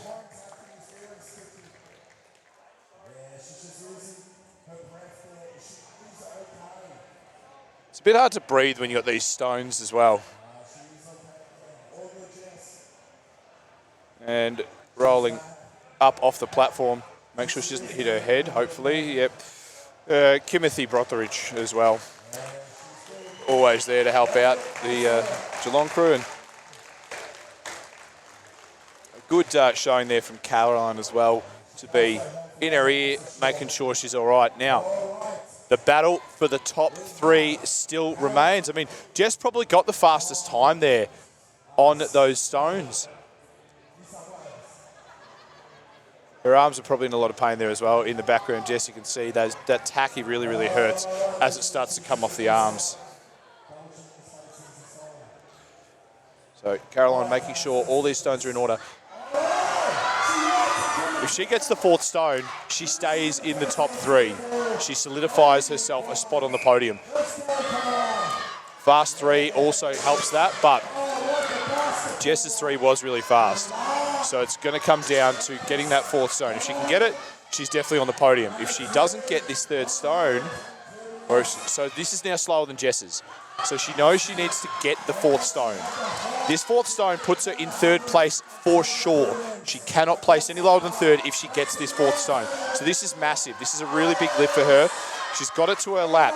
This is the hard part though. Being a taller athlete, the extension might come a little easier to her, and she does get it over the bar, and that is your podium right there. She has cemented her spot. At worst, Caroline will come 3rd in the country as an under-73 athlete. She's not done there though. She wants to try and push for that 2nd place, knowing that Charlie's coming next. I don't know what Charlie's got in the tank with regards to stones. Caroline's got 6 seconds to load this. I don't think it's going to go over, but it's a great effort to get it to the lap at least. She's given it absolutely everything, and what a performance there from Caroline. Massive, massive effort to get that 4th stone over, and that's cemented her podium spot. Now, Charlie also needs to get that 4th stone to cement her podium spot. If Jess comes a little bit further down in this field, if Charlie comes a little bit further down in this field, Jess can still sneak back onto that podium into 3rd place, cementing Carol as a 2nd place. So this is a massive stone run in the context of the competition. Making sure she's fast over that first one. Was able to just manhandle it a bit. Technique wasn't there, and she's not really getting under the stone. She's just going for speed here. This is, again, coming down to this 3rd stone, knowing that Jess has a good time on the first 3 stones and probably has the faster time so far out of the 2. So Charlie not quite able to get that 3rd stone over. At the minute, it's looking like Caroline will come 2nd in the competition. That was a really good stone load there. So she's got 30 seconds. Jess has a faster time, so she needs this 4th stone, absolutely needs it. Caroline definitely has a faster time to this 4th stone as well. So this is really going to play with the points. I think Caroline's going to come 2nd or 3rd at worst, depending on how many points she was behind Charlie, and depending on where Camilla comes as well. But not able to get that 4th stone, and doing the first 3 in a little bit slower of a time than Jess, might have left the podium open for Jess to sneak back on.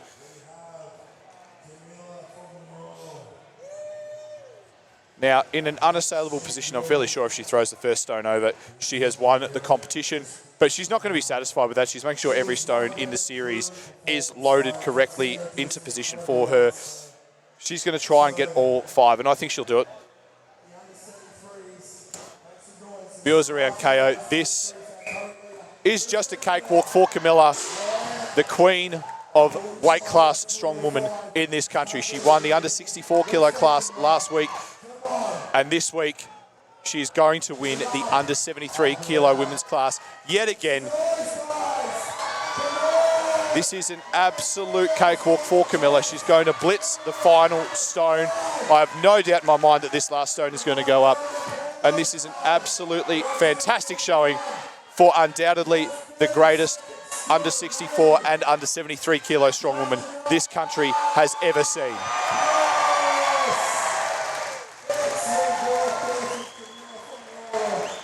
And we'll let her have that moment. The undisputed GOAT gets a kiss from King Carl, her partner.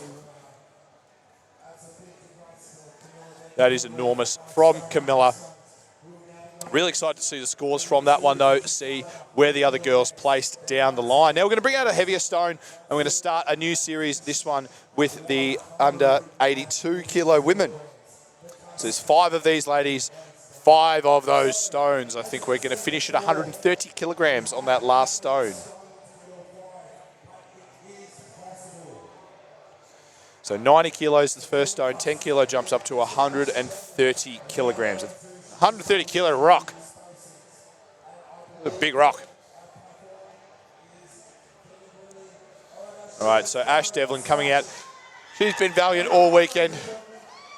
Her first showing at this level. She's not been quite there on some of these events, but she's put in an absolutely fantastic showing all weekend. Good to have her at this level of strongwoman competition. We will be seeing more of her in the future. This is the first stone here. She's going to look to load it. It is sticking to her clothes a little bit, but she gets up and, oh no, heartbreaking. Heartbreaking to get it almost over there. You can see she's got competitors behind her making a little bit of noise for her. They're trying to get her G'd up, trying to get her as fired up as she can. That takes a lot out of her, and this is the 8th event. Really, really taxing show.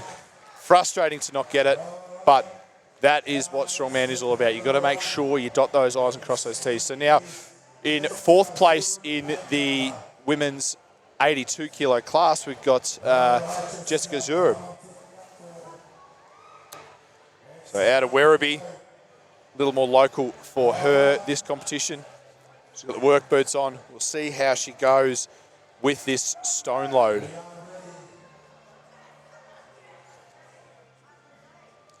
So she's got the 90 kilo stone first, or 100 kilogram, in fact.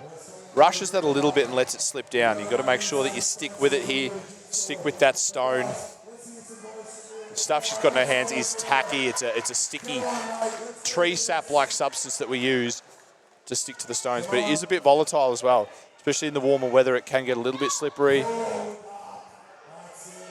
little bit watery. So she's struggling to get it past the knee, and this part of what is challenging about these stones is you're picking them up from such a low point. Think about doing a deadlift where the bar actually starts on the floor. 100 kilo stone is into the lap. Now, can she get the load, the extension? Yes, she can. She's happy with that. She's really happy with that. 110 kilos now. I don't think she's going to get this anywhere because she's going to run out of time. And she does end it there with a successful rep, and she's happy with that. All right, so next up, we have Liz Aitken, that's her partner Paul back there. Lots of couples in strongman. If you lift together, you stay together. Pretty sure someone said that. So Liz Aitken, now, this is an important lift for her. If she can put the pressure on Sarah and Sarah come down the field a little bit in the stones, she can move up into second on the podium. By this stage, Megan Clark is in an unassailable position, but Liz did take points off Megan. She did win the last event, which is the only event Megan hasn't won. So to take points off the current best under 82 kilo woman in the country is quite impressive.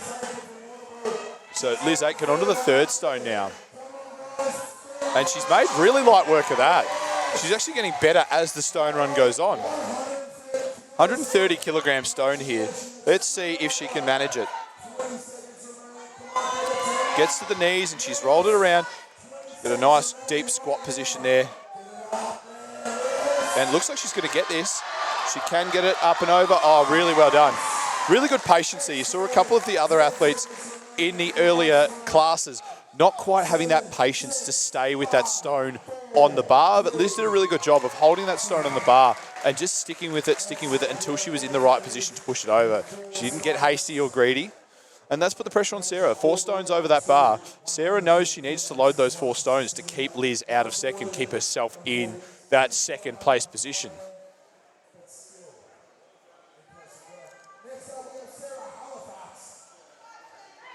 Sarah Halifax now, she's currently in second position. She knows what she needs to do. She knows she needs to get a good stone run in here, get solid 4 stones up so that she can knock Liz completely out of the chance to get into that second position. She wants that second place. She's a little bit too far behind Megan Clark, probably to get the victory. I think Megan, as soon as she lifts a stone, will claim the title yet again. But Sarah definitely wants that second place. She's come such a long way in the last couple of years of her training. Does have a bright future in the sport. First stone. Looks nice and easy for Sarah. She's a pretty good stone lifter. She is going to want that third stone, though, fourth stone. Gets that 110 up nice and easy. 120 kilo stone. Gets it up to the knees, gets it around the knees. And there's that 120 stone, so 130 now. 130 kilo stone, and this cements her place as second if she gets it up. If she doesn't, I'm not sure how many points Liz required. So she needs this load, puts it up and over, and now this is the second strongest woman in the country under 82.5 kilos. 140 now. This is a big, big rock. Gets it to the lap. The tongues come out. I was speaking with Katie about this yesterday. Tongue out Sarah is a strong Sarah and doesn't quite manage to load it. But a very good effort there from Sarah, definitely cementing herself the second place that she so definitely deserves over this weekend. Megan Clark, she's just about won the show already. I don't know if she actually even needs to do this last event, but she is going to. And she's looking at this fifth stone, making sure it's in the right position because she wants to load it. She's won 6 of the 7 events so far. I think she's going to want to win 7 out of the 8. She'll be ruining the fact that she missed out on the win in that last event, the Zercher. So she'll want to make up for that. She'll want to make up the points that she lost, even though she's so far in front. I don't think she actually needs to do this last event. This is the 8th event of 8. She's already won 6 of them, comes second in the 7th. What can she do in the 8th? As soon as she loads a stone, she has claimed the title, I believe, and just one motions it. That's brute power there. Immense bicep power. Really strong pick from her. She's not really getting under the stones. She doesn't have to get under the stones yet because she is so strong in that crush strength.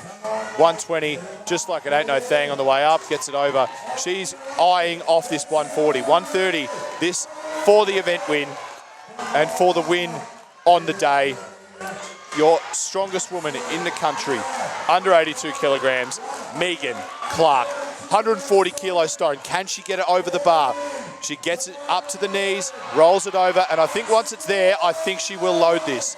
Once it's in the lap, and I've never seen that before, she's almost supported herself on the rack. She's still got 15 seconds. I don't know if this is there now after that attempt going awry.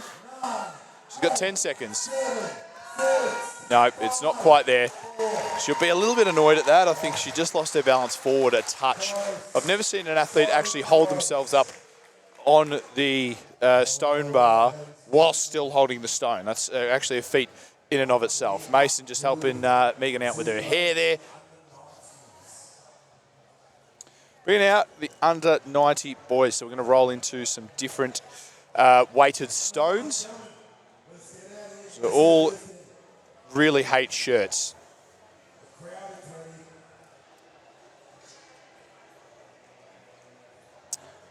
It is quite invasive, Tacky, so going shirtless is the preferred method for the fellas, just so they don't have to besmirch any of their T-shirts. We usually, as strongmen, have actual tacky clothes that we just accept are going to be ruined, so we just wear them all the time. We wear tacky.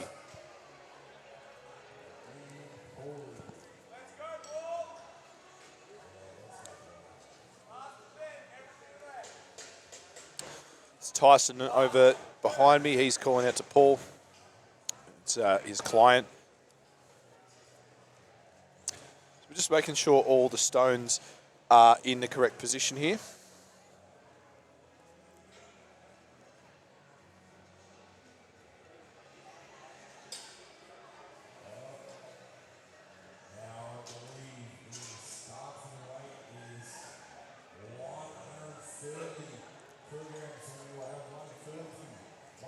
So we've got 130, 140, 150, 160, and 100 and 180 kilo stone to finish. 180.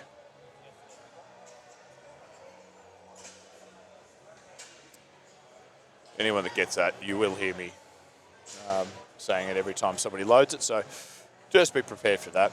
It's the end of day 2. Things are getting unhinged on commentary. So Paulie over the stones, assessing them, making sure they're all in the right spot.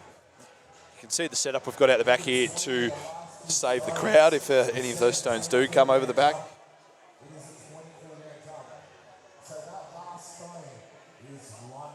This is a 1.3 metre bar. You can see the bar height has also escalated.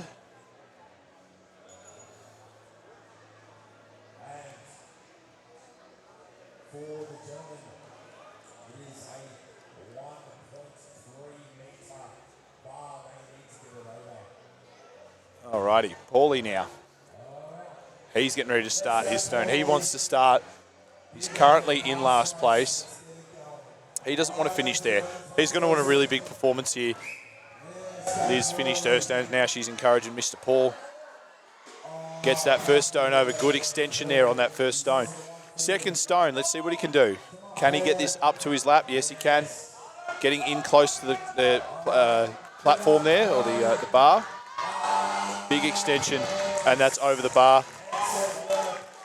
Bit of a smart-ass payakaroon. Tyson yelling out instructions from over the fence.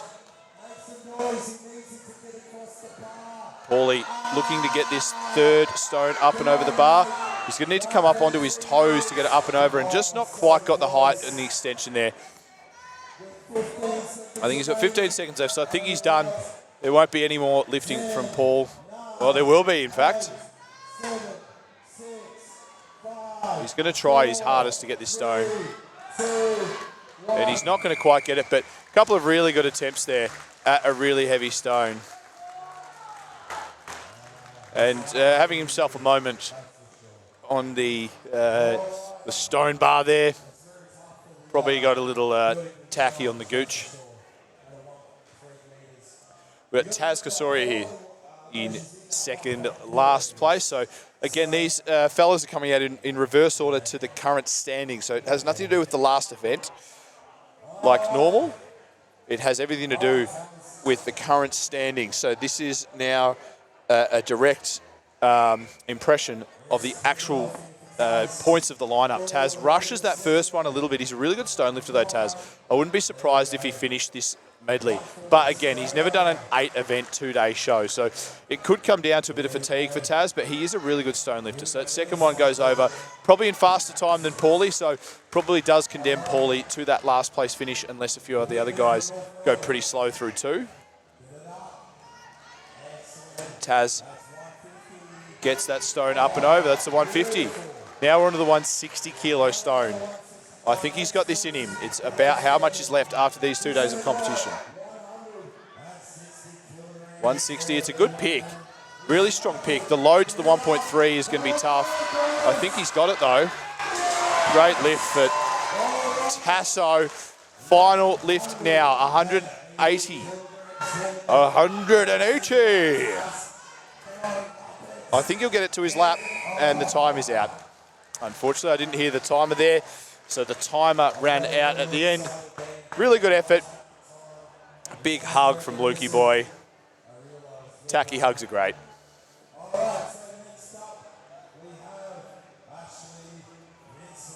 So we have Ash Vincent next up.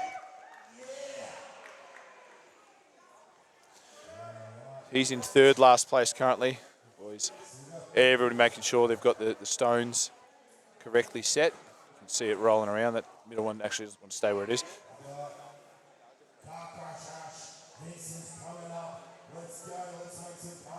Ash Vincent here with his last showing. 130 moving really, really well there. That's a nice pick and load. Second at the 140 kilo mark. He knows Taz put up those three, so he needs to stay ahead of Taz with a good load of the 160 kilo stone. The 150 now.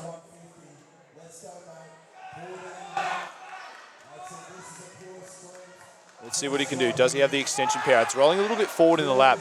These stones actually get larger and larger as they increase in weight as well. They become really, really hard to work with. So it becomes even harder to wrap around it. It's further in front of you. It's also, you need to get them higher because a larger stone means it's lower as well.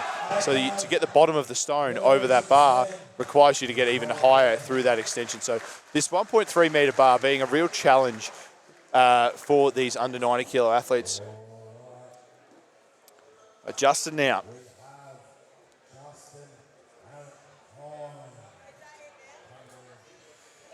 So again, Justin just making sure everything's in order. He's got big, powerful legs, Justin, so I wouldn't be surprised if he does a lot of these stones. See him do 4 or 5, hopefully. So Taz might have worked his way up the podium here. Not podium, but at least up the field out of that second last place. Really strong stand-up, powerful extension there. He's got a little bit of grip cheese on the thighs there to make sure that that stone isn't going to slip away on him. 2 stones are up. Can he get that 3rd stone? Sort of puts him ahead of Paulie, puts him ahead of Ash. It's in the lap. Really grueling to be doing this after 2 days of events. A lot of these boys won't have done that. And he does that 3rd stone. A fantastic lift for him. 150, 160 kilos now. He knows Taz got this. 15 seconds to go, so he's probably not going to do it faster than Taz, but he knows doing 4 stones is going to put him in really good stead. He's got time not on his side. 5 seconds, 4. And he gets it.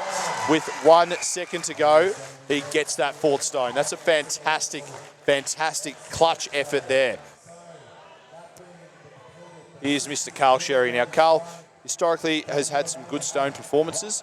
He's been a bit down on his best this weekend, but today has been a better day for him than yesterday. So we'll see how well he does here.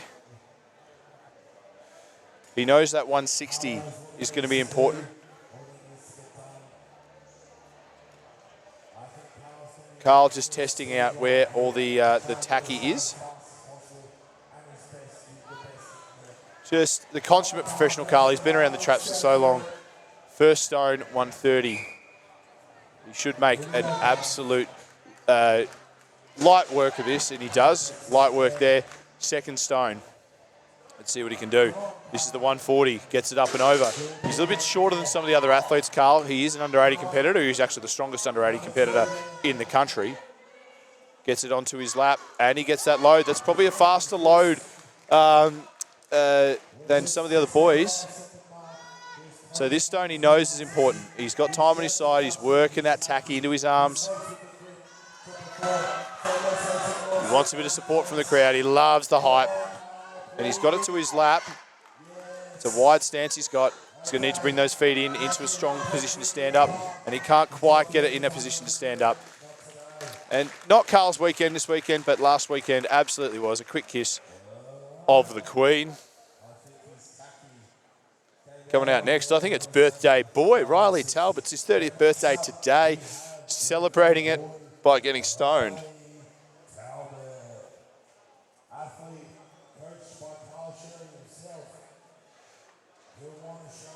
Riley's actually coached by Carl, so this is quite a cool dynamic, having a coach and client in the same weight class. And the client currently sitting ahead of the coach in the standings. So it's a good solid pick at the 130 stone here for Riley. He'll be looking to solidify his positioning. He got the event win in the Zercher race, so the overhead medley, which is a really good win for him on his birthday. Really good to get a birthday win on the board. Definitely something to hang your hat on, winning an event at this level of strongman. It's absolutely the best level of strongman in the country, and the best level of strongman we've ever seen in the country as well. The depth of talent in these fields are incredible. Any guy could probably win on their day.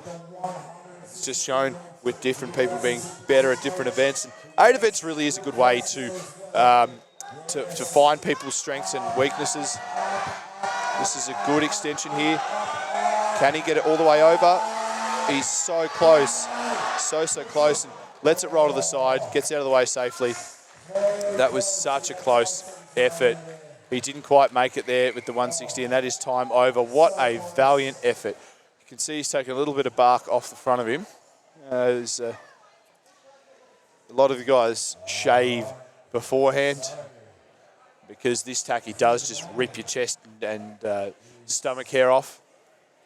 A lot of the guys don't shave. So Aiden there in a sling. He hurt his shoulder before. I'm actually not sure if he might have dislocated it. Might have to go ask him that afterwards. That's the first stone over for the Ant-Man. Second stone over. It looks like he's built for stones, this guy. He's got some good long levers, big long arms, tall so he can get that extension over there. Nice and powerful. Now, this would be for the event lead so far, if he can get this done fast. That pick proving a little bit challenging at the 160 here for the Ant-Man. Getting some support from behind. And that's a great extension there. Really, really great work. So 20 seconds now for this last event. See if he can get this last stone over the mark. So not quite able to get that last stone over, but he does go into first place so far. Time of 35.26 seconds through that fourth stone.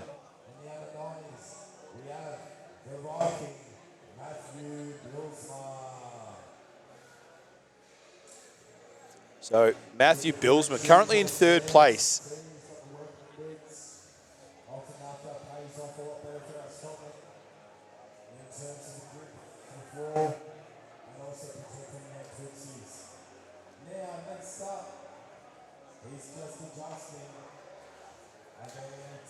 He knows he needs to probably get at least 3 fast here, but 2, getting 4 would really put him in a good spot. He's chosen to try and one motion the first one and does muscle through it. Probably wasn't the go, but he definitely got it, and he goes through the second one nice and fast too. So watch out for a bit of tacky in the beard. That can be very, very uncomfortable. Third one, he gets that one over nice and strong, and that's probably put him ahead of the other guys on those 3 stones. But there's 3 guys now with those fourth stone on the board. So he knows he needs this to keep himself in that, and I've never seen someone catch a stone on the way back. I've actually not seen that. Usually they just let it drop. He does get that fourth stone over. Is it faster than Anthony Martin's? I'm not sure. He's got 20 seconds left in this event. If he gets his 5th stone, he gives himself a really good chance at actually coming second overall. He's struggling with that pick. He's probably not going to get it. There's not enough time now. He's going to run out of time.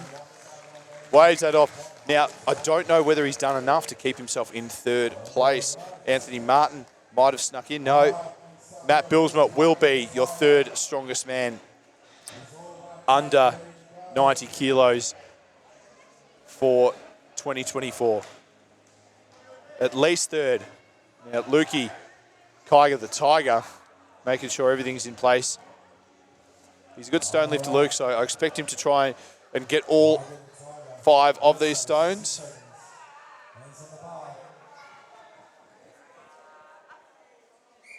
So time is on for Luke Kyger. He knows he needs to get 4. And if he gets 4 in less than 34 seconds, he will be the 2nd strongest man in the country, at least. I don't know how far behind Dylan is. I think he's a little bit too far behind Dylan. And Dylan is a brilliant stone lifter as well. So 3rd stone. He's looking very, very pedestrian at the minute. It's just going over very, very nice and easy. You can see he's got his arms completely covered up in tape to try and protect that skin on the arms a bit. 160 kilo stone in the lap here. And a strong extension there, and he gets it over. We love that for Luke. That's really, really good for Luke. So we've got 20 seconds. So he's right on parity with those other boys, but if he gets this, he knows he is the 2nd strongest man in the country for sure. I think he might have done enough. Giving the stone a little bit of a kick there. Always a character.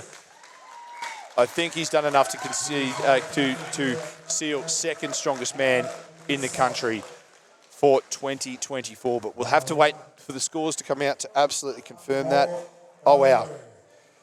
Unofficially, less than a tenth of a second behind Matthew Bilsma. As in faster than Matthew Bilsma, but less than a tenth of a second faster with that fourth stone. So that is, ladies and gentlemen, Luke Kiger, the second strongest man under 90 kilograms in Australia in 2024. And Dylan, one of the best stone lifters in the country. He has put on a fantastic performance all weekend. Dylan Phipps, this is a little bit of a party for him. Tried to one motion. It didn't really get the one motion right, so ended up catching the stone and having to lap it and load it. But I expect Dylan to go through a lot of these stones. He's happy with that. In fact, he knows that's the win, and smart move by Dylan not to bother lifting more than he has to.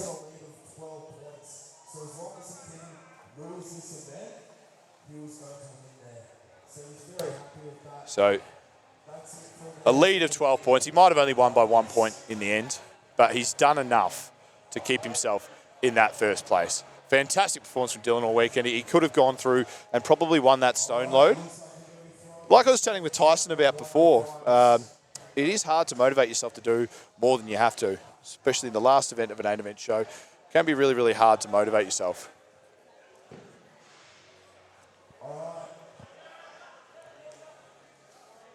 We got the under 105s now.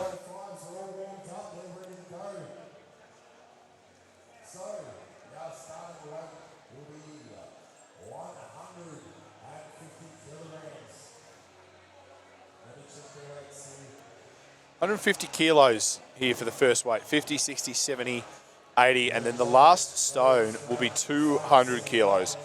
Now, I will be pretty surprised if anyone loads that 200 kilo stone. I don't think it is in many of these guys' wheelhouse to be doing that at the end of the show.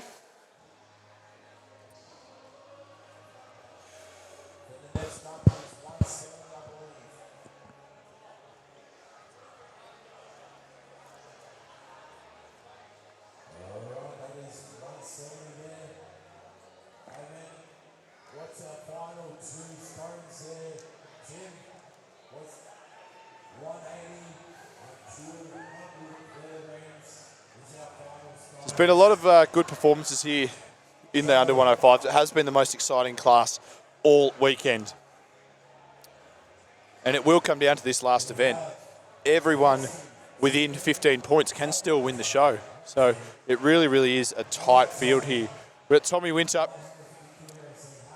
Mustachioed Bandit, Daddy T.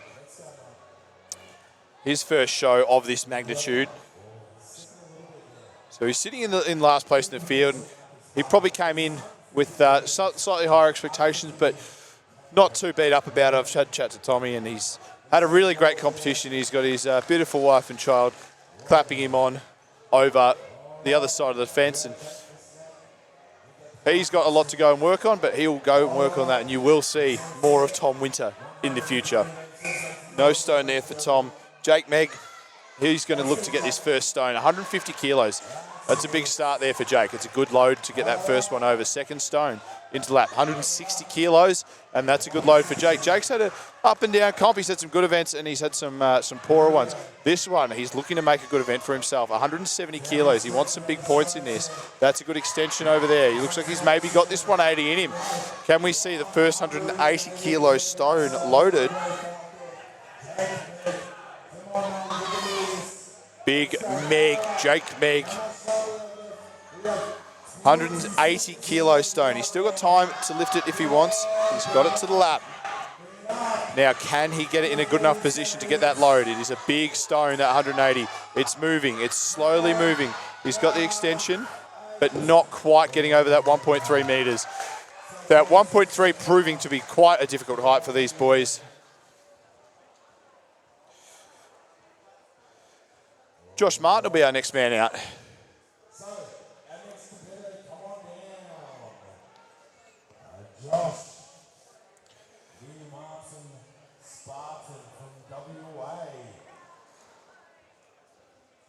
So Josh, he's got his knee sleeves on, he's got everything sorted, making sure the stones are in the right position. Definitely the best haircut of the weekend. He's got tacky on the back of the hand there, you can see. So we do that in strongman because sometimes by the time you get to that last stone, the tacky that you put on your arms and your hands might have worn off or come off on the stone. So you want to have a little bit extra so that you can reapply it throughout the run. So 160 kilo stone now. This is Josh Martin. He's got it into the lap there. Strong position. It's going to be a struggle to get that up and over now. I don't know if he's got the power to extend it. It doesn't seem to be budging from that point. He doesn't seem to be willing to give up, but he is going to wave off the remainder of the attempt. And that's the last we'll see of Josh Martin for the weekend. A really valiant performance from him. A good start to his national career competing at this level. It is no joke competing at this level. It absolutely is a privilege to be at this level. So here's Chris Merriman. The backflipping 105. It's a strong start, 150 kilos over the bar. He knows 2 in a good time is still going to get him some points. So it's trying to claw his way up the leaderboard as far as he can in this last event. I mean, there's 15 points on offer for the event win. So getting those 15 can be really important. So 2 reps puts him ahead of Josh Martin, Tom Winter as well, not getting a rep there. It's just reapplying that tacky. Jake Megg got the 3 in what will be a faster time than Chris if Chris does happen to load this. 10 seconds. I don't think Chris has this one. The timing's not going to work for him. And that's all we'll see from Chris for the weekend. He's been a fantastic competitor. All right, next up, we have our next competitor. So I think the Breisler's coming out next. Bryce Person. So Bryce, he's probably not where he'd like to be on the leaderboard, so he's had a bit of an up and down comp. Coach Tyson watching on from the sidelines. And Bryce getting a little bit lazy with that extension there and not quite managing to get it over the bar. Really got to make sure that you keep your extension held. And now it's a really tough mountain to climb to get this one over the bar. Oh, and he does. That's an absolute fight. Made that harder than it needed to be by having to do it twice. I think that might be all he's got in the tank for the day. I don't think he's going to go for another one. He is taking his time. He's stepping back. I think he's contemplating it. Contemplating a 3rd stone here. No. Once you've mentally sold yourself out of it, it's really hard to get back into that mental headspace in a short space of time. Ben Aykroyd, really good stone lifter, Big Ben, so I expect to see him having a really good run on these stones.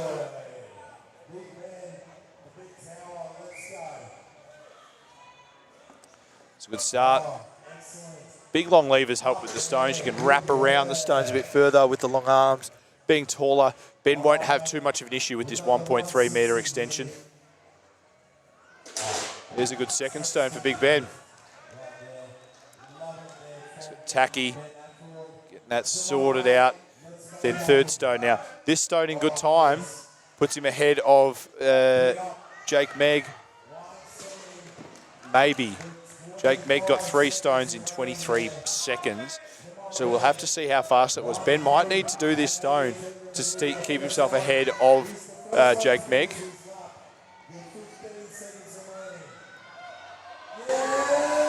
And Benny Aykroyd, does he have the 180 stone? Oh, couldn't quite get it over the bar. 180 kilo stone. Very frustrating. Very, very heartbreaking there. That wasn't an issue of being lazy at the top there. That was just not quite having enough extension on it. And timing as well comes into this. So when you're doing your Atlas stones, and you want to try and reach over the bar, you want to reach over at a set time so that you can actually get the peak of your extension as you're reaching over the bar. Now, this man calls himself the Stone Delph. He is a good stone lifter, Big Ben McLean.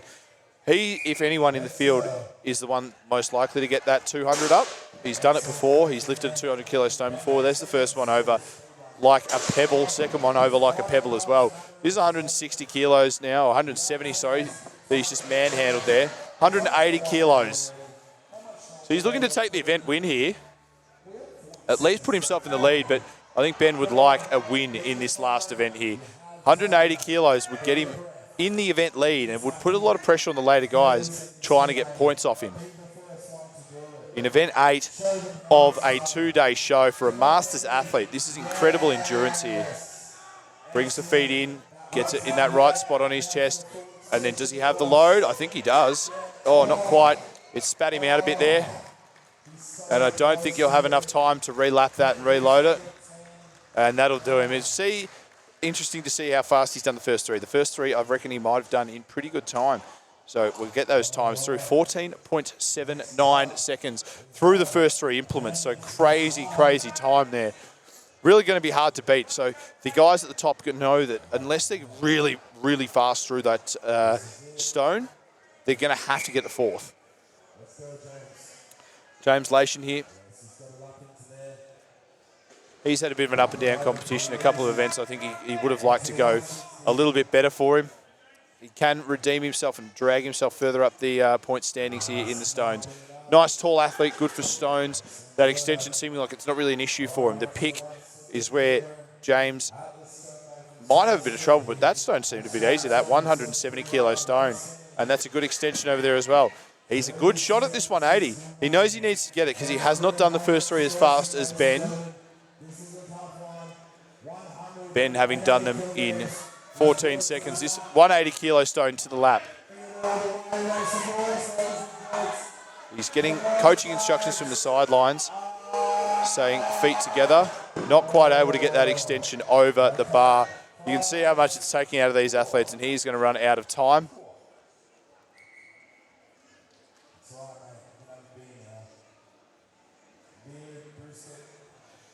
These athletes have given absolutely everything over the course of these last 3 days.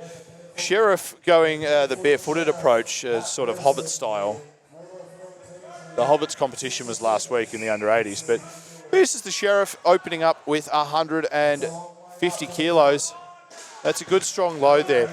He is going to struggle with the height aspect of this loading event here, given it is a 1.3 metre load. He is one of the shorter athletes in the field.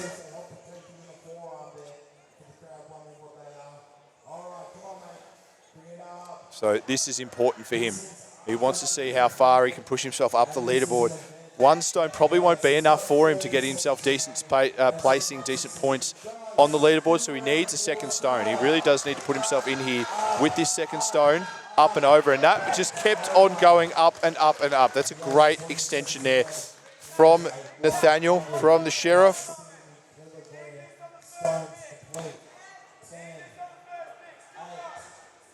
He's got 7 seconds. I don't think he's going to get this up and over. No, doesn't quite get it. Stone sort of spits him back out. He's got the 2 on the board though.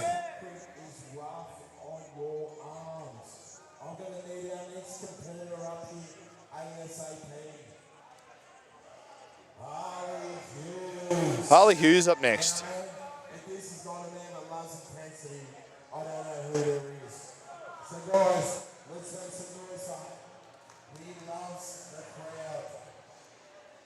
So Harley currently sitting in 6th position. He knows he's going to need a big performance here to finish this competition off if he wants to get himself into the top 5. That's a wild attempt at that first load. Just sort of slipped down a long way, so he left himself with a little bit of work to do to get that up over the bar. If he can keep it a little higher on his chest, rather than letting it slip down into his waistline, he's done a better job at keeping it high there, and you see that extension a lot better on that 2nd stone. So he's definitely got more weight than that first stone probably indicated because of the way it slipped down on his chest. And that was just a rushing thing. He wants this 3rd stone. It's 170 kilograms. It's a big stone. He's got it in the lap. We'll have to see what he's got on this extension. Can he get it up and over the bar? Doesn't look like he's quite got that extension. One of the shorter athletes as well. That 1.3 metre bar is a long way up and a long way to send a 170 kilo stone. He's probably not going to get this here. He's going to time out. 5 seconds. 3 seconds left, and no, not quite. He does run out of time there in the end, but a great competition for Harley as well. Really fast through too, so there'll be some decent points for him. Maybe not enough to stay in contention for the top 5. Now, Jaden, he really let himself slip on that last event. The Zercher carry, he had a couple of fumbles on that, so he really needs a good performance to put himself back in top 3 contention. He's currently sitting in 5th position. He needs a big stone run here. First stone looking very comfortable into the lap, nice on the load. We'll watch how he goes through this one because he's going to need at least 3 stones to stay in touch with the top 5. Second stone there, really nice and easy. These are looking pretty comfortable. I think 180 could be there. We'll go 170 first though. We need to see this one go up to stay in touch with that top 5. Jaden, if you remember him or if you find him familiar, he is off Survivor. He was in the most recent season. This is the 180 kilo stone. So 170 went up, 180 needs to go up, and this can put him back in contention for the top 3. If he gets this stone up, this can mean big points for him, big points. Nobody has gotten the 4th stone up. Nobody's gotten this 180 kilo stone up, and still nobody has gotten that 180 kilo stone up. There's a massive ask of these athletes to get a 180 kilo stone over a bar in the 4th event of a 2-day competition on the 2nd day. So event number 8.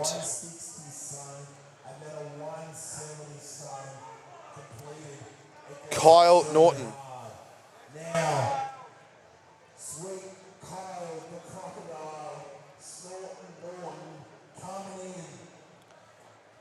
Kyle trying to make sure all these stones are in place. Kyle's had a really good showing for himself, and he's put himself in contention for the podium. He needs a fast run here if he is to put himself back on that podium, and that is a big mistake. That is a mistake there from Kyle. And maybe a little bit of inexperience showing there.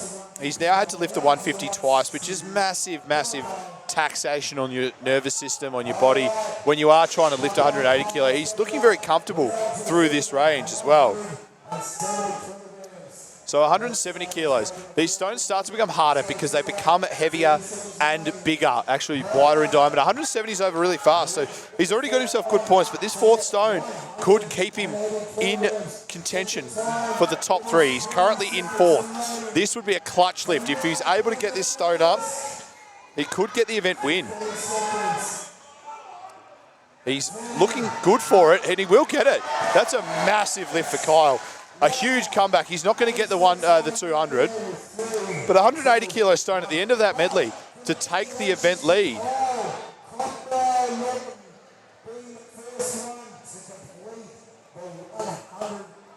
So we've got 3 lifters left. We have the worst thing to happen to strongman. So it's Cam Taylor.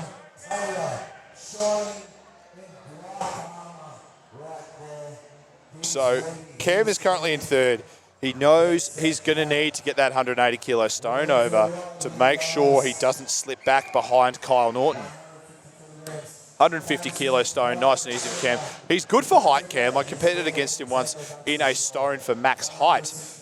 We each loaded 130 kilo stone. I think we got up to 1.7 meters. So it's 170 kilos now. Didn't quite get it past the knees. He's really got to get this stone.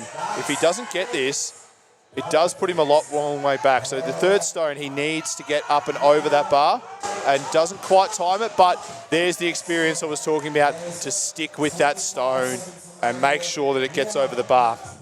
That is a matter of experience. That is something that is important, and we've seen a couple of athletes lose the stone when it's actually at the bar.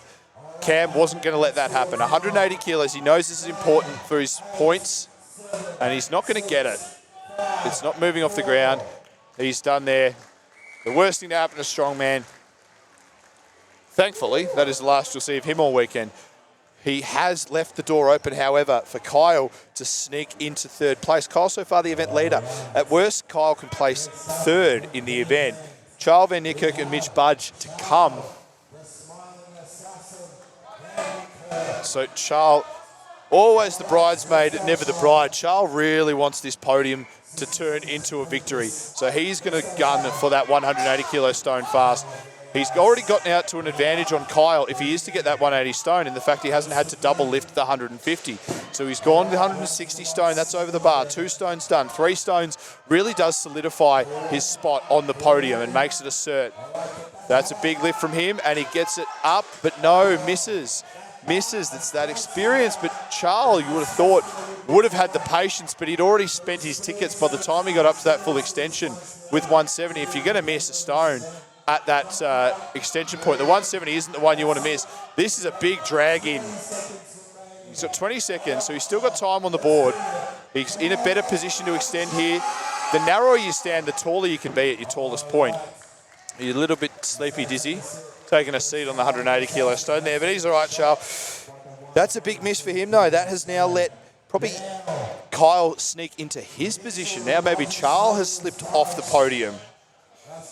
It's all going to come down to the array of scoring and where people fit amongst this lineup. With 15 points on offer, the top end can really get a lead on. Now, Mitch doesn't need to do a whole heap here. I think if he lifts the first 3 stones, he will be your strongest man under 105 kilograms. I'm not going to confirm that because I don't know the actual scores.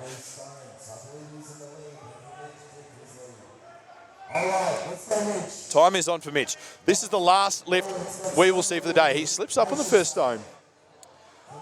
Woody trying to give him some running instructions, but he's struggling to get this stone up off the ground. He does get purchase on it now and loads that 150 kilo stone. It's a nice strong extension. He definitely needs this 160. Definitely needs this 160, but we could see somebody really come from behind, and if he can't get this 160 kilo stone, this is the most topsy-turvy weight class I have ever seen. He's really struggling here, and this is pressure. This is what pressure does in strongman. He's only got 10 seconds left. He really needs this 160. I don't think he's going to get it.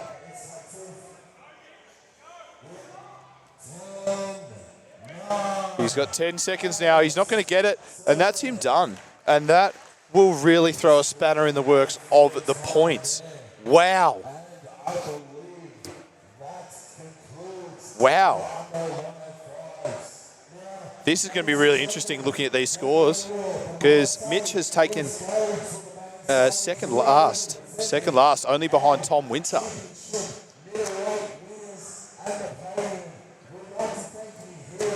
These guys are going to get to go on the main stage now for their awards, but I don't know where this 105 class is. Cam Taylor might have been the beneficiary, actually, of Charles and Mitch not performing, because he's put that 3rd stone up. He won't get great points for it because there are a fair few guys faster than him, Cam, there. So we're going to cross to put her on the floor now to wrap up the show. All right, we're live here on the comp floor, and that concludes our stone event. What an amazing event, a true feat of strength, especially for strongman. Now, I just want to say thank you to a lot of our sponsors here today. We have SBD, our equipment manufacturer, and so on. We also have our Be Live as well. They're a great provider. We also have Quest Infrastructure. Yeah, we wouldn't be here without them. We also have DNS Strength Collective that's also sponsoring us today. We also have the Strength Workshop from Sydney as well. Steel and Stone Gym as well from Queensland. They've been helping. We also have Stand and Submit, or actually Stand or Submit for that for us. And I can't thank enough Be Live Streaming as well. They've been providing us with the freebies, which has been incredible.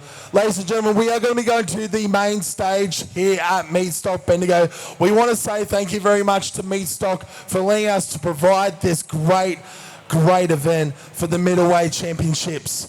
All right, thank you so much. I really appreciate you guys, and we'll see you soon in about 1 month for the Australian Heavyweight Strongman and Strongwoman Championships up in Sydney. Thank you guys. Off to Sam.